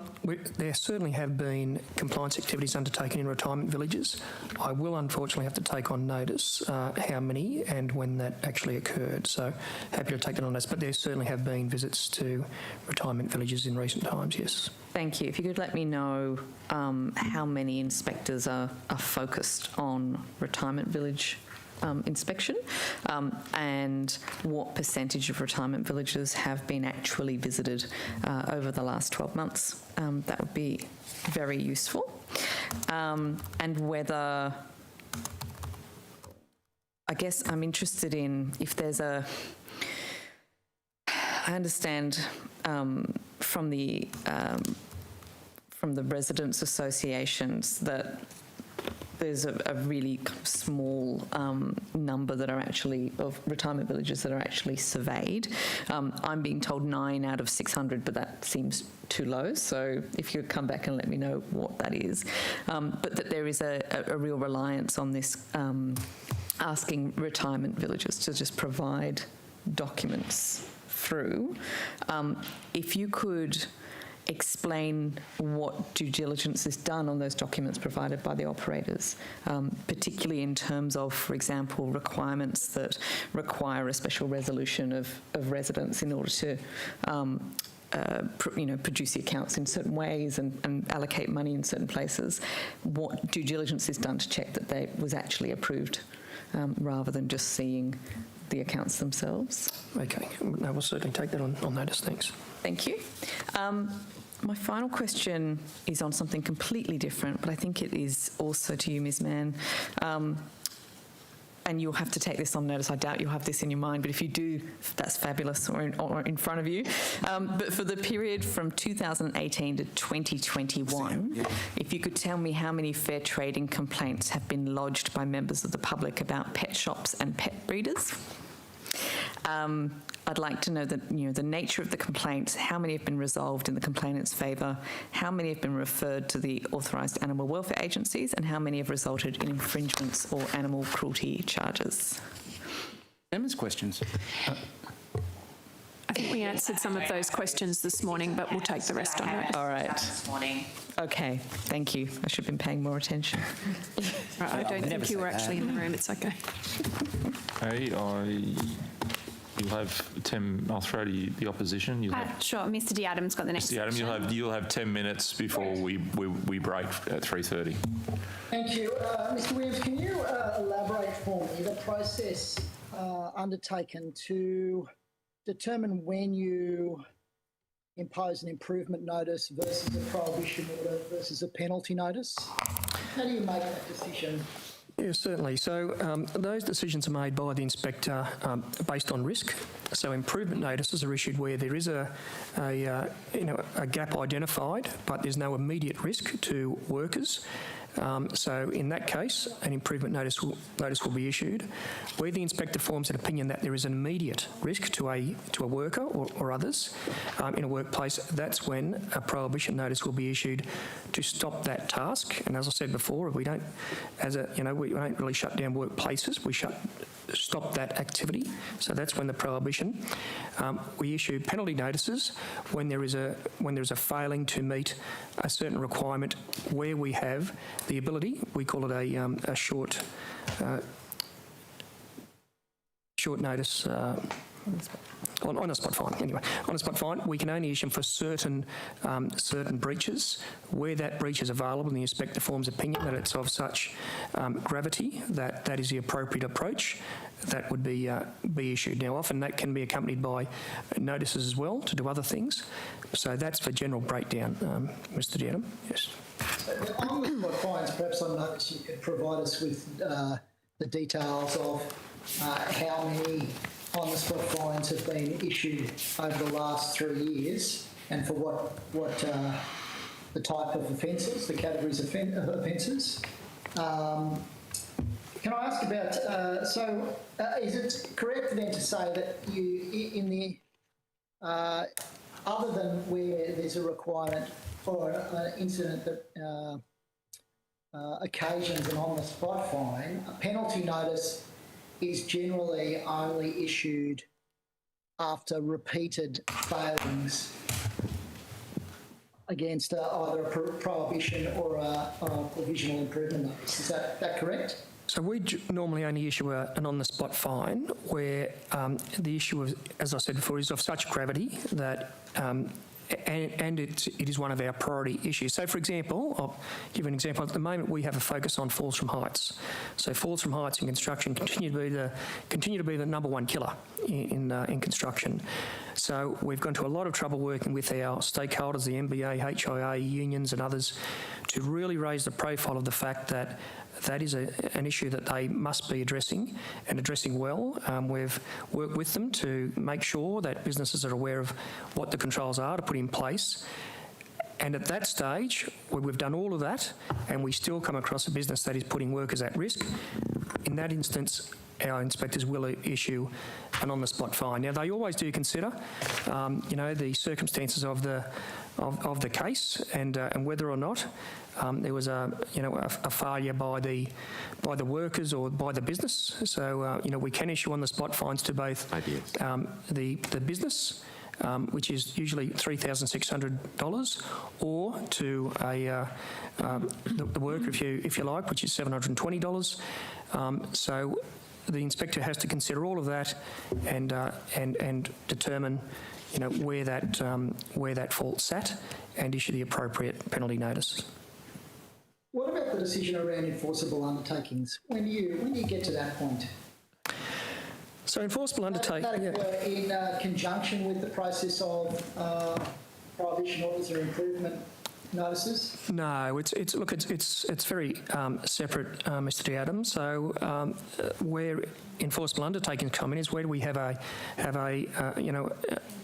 serious incident where, generally speaking, it results in a fatality or a serious incident of some type, the type of which we would undertake a full and thorough investigation to the point where we can prove beyond reasonable doubt that there's been a failure of our legislation that is serious, and only at that stage would we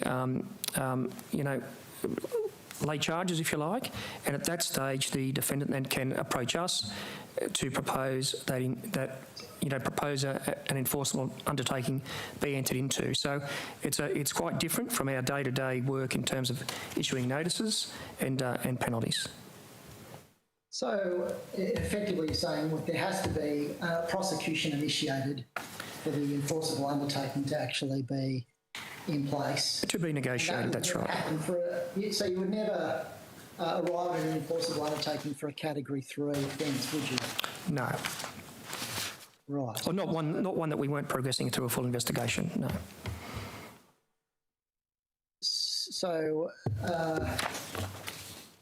a Category 3 offence, if it was being prosecuted, there might be occasions where you would negotiate an enforceable undertaking as a resolution of that prosecution rather than proceeding to a judgment. Correct. The only matters that we don't accept an enforceable undertaking for are the Category 1 offences. Yes. And so a Category 1 offence would never occasion a penalty notice, would it? Well, look, Once the incident has occurred, we undertake what we call a first response to that. So it's where we attend the site to do a number of things. So first of all, to make the site safe. So if we had a worker fall from height, we'll certainly have a very thorough response to that incident where we will make sure that the site is safe. So notices may be issued, including prohibition notices, issued to make sure that site is safe. And then the other processes would flow on from there. Yep. You wouldn't say, is that a yes or a no, Mr. Williams, about whether you would use a penalty notice for a serious offence, category 1 or 2? Yeah, you want to jump in on that? So when you're starting to get into penalty notices, you're starting to look at an offence there. So it can be considered double jeopardy. So depending on the matter, as I said, we would, if it was serious enough, we'd be heading down the prosecution route. Right, I see. So it's really an and/or. You either implement or you prosecute. Typically, yes. Okay, so can I ask about some of the approaches that have been taken in manufactured stone, Ms McCall? Can you give us an example of some of the offences that have occasioned a provisional improvement notice? Okay, so in terms... Would using dry cutting, for example, would that occasion an improvement notice, or is that going to occasion a penalty notice? That's going to be starting to look at a penalty notice, so we have an on-the-spot fine for that. In terms of since that was in, so prior to them being introduced in our legislation, it would have been a prohibition. The thing with both of those, prohibition and on-the-spot, is it's never removed. So you might be able to comply by changing your practice to be able to operate again, but it's prohibited behaviour. So that's the important part. If, say, we came back and saw that prohibited behaviour again, that then turns into quite a heavy result. A failure to adhere to a prohibition then kicks it into another $100,000 fine, or prosecution result. So that's the important thing. They might be able to comply, but they can never go back to doing that activity again. Ms McCall, is it true that exposure to silica, crystalline silica, is a threat to a person's health and potentially can be fatal, can't it?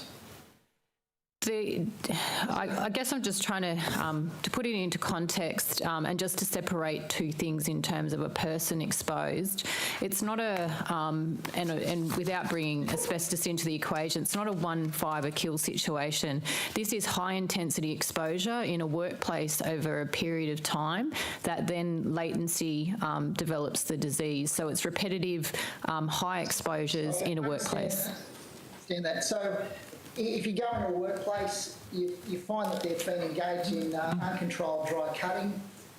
It's clear that it's been over a period of time. Are you telling me that you don't prosecute under category 1 or 2? Yes, so in terms of all the cases that have been identified since 2017, there's been 220. We've reviewed 214 of those, so we've got 6 to go. 16 have been accepted for full investigation. 7 are since closed because when we're closing them, we're unable to attribute who was responsible. 7 are still ongoing, and we've actually got 2 listed in court. So every matter where we've got a positive identification of a case, we've reviewed 214 of the 220 to date. So 220 investigations, 2 pending prosecutions for activities that can either kill someone or seriously injure them. Is that what you're telling me? So in terms of, there's 2 parts of it is we have to be able to attribute the exposure to a workplace. In some cases, the person might have worked overseas. They might have worked for 5, 6, 7, 8 businesses, and we have to be able to link the exposure. The problem with latency is that can sometimes be problematic in the evidence. Either the business is not there, the workers moved around, they're not providing us enough information. So where it's conclusive, that's where, as I said, we would pursue the matter for prosecution. question. Looking at these cases with latency, most of the cases that are identified is where they've had exposure more than 10 years ago. So we're looking at more than 10 years of evidence. So where we're getting to the ones where we can attribute it, even if it was 10 years ago, they're the matters that we're filing in court. I think I've run out of time. Is that correct? It is. Yeah, that is, Mr. Adam. And just before we break, I will indicate, Ms. Hayden, just like the other day, we will try and see whether we can dismiss some witnesses early, but I'll leave it into the opposition's hands in terms of what lines of questions they've got left. So we'll come back at 3:45 and hopefully we'll have an answer for you. Appreciate it. Thank you. Thank you.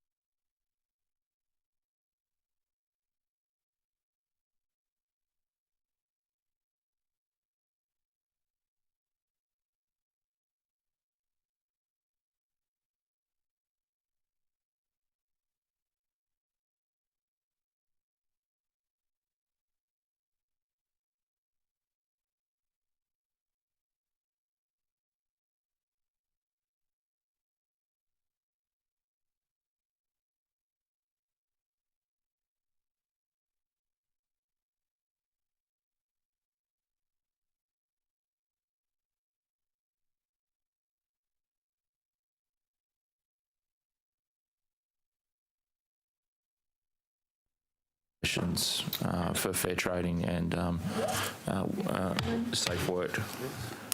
We're just going to put those ones on notice, it's fine. So there will be some stuff coming, but we're happy to let you go. Yeah, thank you very much, appreciate it. Okay, so yeah, thank you. Being so nice, but that's... Thank you, Mr. Lamont and Mr. Gadiel for your time. Thank you. Very understanding. Okay, we'll get started again. I'm just looking to the opposition in terms of... I'm going to jump in, if that's all right. Oh, sorry, Anthony, can I just ask 2 quick questions and then throw back to you? Is that all right? Mr. Chandler, we talked a lot during the last budget estimates about Privium homes and about the need. There were specific protections that are in place for Class 2 buildings. Do you have a view on whether there should be more regulation and around single-storey dwellings in terms of consumer protection? Well, first of all, you're aware that I've been very focused on raising industry accountability and introducing the rating system for Class 2 buildings, and that's now getting some momentum, which I'm pleased to report. And I've been back and had a look at some of these these companies that have gone broke. So Privium and ProBuild would have had indicators at least 2 to 3 years before they went broke that they were basket cases. So I think that what it's doing is, and it was always the intent of the legislation around Class 2 buildings, was to sort of not try and boil the ocean in one go, was to have a look and see what worked, what didn't, what could we improve, and so there's constant changes to or amendments to what we've already stood up occurring. So look, I think everybody's got to stand back and look at that, Ms. Hughes, and decide where to from here. But I think it is showing that we can get good outcomes by the sorts of tools that we're seeing introduced in Class 2. Yeah, so your general view would be that it's something that we've started in Class 2 buildings, but we should extend out to the rest rather than, you know, this being a separate set of protections that's only for one part of the market? Could have an application, yeah. Okay, I mean, the idea that a home buyer who purchases a building, a single-storey building, and the developer does a bad job versus someone who purchases an apartment building and the developer does a bad job, that they have different protections. That's not really fair, is it? Well, I think we're working through a series of harms that perhaps haven't had the light shone on them in the way they are being at the moment. So I think this is going to be a very useful time to take out of it what could benefit everyone. As you're aware, the Minister Anderson before, and it continues, is that the work that Mr Tansey's doing now on the decennial liability insurance, that's progressing quite well, and that working group is making good progress on resolving a potential way or potential options for a way forward there. If it was possible to produce a 10-year warranty product which was available on day one for a Class 2 building, it may not be a stretch to think about that might be possible for a Class 1 instead of this awful pain where it has to happen well down the track. And when you say that the indicators, so this is my last question before I hand back to my colleague, when you say there are indicators in ProBuild and Privium 2 to 3 years before that they are in trouble, do you think that there is some way that we could alert consumers about that? Well, the idea government can step in. Sure. Well, first of all, government is not good at providing a rating of a private business. I think so. It's not a space for government to provide consumer ratings, in my view, for businesses. That's why we work so hard to get a private sector provider of ratings, and that it had to be an organisation that was regulated by APRA because we didn't want a TripAdvisor type service. So now that that's stood up and finally the industry is embracing that, what that'll do is the rating of the individual developer or builder will be available on a website that will be hosted by Equifax. And so a consumer will be able to just look up and see the simple score. Did it have 3, 4 or 5 stars? As opposed to 1 or 2, which they wouldn't bother putting up. Mr Chandler, I've got some more questions on the rating system, so we might come back to that. I'll just pass to my colleague because I did jump in on him, if that's okay. Thank you, Ms Hughes. Mr Williams, the decision of an inspector to impose a penalty notice, is that solely at the discretion of the inspector, or is that something that is subject to review by yourself or someone who reports to you? Now, look, our inspectors operate very autonomously, so if they are on site and they form the view that that is the appropriate tool to use, they can make that decision. Now, very often those matters can be complex, and they may well talk to their manager to seek views on that in terms of alternate strategies, but our inspectors do have the powers to make that decision by themselves. And so is there any process where a decision of an inspector can be reviewed and overturned? Certainly. So when notices are issued, businesses have the opportunity, and it's within our legislation, to seek a review of that decision. So all of our decisions are reviewable, with the exception of a couple which aren't our high use items, which I just can't think of at the present time. But most of our decisions are reviewable, and many businesses take the opportunity to do that. The review is undertaken independently from the inspectorate, which I guess assures business that it's being looked at, in an independent way. Who undertakes the review, Mr. Williams? So that review is undertaken in our Community Engagement Directorate, or stream, by the area known as Governance and Appeals. Yeah, a Governance and Appeals Unit, effectively. I might not have the title completely right there, but essentially we have a Governance and Appeals Unit that, as I say, operates quite independently from us. And is that process subject to representations in favour of the decision being overturned? Look, certainly... Is it only the alleged offender who has an opportunity to make submissions on that? Yeah, certainly the business can put forward any mitigating factors or information they wish to be considered by the organisation. Do members of Parliament make representations in that process? Look, if a notice was issued in relation to something they were, I guess, involved with, they were running a business, they certainly would be. But generally speaking, they come from the PCBU to which the notice is issued. That is the general process. Are there any occasions where the Minister's office have been involved in a review decision? No, not to the best of my knowledge, no. No, it's very independent. Right, okay. Ms McCall, earlier you indicated that there may be a risk of double jeopardy if a penalty notice is issued and then a subsequent decision is considered in relation to prosecution. Can you explain why that is and what basis you have for making that statement? So all our serious incidents go to an investigation decision-making panel, which is made up of mainly directors, some subs at the manager level. When the matter's considered, that's where, as I said, if it wasn't proceeding to investigation for whatever reason, a penalty notice could be considered. But typically, and that's based on the legal advice, if you've already issued a penalty notice, it generally won't be proceeding because you've already, the person's already received an offence, and so therefore it wouldn't be suitable based on our legal advice to go down the prosecution route. So it's generally one or the other. Right, I see.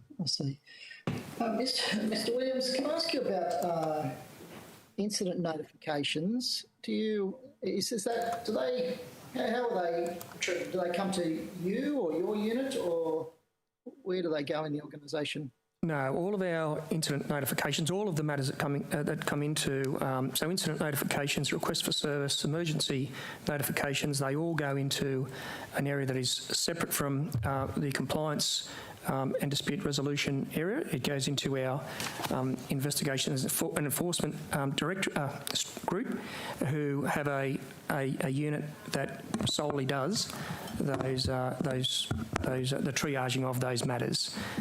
They also utilise the services of our contact centre to do that, but primarily that is done independently from the compliance group. But it's done using, can I clarify, it's done using its inspectors. We have, safe work inspectors that are embedded within that area and who rotate through in and out of that business from time to time. So those inspectors are involved with the triaging, the decision-making around those matters that come into our business. Is there a policy approach in that triaging around treating notifications from public sector organisations differently to private sector organisations?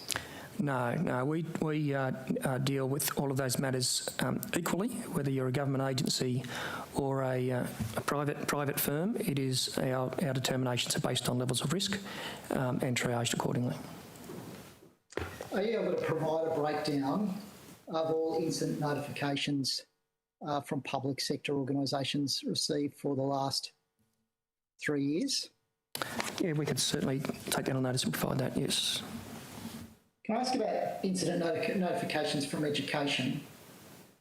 Do they, so it's up to the triaging process to determine whether an inspector is dispatched for site inspection, is that correct? That's correct, yes. Yes, we can either... Sorry, Mr. You go on, Mr. Chairman.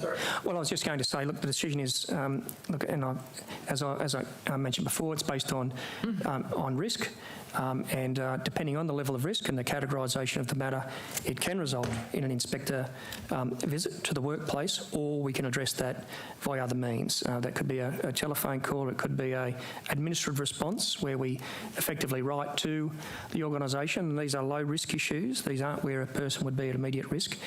And we do have, have a verification program to make sure that when we, for example, write to a business, that we verify that they actually do what we require them to do. So that is a quality assurance process that we have where we don't undertake a workplace inspection. So coming back to schools, are you able to provide data on how many? Obviously, you're going to provide data on incident notifications for Department of Education. Can you also provide data on the number of safe work inspections that have arisen out of a notification that's come from a school? Yes, we could identify that number, yes. Same period, the 3-year period. And can I ask about the application of the Work Health and Safety Act to children in schools? Are children covered by the Work Health and Safety Act in a school? So children would be regarded as others in the workplace, which is called out in our legislation. So because they would be impacted by the safety aspects or the operations of that school, the undertaking of the business, they are covered as others in the workplace. So an incident at a school that involves 2 children, that's a reportable incident, say a violent incident, would that get reported to Safe Work? Probably not, no. I think so, no.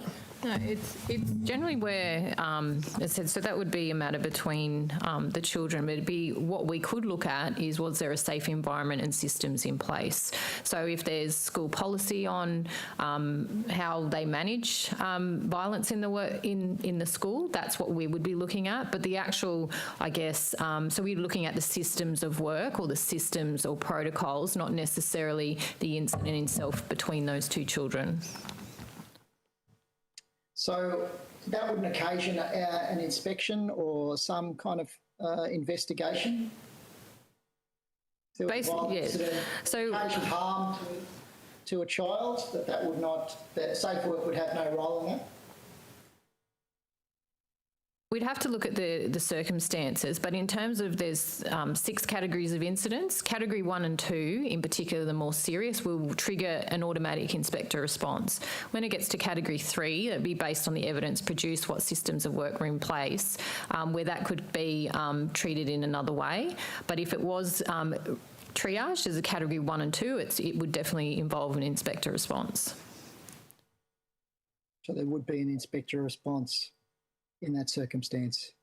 Is a different approach taken if the incident involves a member of staff? again, we'd have to look at the systems of work in terms of the protocols in place, what happened, what didn't happen, and the nature of it. Was it outside of the school, in the school, etc.? But in terms of, as I said, we treat each matter case-by-case basis, and it's triage based on its severity and the systems in place. Mr. Deanna, if I can just clarify, if it was two school children involved in a physical fight, we certainly wouldn't expect to be notified about, and the processes within the Department of Education would look at that issue. If there was police required to be involved, well, that would happen, but it would be independent of us. Now, if they were undertaking a school activity at the time, rock climbing or something or other, and they were injured, that might be something we'd have an interest in, but if they were just fighting amongst themselves, that is not something, Mr. Dowden, that we would expect to be notified about. Right, I see. Can I ask about prosecutions of public sector organisations? Has there been any prosecutions initiated against public sector organisations in the past 3 years? There's certainly been prosecutions initiated of government agencies. In the past 3 years, I would have to take that on notice, Mr. Deanna. Is there a different process that's adopted in relation to initiating a prosecution against the Crown? No, it's very similar. The only real difference is that at a certain stage in that process, we do have what's known as a Premier's conference, which is a conference where Safe Work, as the prosecutor, will meet with the agency to, I guess, have one last discussion about whether, it is in the best interest of the community for us to proceed with that matter, or if we can address that matter in another way to ensure that time and money isn't expended unnecessarily on behalf of government. So that is the only real difference, Mr. Dowden. Can I ask about Category 3 prosecutions? Are you able to provide data for the last 5 years on the number of Category 3 prosecutions and the details of the offences, if that's possible, like the broad categories, the relevant provision of the Act that occasioned the offence under Category 3? Yeah, absolutely. We could provide you with a breakdown of that, yes. I asked some time ago a question on the notice paper in relation to Category 3 prosecutions in relation to Part 5 of the Act, and the numbers were pretty low.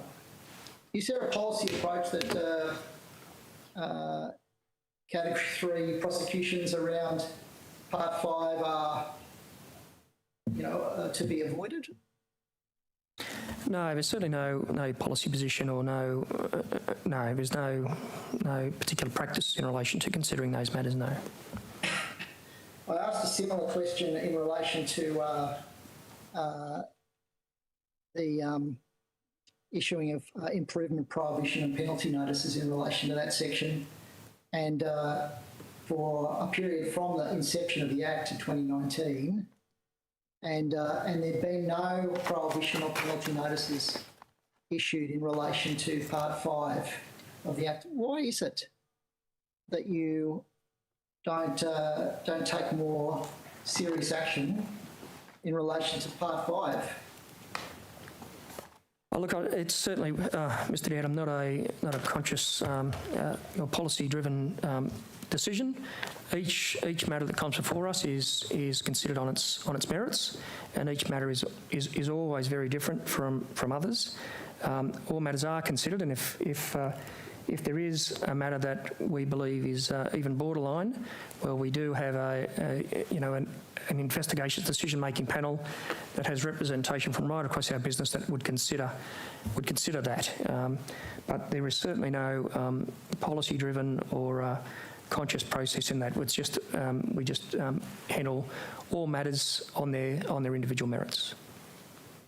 Ms. McCool, is there what is being done to encourage the election of HSRs in workplaces? The numbers are very low, given the number of workplaces. What is your explanation for why the number of HSRs being elected is so low, and what is Safe Work doing to remedy that situation?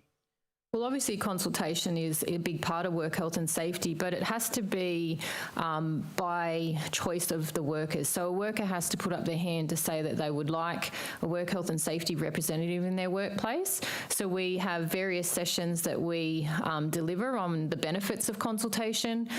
There's chapters all over our website on that. We constantly, as I said, particularly when we visit a site, we ask to see if there's a work health and safety representative. However, we can't enforce or mandate that a workplace needs to have one. So it's more a worker puts their hand up to say we would like one in the workplace, and then the process goes from there. So it's a voluntary. Given that, you often find that the level of work health and safety expertise or knowledge is low in a lot of workplaces. A lot of workers are unaware of the requirements of the Act. Is there an issue in terms of that chicken and egg problem that you've identified with HSRs? If workers don't know about the existence of HSRs, how are they going to know to request one? So inspectors are obviously there for enforcement, but they're also there for education and advice. So if it was determined, as I said, it could add benefit, the inspector could provide the advice or information around consultation, particularly if there's a failure, and the benefit of a work health and safety representative. But at the end of the day, the worker has to request. We can't mandate or force a worker to go down that line. But if we saw a lack of consultation with or without a work health and safety representative, that's where we could issue notices in that space because consultation wasn't undertaken in accordance with the Act. But isn't that a very reactive way to approach? This is supposed to be a preventative, risk-based framework that is being managed. You're waiting for the failure of the system before you initiate the mechanisms that might actually avert these hazards emerging in the workplace. Well, the objects of the Act pre-work health and safety, when we're under model laws, and or prior, when we're under OHS laws, it's always operated in that democratic process. That hasn't changed. It's the same across the country. But in terms of it has to be, as I said, the way that the objects of the Act are written is that the worker requests to be a representative or requests that arrangements are put in place, including you could have other agreed arrangements. So you could have a work health and safety committee, you could have just HSRs, or you could have other agreed arrangements. So there is flexibility, and you may find that many may choose that other agreed arrangements, which again is not mandated or enforced, but that's I guess the three options available to businesses or workers under the objects of the Act. Is there an organisational goal or benchmark or KPI around increasing the number of HSRs in the system? There isn't in terms of what we work towards, but we do obviously promote and encourage that consultation occurs. It's the fundamentals. Whether or not there's a HSR or not, it's the fundamentals that consultation takes place in the assessment of risks. When new processes and procedures are changed, is that consultation occurs with the workers. So we're looking at that the process is mandated versus we can't mandate that a workplace has a HSR there. Can I ask where we were up to with industrial manslaughter? I understand that the Ministerial Council on the 20th of May, that a majority on the Ministerial Council supported the inclusion of an industrial manslaughter provision in the Model Act. What was New South Wales' position? So, pardon me. Mr Deanna, so a decision was made by government to approach this in an alternate way. So just changes have been made to legislation to incorporate gross negligence, and we're now starting to see in New South Wales that having that approach is starting to, if you like, bear fruit. We currently have, I think it's happy to correct this, but around 5 matters that are currently being considered for, Category 1 offences. So it's the changes have been made. It's a decision for government at the end of the day. So can I ask then if is that a hard and fast position that's been adopted, or is that subject if there's agreement at the national level to amend the Model Act for New South Wales, is the position that's been adopted by government that New South Wales will fall into line, or are we proposing to deviate from the national system? No, it's really a decision for government. Sorry, Mr. Diadam. So Did you want to I'm just trying to get a clarification of the decision that was put at the Ministerial Council. Is that not something you're able to provide information? Mr. Tansey might have Mr. Diadam, I can help. The ministers, WHS ministers, reached an agreement on all recommendations, including unanimous support for enhancing the Cat 1 offence and some other matters. The ministers did. There was not actually the required majority vote of ministers in support of industrial manslaughter. So the work being taken forward nationally is around enhancing Cat 1. What's the required majority, Mr. Tansey? What's the required majority? I can't remember off the top of my head. We can take that on notice if you'd like to. It's clearly a simple majority. How many more? There's only. I believe it. No, I believe it requires a 2/3 majority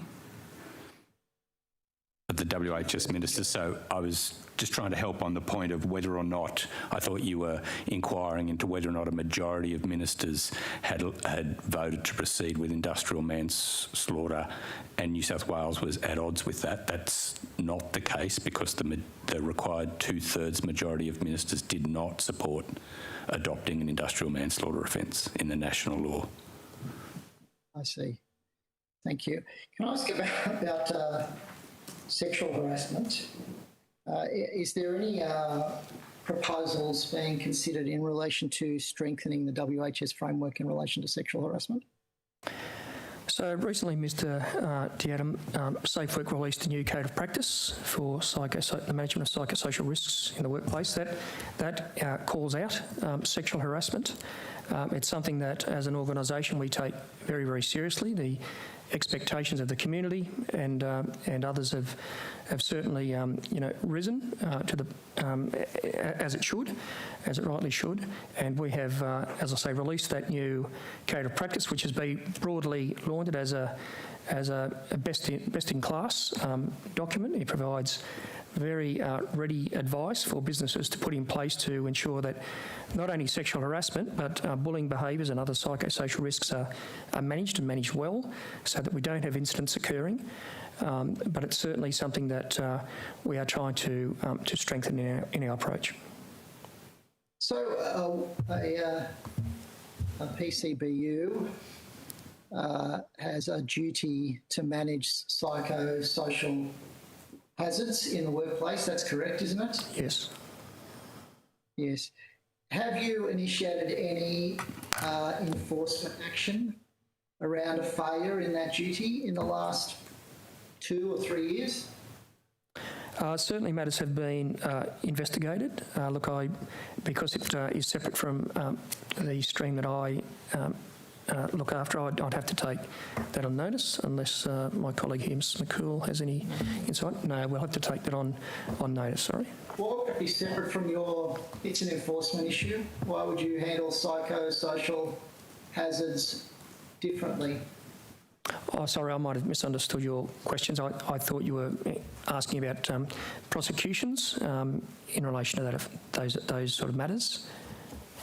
You were asking about general matters? Yep. Enforcement action? Yeah, sorry, it's probably our internal description of enforcement action for us means a prosecution pathway. So my apologies, but certainly when if we receive any request for service or complaints, if you like, in relation to any psychosocial matter, whether it's bullying or whether it's sexual harassment, we certainly take that very, very seriously. We're currently refining the processes that we have in place to obtain information from people who are raising those issues with us, so we can appropriately triage that and deal with that in the best way we possibly can. And that work is underway at the present time, and all based around our new code of practice.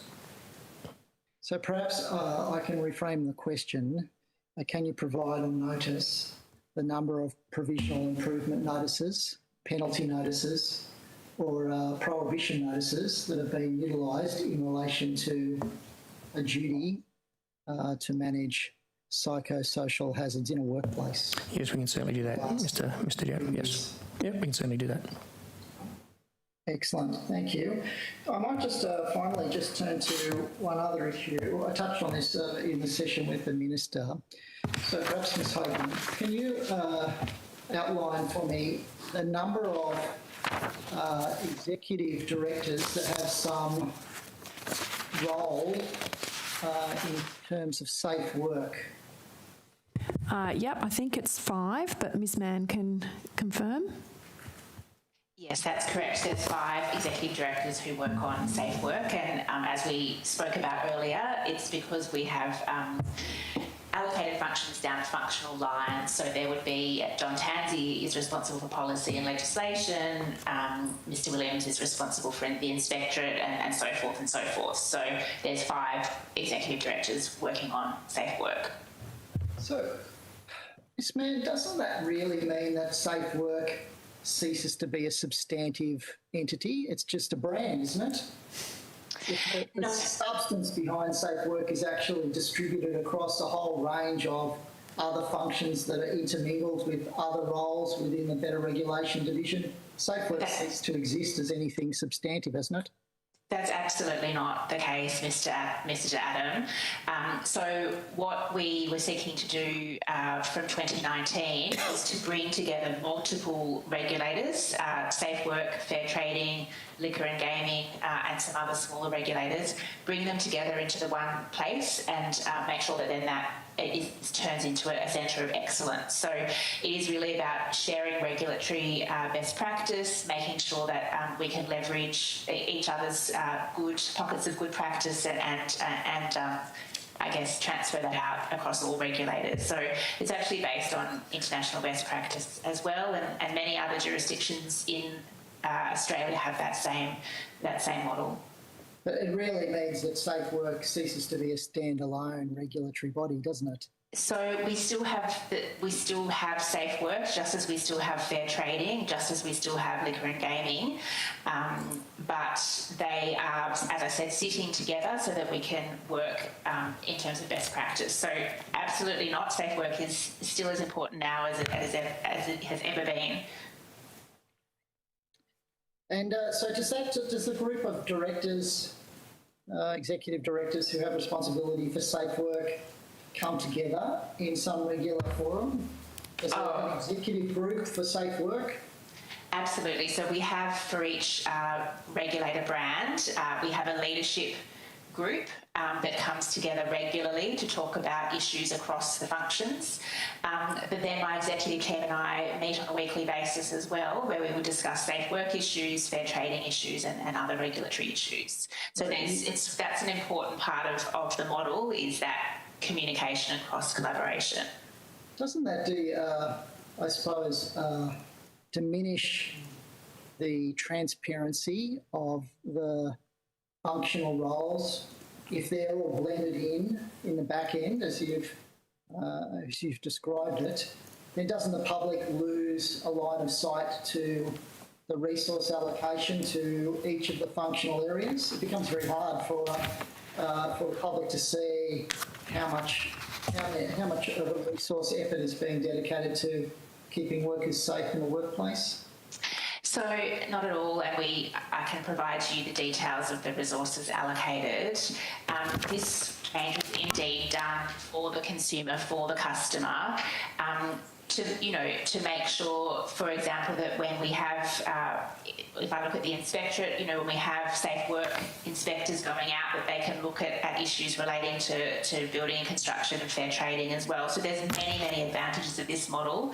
And as I said, it's based on national models and international best practice. Is that I think earlier you used the branding, the regulatory branding. Is that an official way of how this arrangement is described? It's a branding on the exterior, and the back end is something different? No, I think what I intended by that was to say that Safe Work is a well-known entity amongst the public, as is fair trading. When we developed this model, we did talk about whether we would, call it something different, better regulation or something like that, but we determined that, it was such a well-known name that we would retain it. And that's why. So that's what I intended by that. Are you saying that there was consideration given to getting rid of the Safe Work name? Look, I think when we were, this is not in my time, before my time, I think when we were pulling together the model, we were looking at what that model might look like, and the decision was made, obviously, to retain Safe Work and fair trading names. And Mr D'Adam, if I can just add that this has been in place since 2019.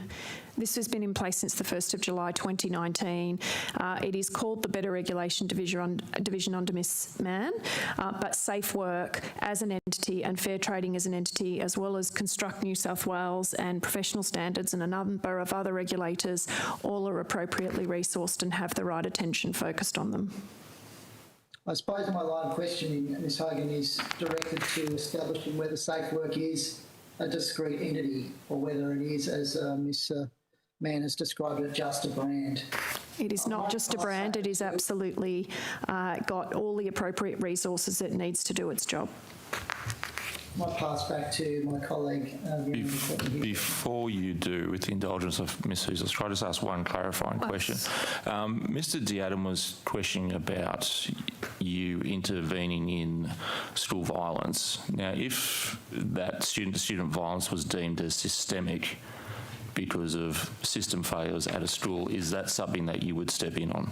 If there was repeated student-to-student violence and then there was a perception that it was being caused by poor management at that school level or systemic poor management, is that a space that you would intersect in? Look, certainly if it got to the stage where it was starting to create risks for workers, for staff, for the teachers and others in that workplace, that would be something we would look at. Okay. But as I say, and maybe I haven't painted the right example. If it was a few kids having a fight, certainly not something we'd be interested in. No. But if it became systemic to the point where staff were being put at risk, that is something we'd absolutely be looking at, yes. Thank you for that clarification.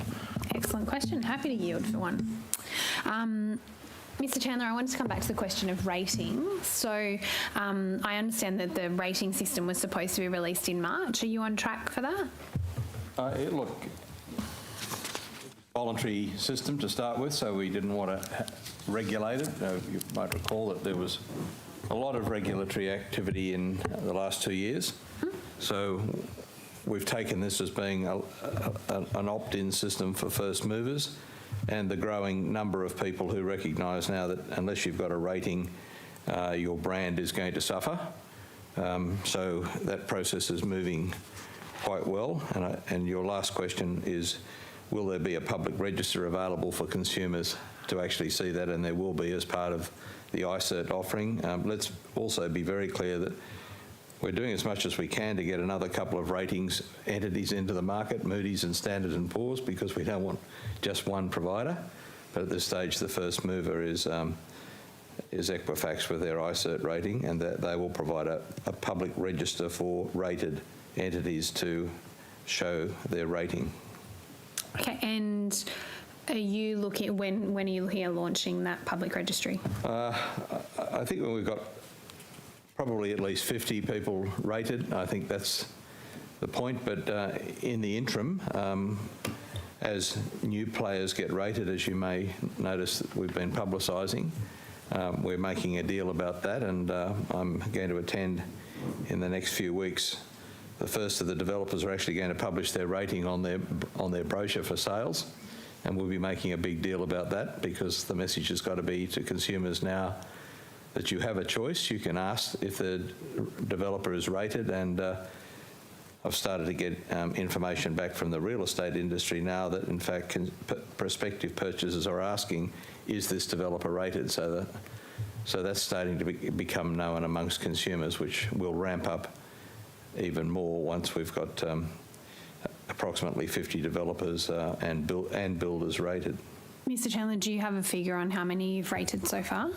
There's 30 in the process that are, I'm told, very close to being rated. There's a larger number that are just commencing, and it's quite a big issue for a firm to decide to get rated. As you may have heard, Helm Property report recently. Just they do put their whole business under the microscope, which is a good thing. The ratings focus on the character of the business, the capability of the business, the financial adequacy of the business to perform projects at the level of its financial and capability score.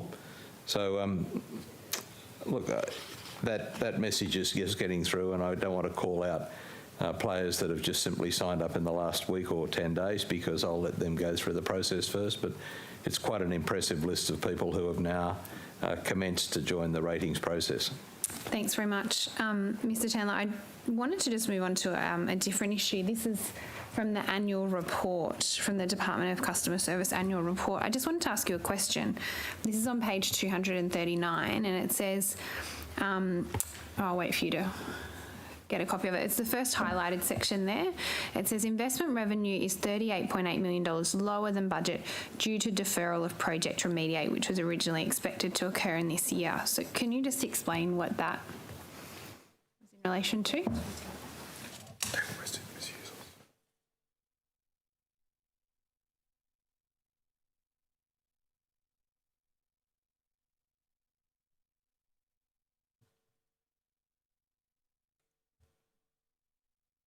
I'm going to take that on notice so that I can go back and talk to the financial people who put that in there. So if you don't mind, I'll take that on notice. There's no, Mr. Tansey, you don't have any information on that? No, I don't have anything to hand on the investment revenue. It does say it was a deferral, so I assume that it's an accounting timing thing, but I'll take it on notice. Yeah, okay, no worries. If you can just, I was just wondering whether there was some delay in Project Remediate starting or that had led to something.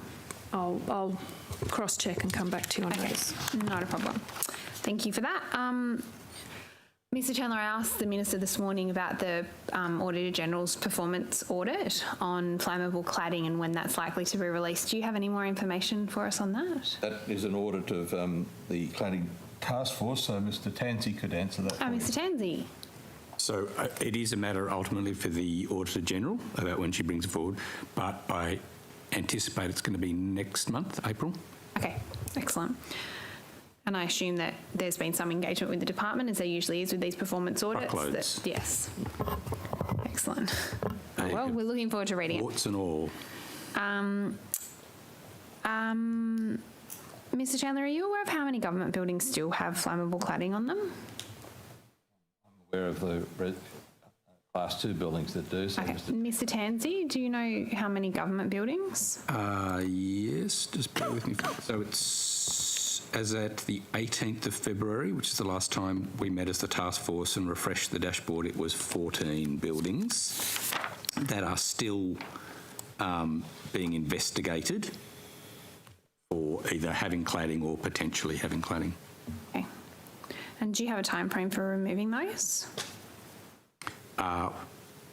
Not building by building that I have with me, but Can you take it on notice and just give me a breakdown of when you're expecting to complete those buildings? well, the task force doesn't complete those buildings. Each cluster in government is responsible for reviewing, identifying and then rectifying buildings if they need to. Perhaps you can provide me then with the 14 buildings and then just tell me which cluster they're in. So how many are in each cluster? Perhaps I should do it the other way around. Look, I'll take that on notice. As you know, we've been around the Maypole a number of times on not identifying individual buildings, so, but I'm happy to take that on notice and see what else we can provide you about. But in the same way that Mr. Chandler has provided the information about the suburbs of the buildings, I think it's appropriate to provide at least the clusters that they're in. I think that's happy to take that on notice. De-identified enough for us. Mr. Chandler, I wanted to ask about the OC audits. And can you just, I asked some questions about this on notice. I'll put them away again. Last time,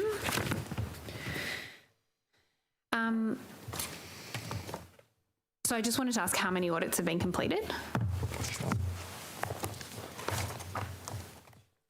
Glad you asked that question because we're making very good progress. So we've undertaken 127 audits since September 20. 44 of those have been completed. Sorry, 127 since September 2020, yeah. 44 of those have been closed out. Yeah. And we're projecting that we'll continue at 8 a month for the remainder of this year. And you may not be aware that we've also commenced another audit sequence as well on the Design and Building Practitioners Act. We're now conducting audits of the declared designs as they're loaded up onto the portal. Yeah. So this is very, very early in the project to test the robustness of the Design and Building Practitioner declared design audits. We've completed 5 of those, and the intention is to complete 5 a month going forward. So we hope to have 40 of those done this year. Now, these are very, very impactful because the firms that are involved in this actually have quite a large footprint in the residential design space, so it's actually getting that capability and awareness out across the industry very quickly. And could you just provide me, and I'm happy for you to do it on notice because I'm noting the time, just with some more detail about what's the actual process that you go through to do the audits? So the occupation certificate audit and the design audit. Yes, please. I'll provide you both the briefing documents on those. Oh, that would be very helpful. Thank you. Yeah. You'd be pleased, though, to know that of the design audits that have been done, I think it's more than 5. 1, 2, 3, 4, 5, 9, 10, I think it is. 9. 3 of them, sorry, 4 of them got green scores. They went right through. Great. And the rest were amber. There were no red, and none resulted in a project needing to be stopped until it was rectified. Excellent. Okay. Of those 127 audits, is it easy for you to produce them by a local government area where they've been conducted? We're not reporting them that way, but I suspect we can go back and do that, yes. Or by suburb? Could you do it by suburb? I think we can probably do it by LGA easier, if you don't mind. Sure. And we have another audit program also now being stood up. So we did the trial certifier audit program, and that yielded quite a lot of important upfront information. And so we're going to continue doing that. The area that now needs most attention is audits of the component certificates that form the basis of an occupation certificate.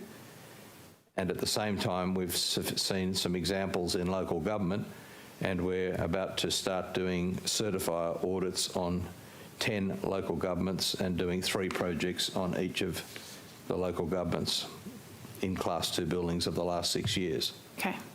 Sorry, can you just say those numbers for me? 10 local government we've selected 10. Yeah. We've done this in conjunction with local government, and I've also spoken to the unions involved in that so that there's no surprises. Mm-hmm. They're very welcoming of the exercise. So we've selected 10 as a pilot project, and they'll be issued a notice saying, advise us of all of the Class 2 buildings that you've been the certifier on for the last 6 years.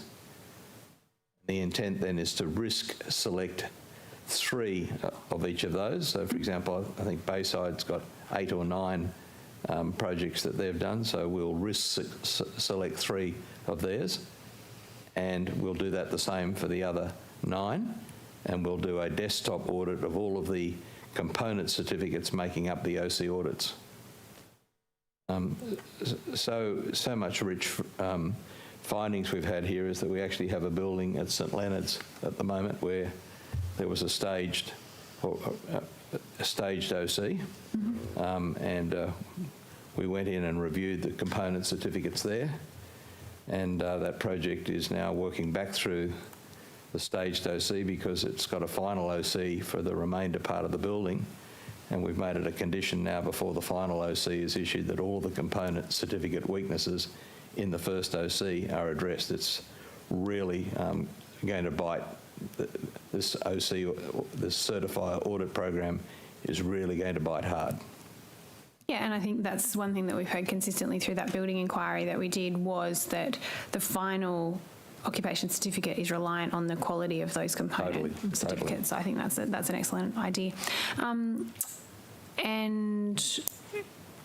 In terms of the consequences of those, what have you issued any orders? Have you issued any follow-up action? How are you chasing down the people who were identified as amber? So with the design and building practitioners order, what happens is they then get a report of the things that they have to fix. Don't forget, this is really early in the stage.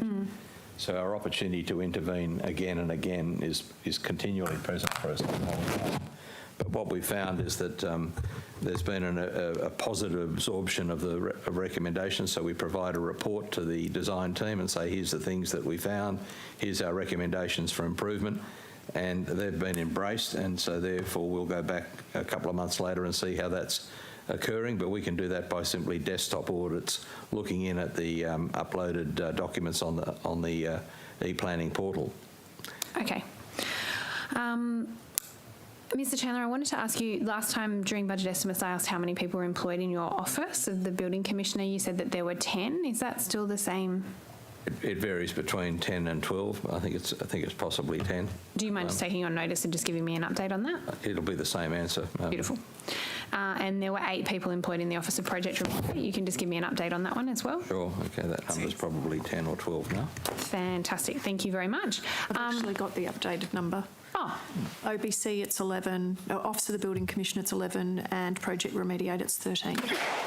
Okay, and that excludes boots on the ground that often sit with, the inspectorates that sit with Tony's team, but the actual office itself, it's 11 for David in the Office of the Building Commissioner and 13 for Project Remediate.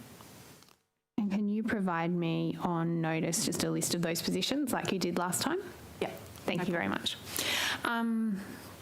Okay, I'm just going to move on to a couple of issues that I raised this morning with the Minister. The first one being around the licensing disclosures. So this is something, just to give some context, that's been raised frequently with me, is that by particularly by constituents who have ended up with dodgy buildings and they feel that they've done the right thing, they've checked out the Fair Trading website, yes, they are a licensed tradesperson, but they've found out subsequently that there were issues with their licence. So that might be that it was suspended or there were conditions placed on it.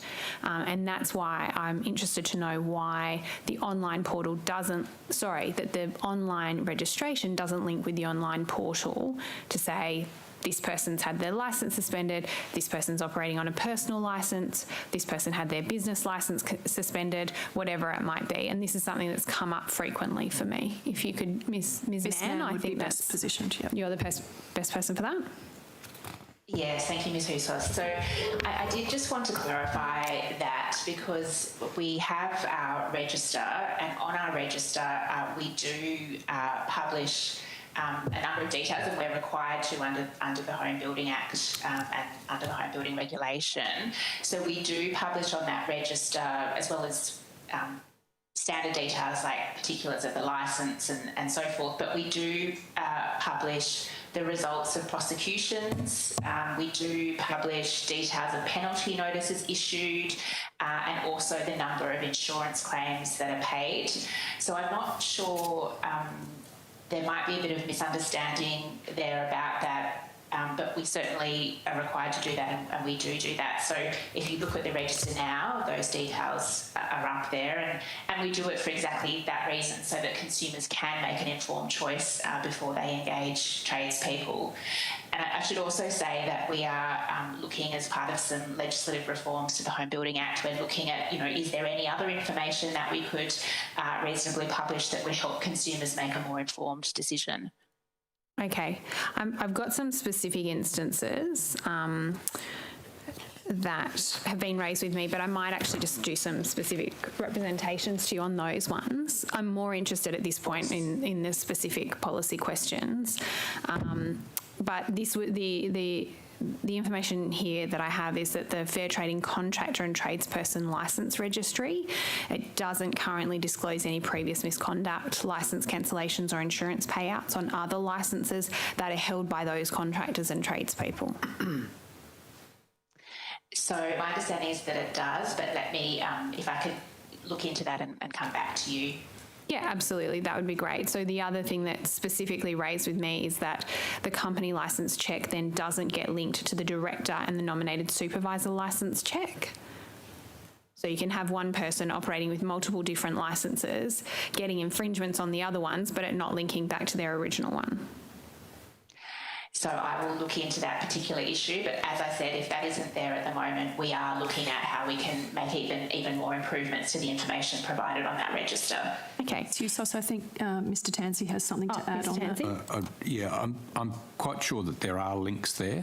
Okay. So, I mean, somebody who, for example, a nominated supervisor who holds that licence in their own right, you can click through to them and find what they're related to. So it does require a bit of clicking through, but we do endeavour to make all those links actually embedded so that it's fairly easy intuitively for people to follow through and see who the new nominated supervisor is, see who else they're attached to, and see the record of whether it's the entity or them as an individual licence holder. So I've got a few specific instances, but like I say, I'll do some separate representations too.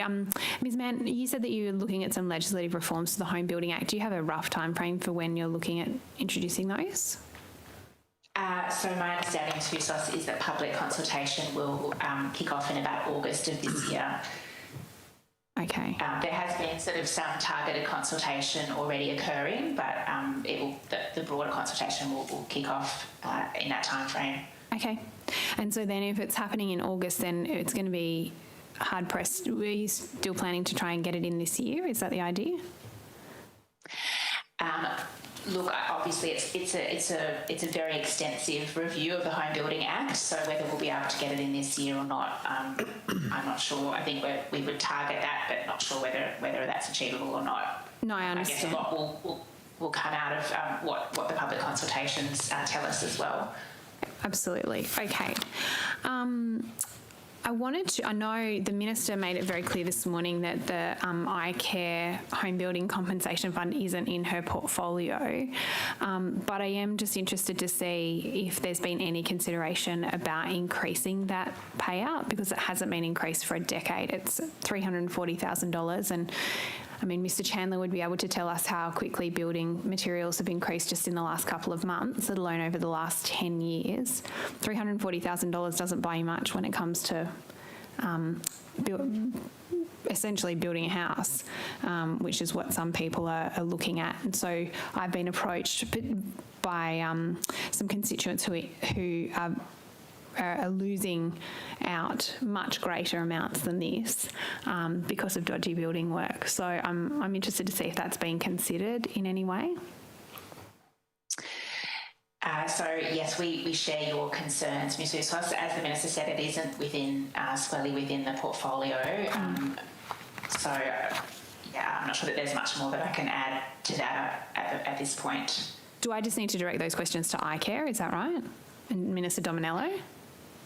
Minister Dominello has CIRA, the State Insurance Regulatory Authority, but iCare sits with Minister Tude, I think. But I think the Minister for Customer Service jointly administers the Building Act.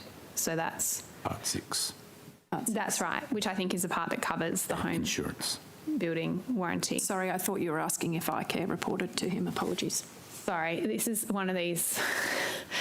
detailed questions. So perhaps even if it can be taken on notice about where I should be directing those inquiries and who's the Minister responsible, that would be quite helpful. No problem. We are trying to work our way through the administration of acts and the new arrangements. I just have a few more questions. I'm not sure. Oh, Anthony's jumped off, so it looks like I've got the floor to myself. I've lost my... Ms Mann, I wanted to come back to this issue of the prohibition orders for apartment buildings that are currently for sale. What's the follow-up work that's being done? Thank you. So I'm really pleased to say that I think since last time we were in this place, we have done significant work on that, Ms. Housos, and what we are now doing is every week we do a scrape of all the ads in buildings that are subject to those orders, and then that data set goes to our investigators who contact the real estate agents and make sure that they are aware of their obligation to disclose to prospective purchasers. So that's a really sort of focused effort and a weekly effort to make sure that occurs. And then what we are looking to do is to go back, in a couple of months' time and do an audit, a desktop audit of those agents and ensure that has absolutely occurred. Those real estate agents, if they haven't done that, do face a maximum penalty of $22,000.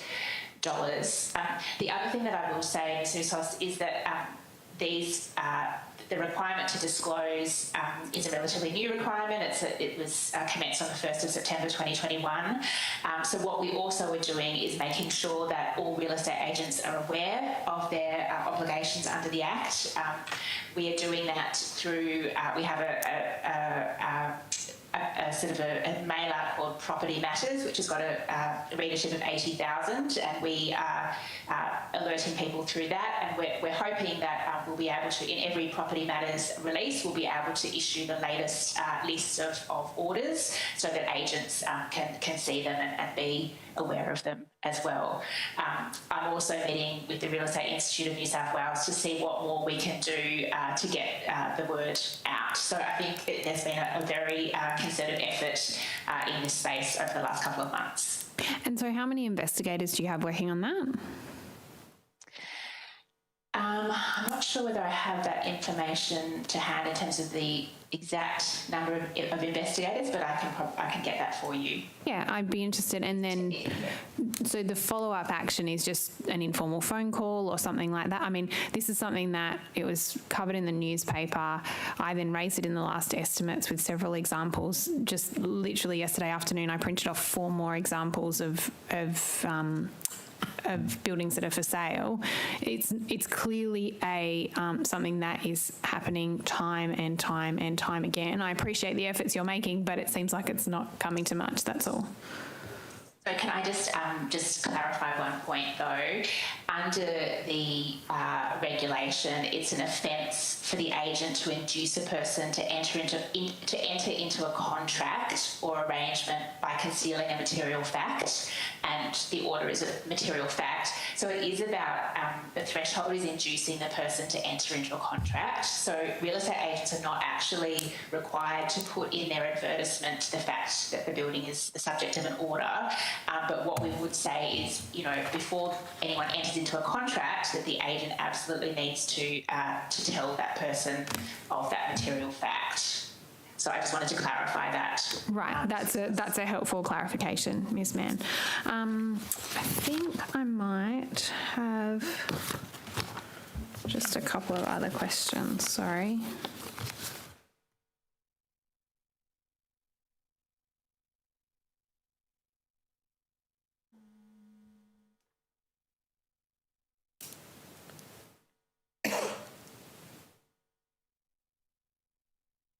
Yeah, I just wanted to ask Ms. Hogan if you had any further details on this decision not to participate in the class action on flammable cladding. I understand this is a long-running issue, and I understand what was said this morning about it being a DPC decision. Can you give us any insight into that? I don't have any further information personally. John, did you have anything else to add? No. I have a recollection that there's actually been 2 class actions considered over time. So which one are you referring to? There's one that's still underway, is my understanding, that's lodged. It started several years ago and it's underway. This is the one that the Queensland and the South Australian governments are party to. So if it's the same one we're talking to, I think it was a specific class action against a couple of product manufacturers around correct. Particular products. Yes. Some consideration was given at the time to the state being a party, and there was a decision made not to participate. There was some analysis done at the time, including around whether or not that product was present in a problematic way on any or significant numbers of state-owned properties, and so that we'd have that interest, as a property owner. But at the end of the day, the decision was made at DPC level that, we would not be participating. Okay, because my understanding is that there are two avenues open to the government, which is that they could pursue it as a property owner, you're right, but also as someone who would be potentially liable for the fact that the cladding was on buildings. So there was as a property owner, but then also there was as a regulatory authority. So there was two opportunities that were available. The decision was made on whatever grounds that the state wouldn't participate. Can you just take on notice when the decision was made? Yes. Can take it on notice. And then if there is any further details in terms of why that decision was made, that would be it was before my time. I'm not familiar with it, but we'll take it on notice and see what we can find out. I appreciate and again, that. it wasn't a decision by this it was a cluster decision or by a portfolio, different so there cluster, might be a so limit to what we really I appreciate that, but anything that you could provide to me would be helpful. I think I'm getting close. Let me just see. Mr. Chandler, you'd be aware of the UK government's new online service to track remediation of high-risk buildings. Were you aware of that one? Yes, I follow many of the things that are going on in the UK, but some of them don't turn out to be much. So you start off with that's interesting, and then suddenly you don't hear any more. I'm all badgered by them asking us what we're doing these days. So I can't give you a blow-by-blow, though. You're not investigating doing something similar? No. Okay. Ms. Mann, from a fair trading perspective, from a consumer awareness perspective, you're not pursuing looking at something like that? So it's something that David Chandler and I will talk about, but no, not at this current time, Ms. Housos. I was going to say, just from what I've seen in the UK announcements to just a material point of difference, a very significant amount of the issue in the UK is public housing. It's public housing towers, as Grenfell was. So their management and their relationship to a lot of the residents is quite different. Happily for us, we don't have cladding on social or public housing in New South Wales, so we have a slightly different view. So I think that's relevant to how they're dealing with very significant numbers of residents in affected buildings as well.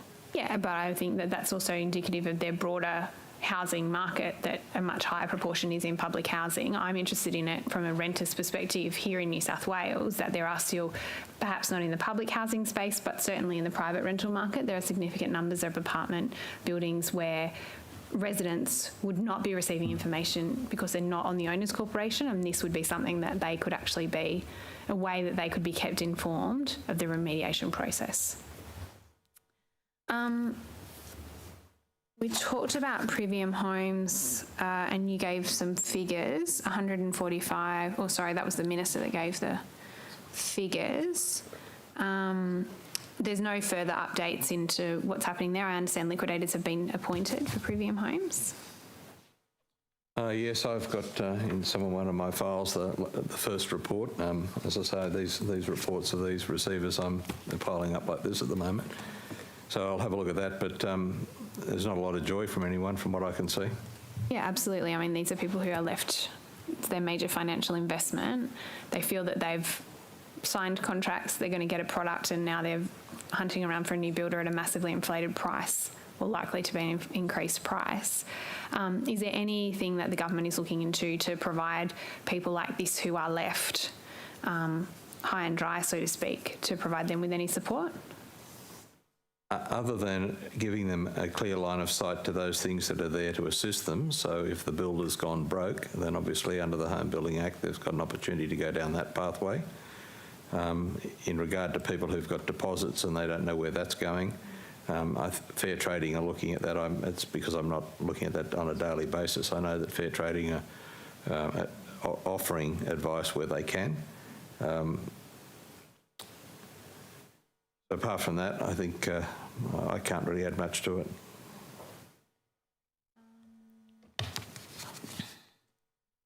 I just wanted to ask, a couple of final questions around building manuals and to see what the latest was there. I know that that's a process going through the National Building Ministers Forum. Okay. I note the pass to Mr. Tansey from Mr. Chandler. Are you able to just tell me do we have an estimated time of when that's likely to be coming into effect, and how is that going to interact with the e-portal? So the Commonwealth, the work that came out of the Building Conference report at the Commonwealth level ended up in a model, or resource paper essentially for states and territories to look at around what a building manual could include. There's been work predating that in New South Wales on the concept of a building manual, and some of it also recently came up in our most recent work on fire safety, led by Michael Lambert. There's no imperative or deadline coming out of the national work, but getting towards a building manual is absolutely one of our objectives as part of the building reform in New South Wales. And yes, logically, in this day and age, you would do it digitally and integrate it with some of the documents that are potentially also going to the portal. I'm getting some feedback, I'm sure you would be getting some feedback, that the e-portal can be quite slow, cumbersome, difficult to work with. Are you looking at ways of improving that?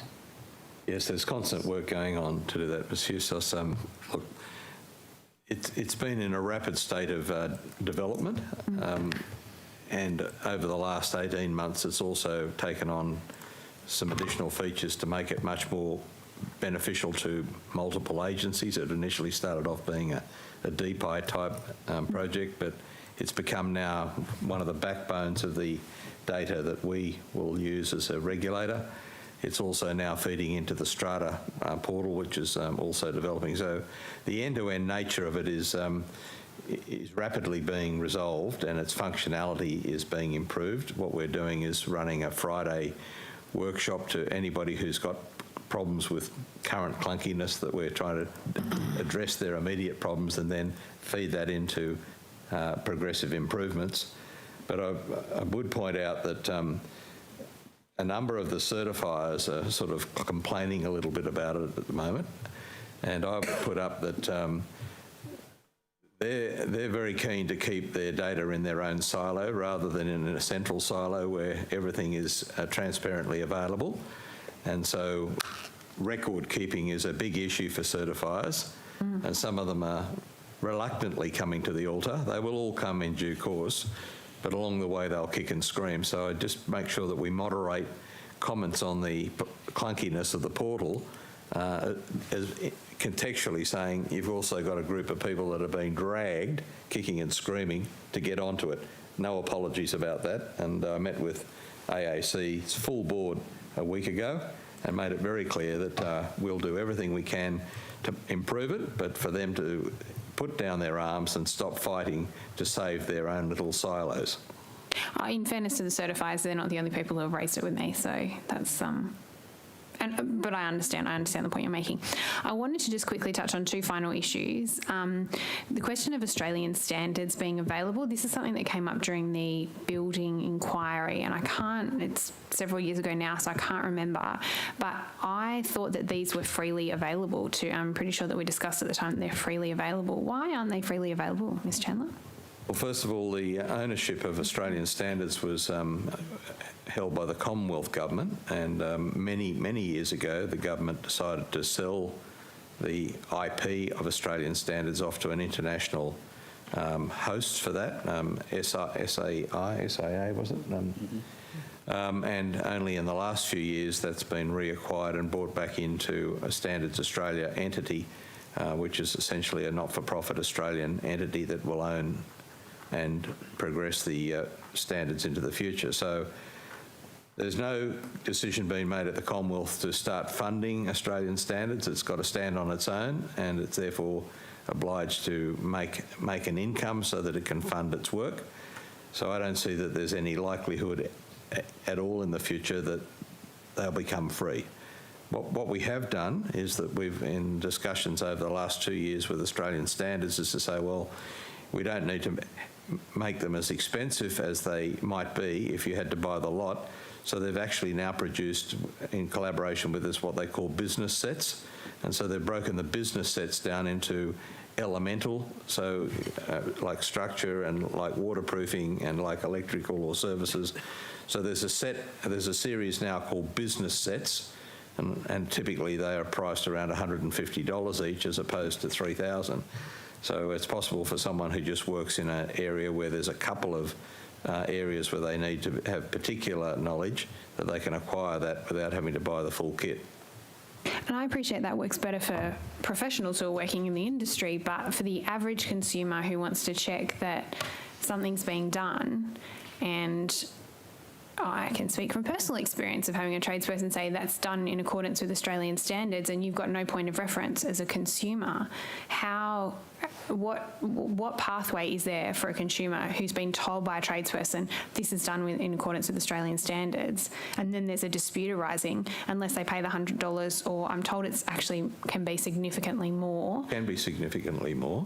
And they're obviously not in a position to be paying that for a one-off dispute with one particular tradesperson about one particular thing. What advice would you give to someone there? Well, first of all, it's a Commonwealth decision. I'm not looking to sort of flick it back over the fence, but there's no prospect of us changing that position. So we've been looking at finding ways of seeing what consumer opportunities there might be to do that. So there's potentially some work being done to look at, can you acquire rights to the standards when you get your builder's licence? And that would possibly pick up homeowner builders' licences. So again, we're trying to pick up these, what I would call hurdles where people who need to be informed are not rushing to being informed. I've been doing some work with the major hardware materials providers as well, because I have shadow shopped at their stores to go through and have a look and see what products are on the shelves that are being sold, that what we would call are suitable for the hobby market as opposed to the house building market. And I don't want to name any particular organisation, but it's been... You have parliamentary privilege, Mr Chairman. Well, I know that, but I think at this stage that I'll let goodwill prevail on the basis that perhaps I could use that privilege next time. So, all right, but what we are, one of the large ones is actually systemically going through their products to make sure that they can identify more clearly now those that comply with Australian standards. The next thing that I'll want them to think about is relocating the hobby product away from the compliant product so that you don't have a price decision at that point, because things like subfloor membranes, there's a price difference of up to 3 times. So if you were sitting there looking, I need a subfloor membrane, you know which one they're going to take. I think we've got to break that nexus as well. We'll keep working on it, and hopefully within the year we can report to you that we've made good progress. But what's the advice that you would give to someone in that particular situation? Well, when a home builder, and that's where the main area of risk is that people who have a home building licence perhaps don't build in accordance with Australian building standards and don't use Australian accredited materials. The embedded problem from that is that those houses then are constructed that aren't in accordance with the Building Code of Australia, and a subsequent purchaser unwittingly might buy that product thinking it does. It's a piece of work that's got to be done, and in the next 6 to 12 months I'll do some more work on it, but I think we've been tackling enough edges of the ocean at the moment. No, I appreciate that. I just think that part of this is about protecting the consumer, and part of that is actually arming them with information. And even if, and this is my question, they go to my questions around the licensing as well, if the consumer doesn't have the access to the information, if it's behind a paywall, it's just another disincentive for them. It just gives them another opportunity to not to be informed, even if they're trying to do that. And I just encourage you to continue to look at that. Look, ideally what I have in mind is that the major merchants actually have a free accessible copy of the Australian standard at the retail desk, so that in fact no one has to own it, other than they just make it available as a customer service for people who are buying materials to say, that's what the Australian standard says. That's where we progressed it to. We have left that conversation alone for about 6 months simply because of COVID. It's just, the other thing I was going to say is people can come to fair trading and ask for assistance on that. For example, in our building disputes and inspection service, inspectors will visit properties that are subject of disputes. One of their roles is to provide that kind of independent advice about the quality of work, including where there's a question of whether or not it complies with standards, and even if it's below the level of standards, they're still guided by standards and tolerances. So it's something that consumers can come to the agency about. Can you just tell me on notice how many inspectors you have for that particular role and where they're located in New South Wales? And maybe how many inquiries they got in the last financial year? That would be helpful as well. Yeah, it's generally a matter of the formal disputes that go to them, which are usually in the couple of thousands a year, but we can take the exact numbers on notice. That would be helpful, thanks. And any other context that helps me understand what, how they're able to help people. Mr. Chandler, just coming back to the question of the occupation certificate audits, I asked some questions last time about interim occupation certificates. Now I understand that they're not enforced anymore, they're not allowed to be enforced anymore. I think the changes went through in 2019, but what work is your office doing to try and chase down these interim occupation certificates that are in place? It's still possible to have staged occupancy, so let's be clear about that. So, for example, if you were a developer and you were building, say, 3 or 4 towers on a podium, for you to have a staged occupancy of the first tower and then the subsequent tower. So the interims, they're gone, and we still are seeing a couple that still feel as though they're able to sail home on the past legislation where we have to disabuse them of that. So we're finding some of those, but not many. But we are working with industry now to be very clear about how we should set up staged occupancy, and the Designer Building Practitioners Act is actually exposing that quite significantly in the conversations we're having with designers as to when do you get to a point where, for example, you might decide what version of the BCA will apply to all of the towers as opposed to just the first one. Well, we've now resolved some positions on that, which we'll put out very shortly to confirm that. But we've reached a very practical way of doing that so that we've taken away the uncertainty of when is the building code going to apply. Some feel as though it was when the first CC was occurring down in the basement. We're saying, nah, it's way beyond that. So we want to lock in the Building Code of Australia now at typically the highest point of either the ground floor or the first podium from which the buildings will spring. So a lot of work that's being resolved is coming from the audits of the Designer Building Practitioner Act, which you'll see those clarifications in the next couple of months will really improve the situation.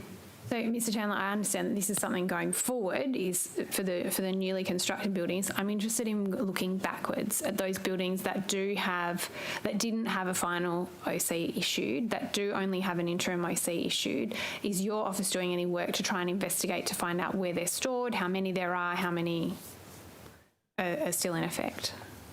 We'll be able to scrape the portal for that information where it exists, but unfortunately there's quite a large number of interim occupation certificates out there at the moment that don't have very many prospects of becoming a final. So, I've got a project here at, which I can't hand you the details up, but it's at Wallay Creek where both the developer and the builder have deregistered themselves, and all there is an interim occupation certificate, and we have also deregistered the certifier in that case. And I'm dealing with another one at the moment where the builder went insolvent before the job was finished. The developer took over the workforce and paid the workforce, but didn't realise he needed a builder's licence to do it. We've got that before the OC, so there's a bit of pain and suffering to go for this particular developer, but it's giving us a really good profile of what are the failings in the financial area that lead to these blockages for these final OCs. Where a certifier has lost his accreditation, like, say, Vic Lilly or Stan Spiro, it's unlikely we're going to get another person to come in and be the PCA to issue the final, as we found out with a couple of projects we're looking at in the ride area where the ride council is saying, no, we don't, even though the legislation says we must do it, they won't do it. So some big issues there. Yeah, I understand that you've got specific issues, specific examples that you're working through. I'm interested to know whether you're going back, and I'm pleased to hear that you're trying to scrape that data from the e-portal, but a lot of these, my understanding is that these interim OCs would actually be lodged with councils. Is that correct? Well, yes, that's what I'm saying. It will be very hard for us to pull together a comprehensive picture of what's out there, to be frank with you. Okay. And in terms of the efforts of your office, they're mainly on those specific examples that are either raised with your office. Is that the idea? Yes, that's giving us a line of sight to the sorts of issues that are out there, and I'm not sure it's at this stage going to help us identify how we could go and get a better line of sight than we've currently got. We've got a couple of initiatives in mind, which as soon as they're able to be announced, that may help as well. Okay, well, I look forward to hearing about those. The final issue that I just wanted to raise was, again, coming back to arming consumers with information. I understand that I think it's the Victorian government have produced some apartment buying guides, just providing information for people who are looking at purchasing properties. Is this something that the New South Wales government is looking at? I understand there's been some approaches. I was just interested to hear where you're at with those. You've been approached by a very active person who markets their services in this space, and I've got to say that we won't get into a contest over it, but some of the assertions that are being made are ones that are based on research. We believe that the research that's been done is more a marketing survey than it is actually research, but you can actually form your own view.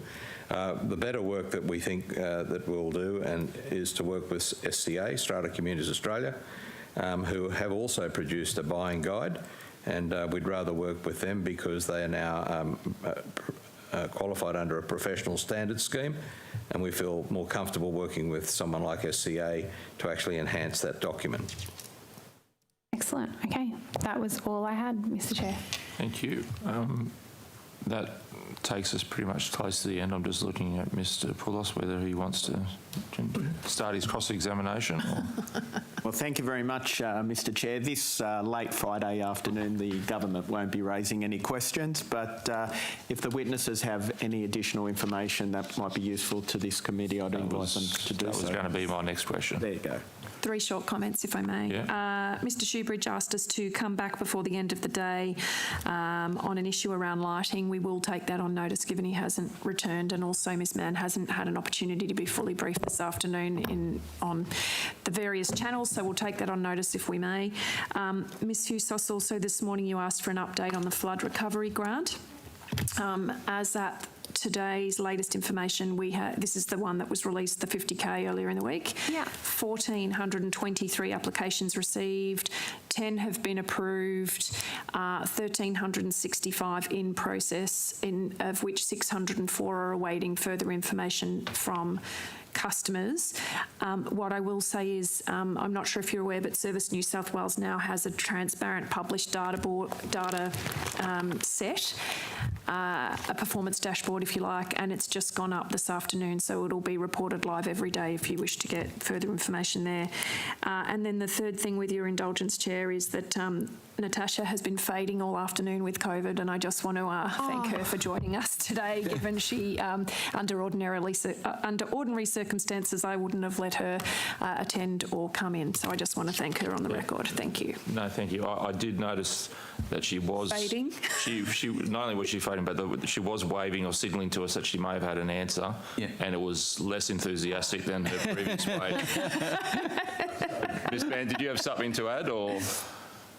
Thank you, Chair. I just did want to come back to Ms. Housos, who had asked me how many inspectors there were working on property and real estate. Oh, yes. The answer to that question is 16, Ms. Housos.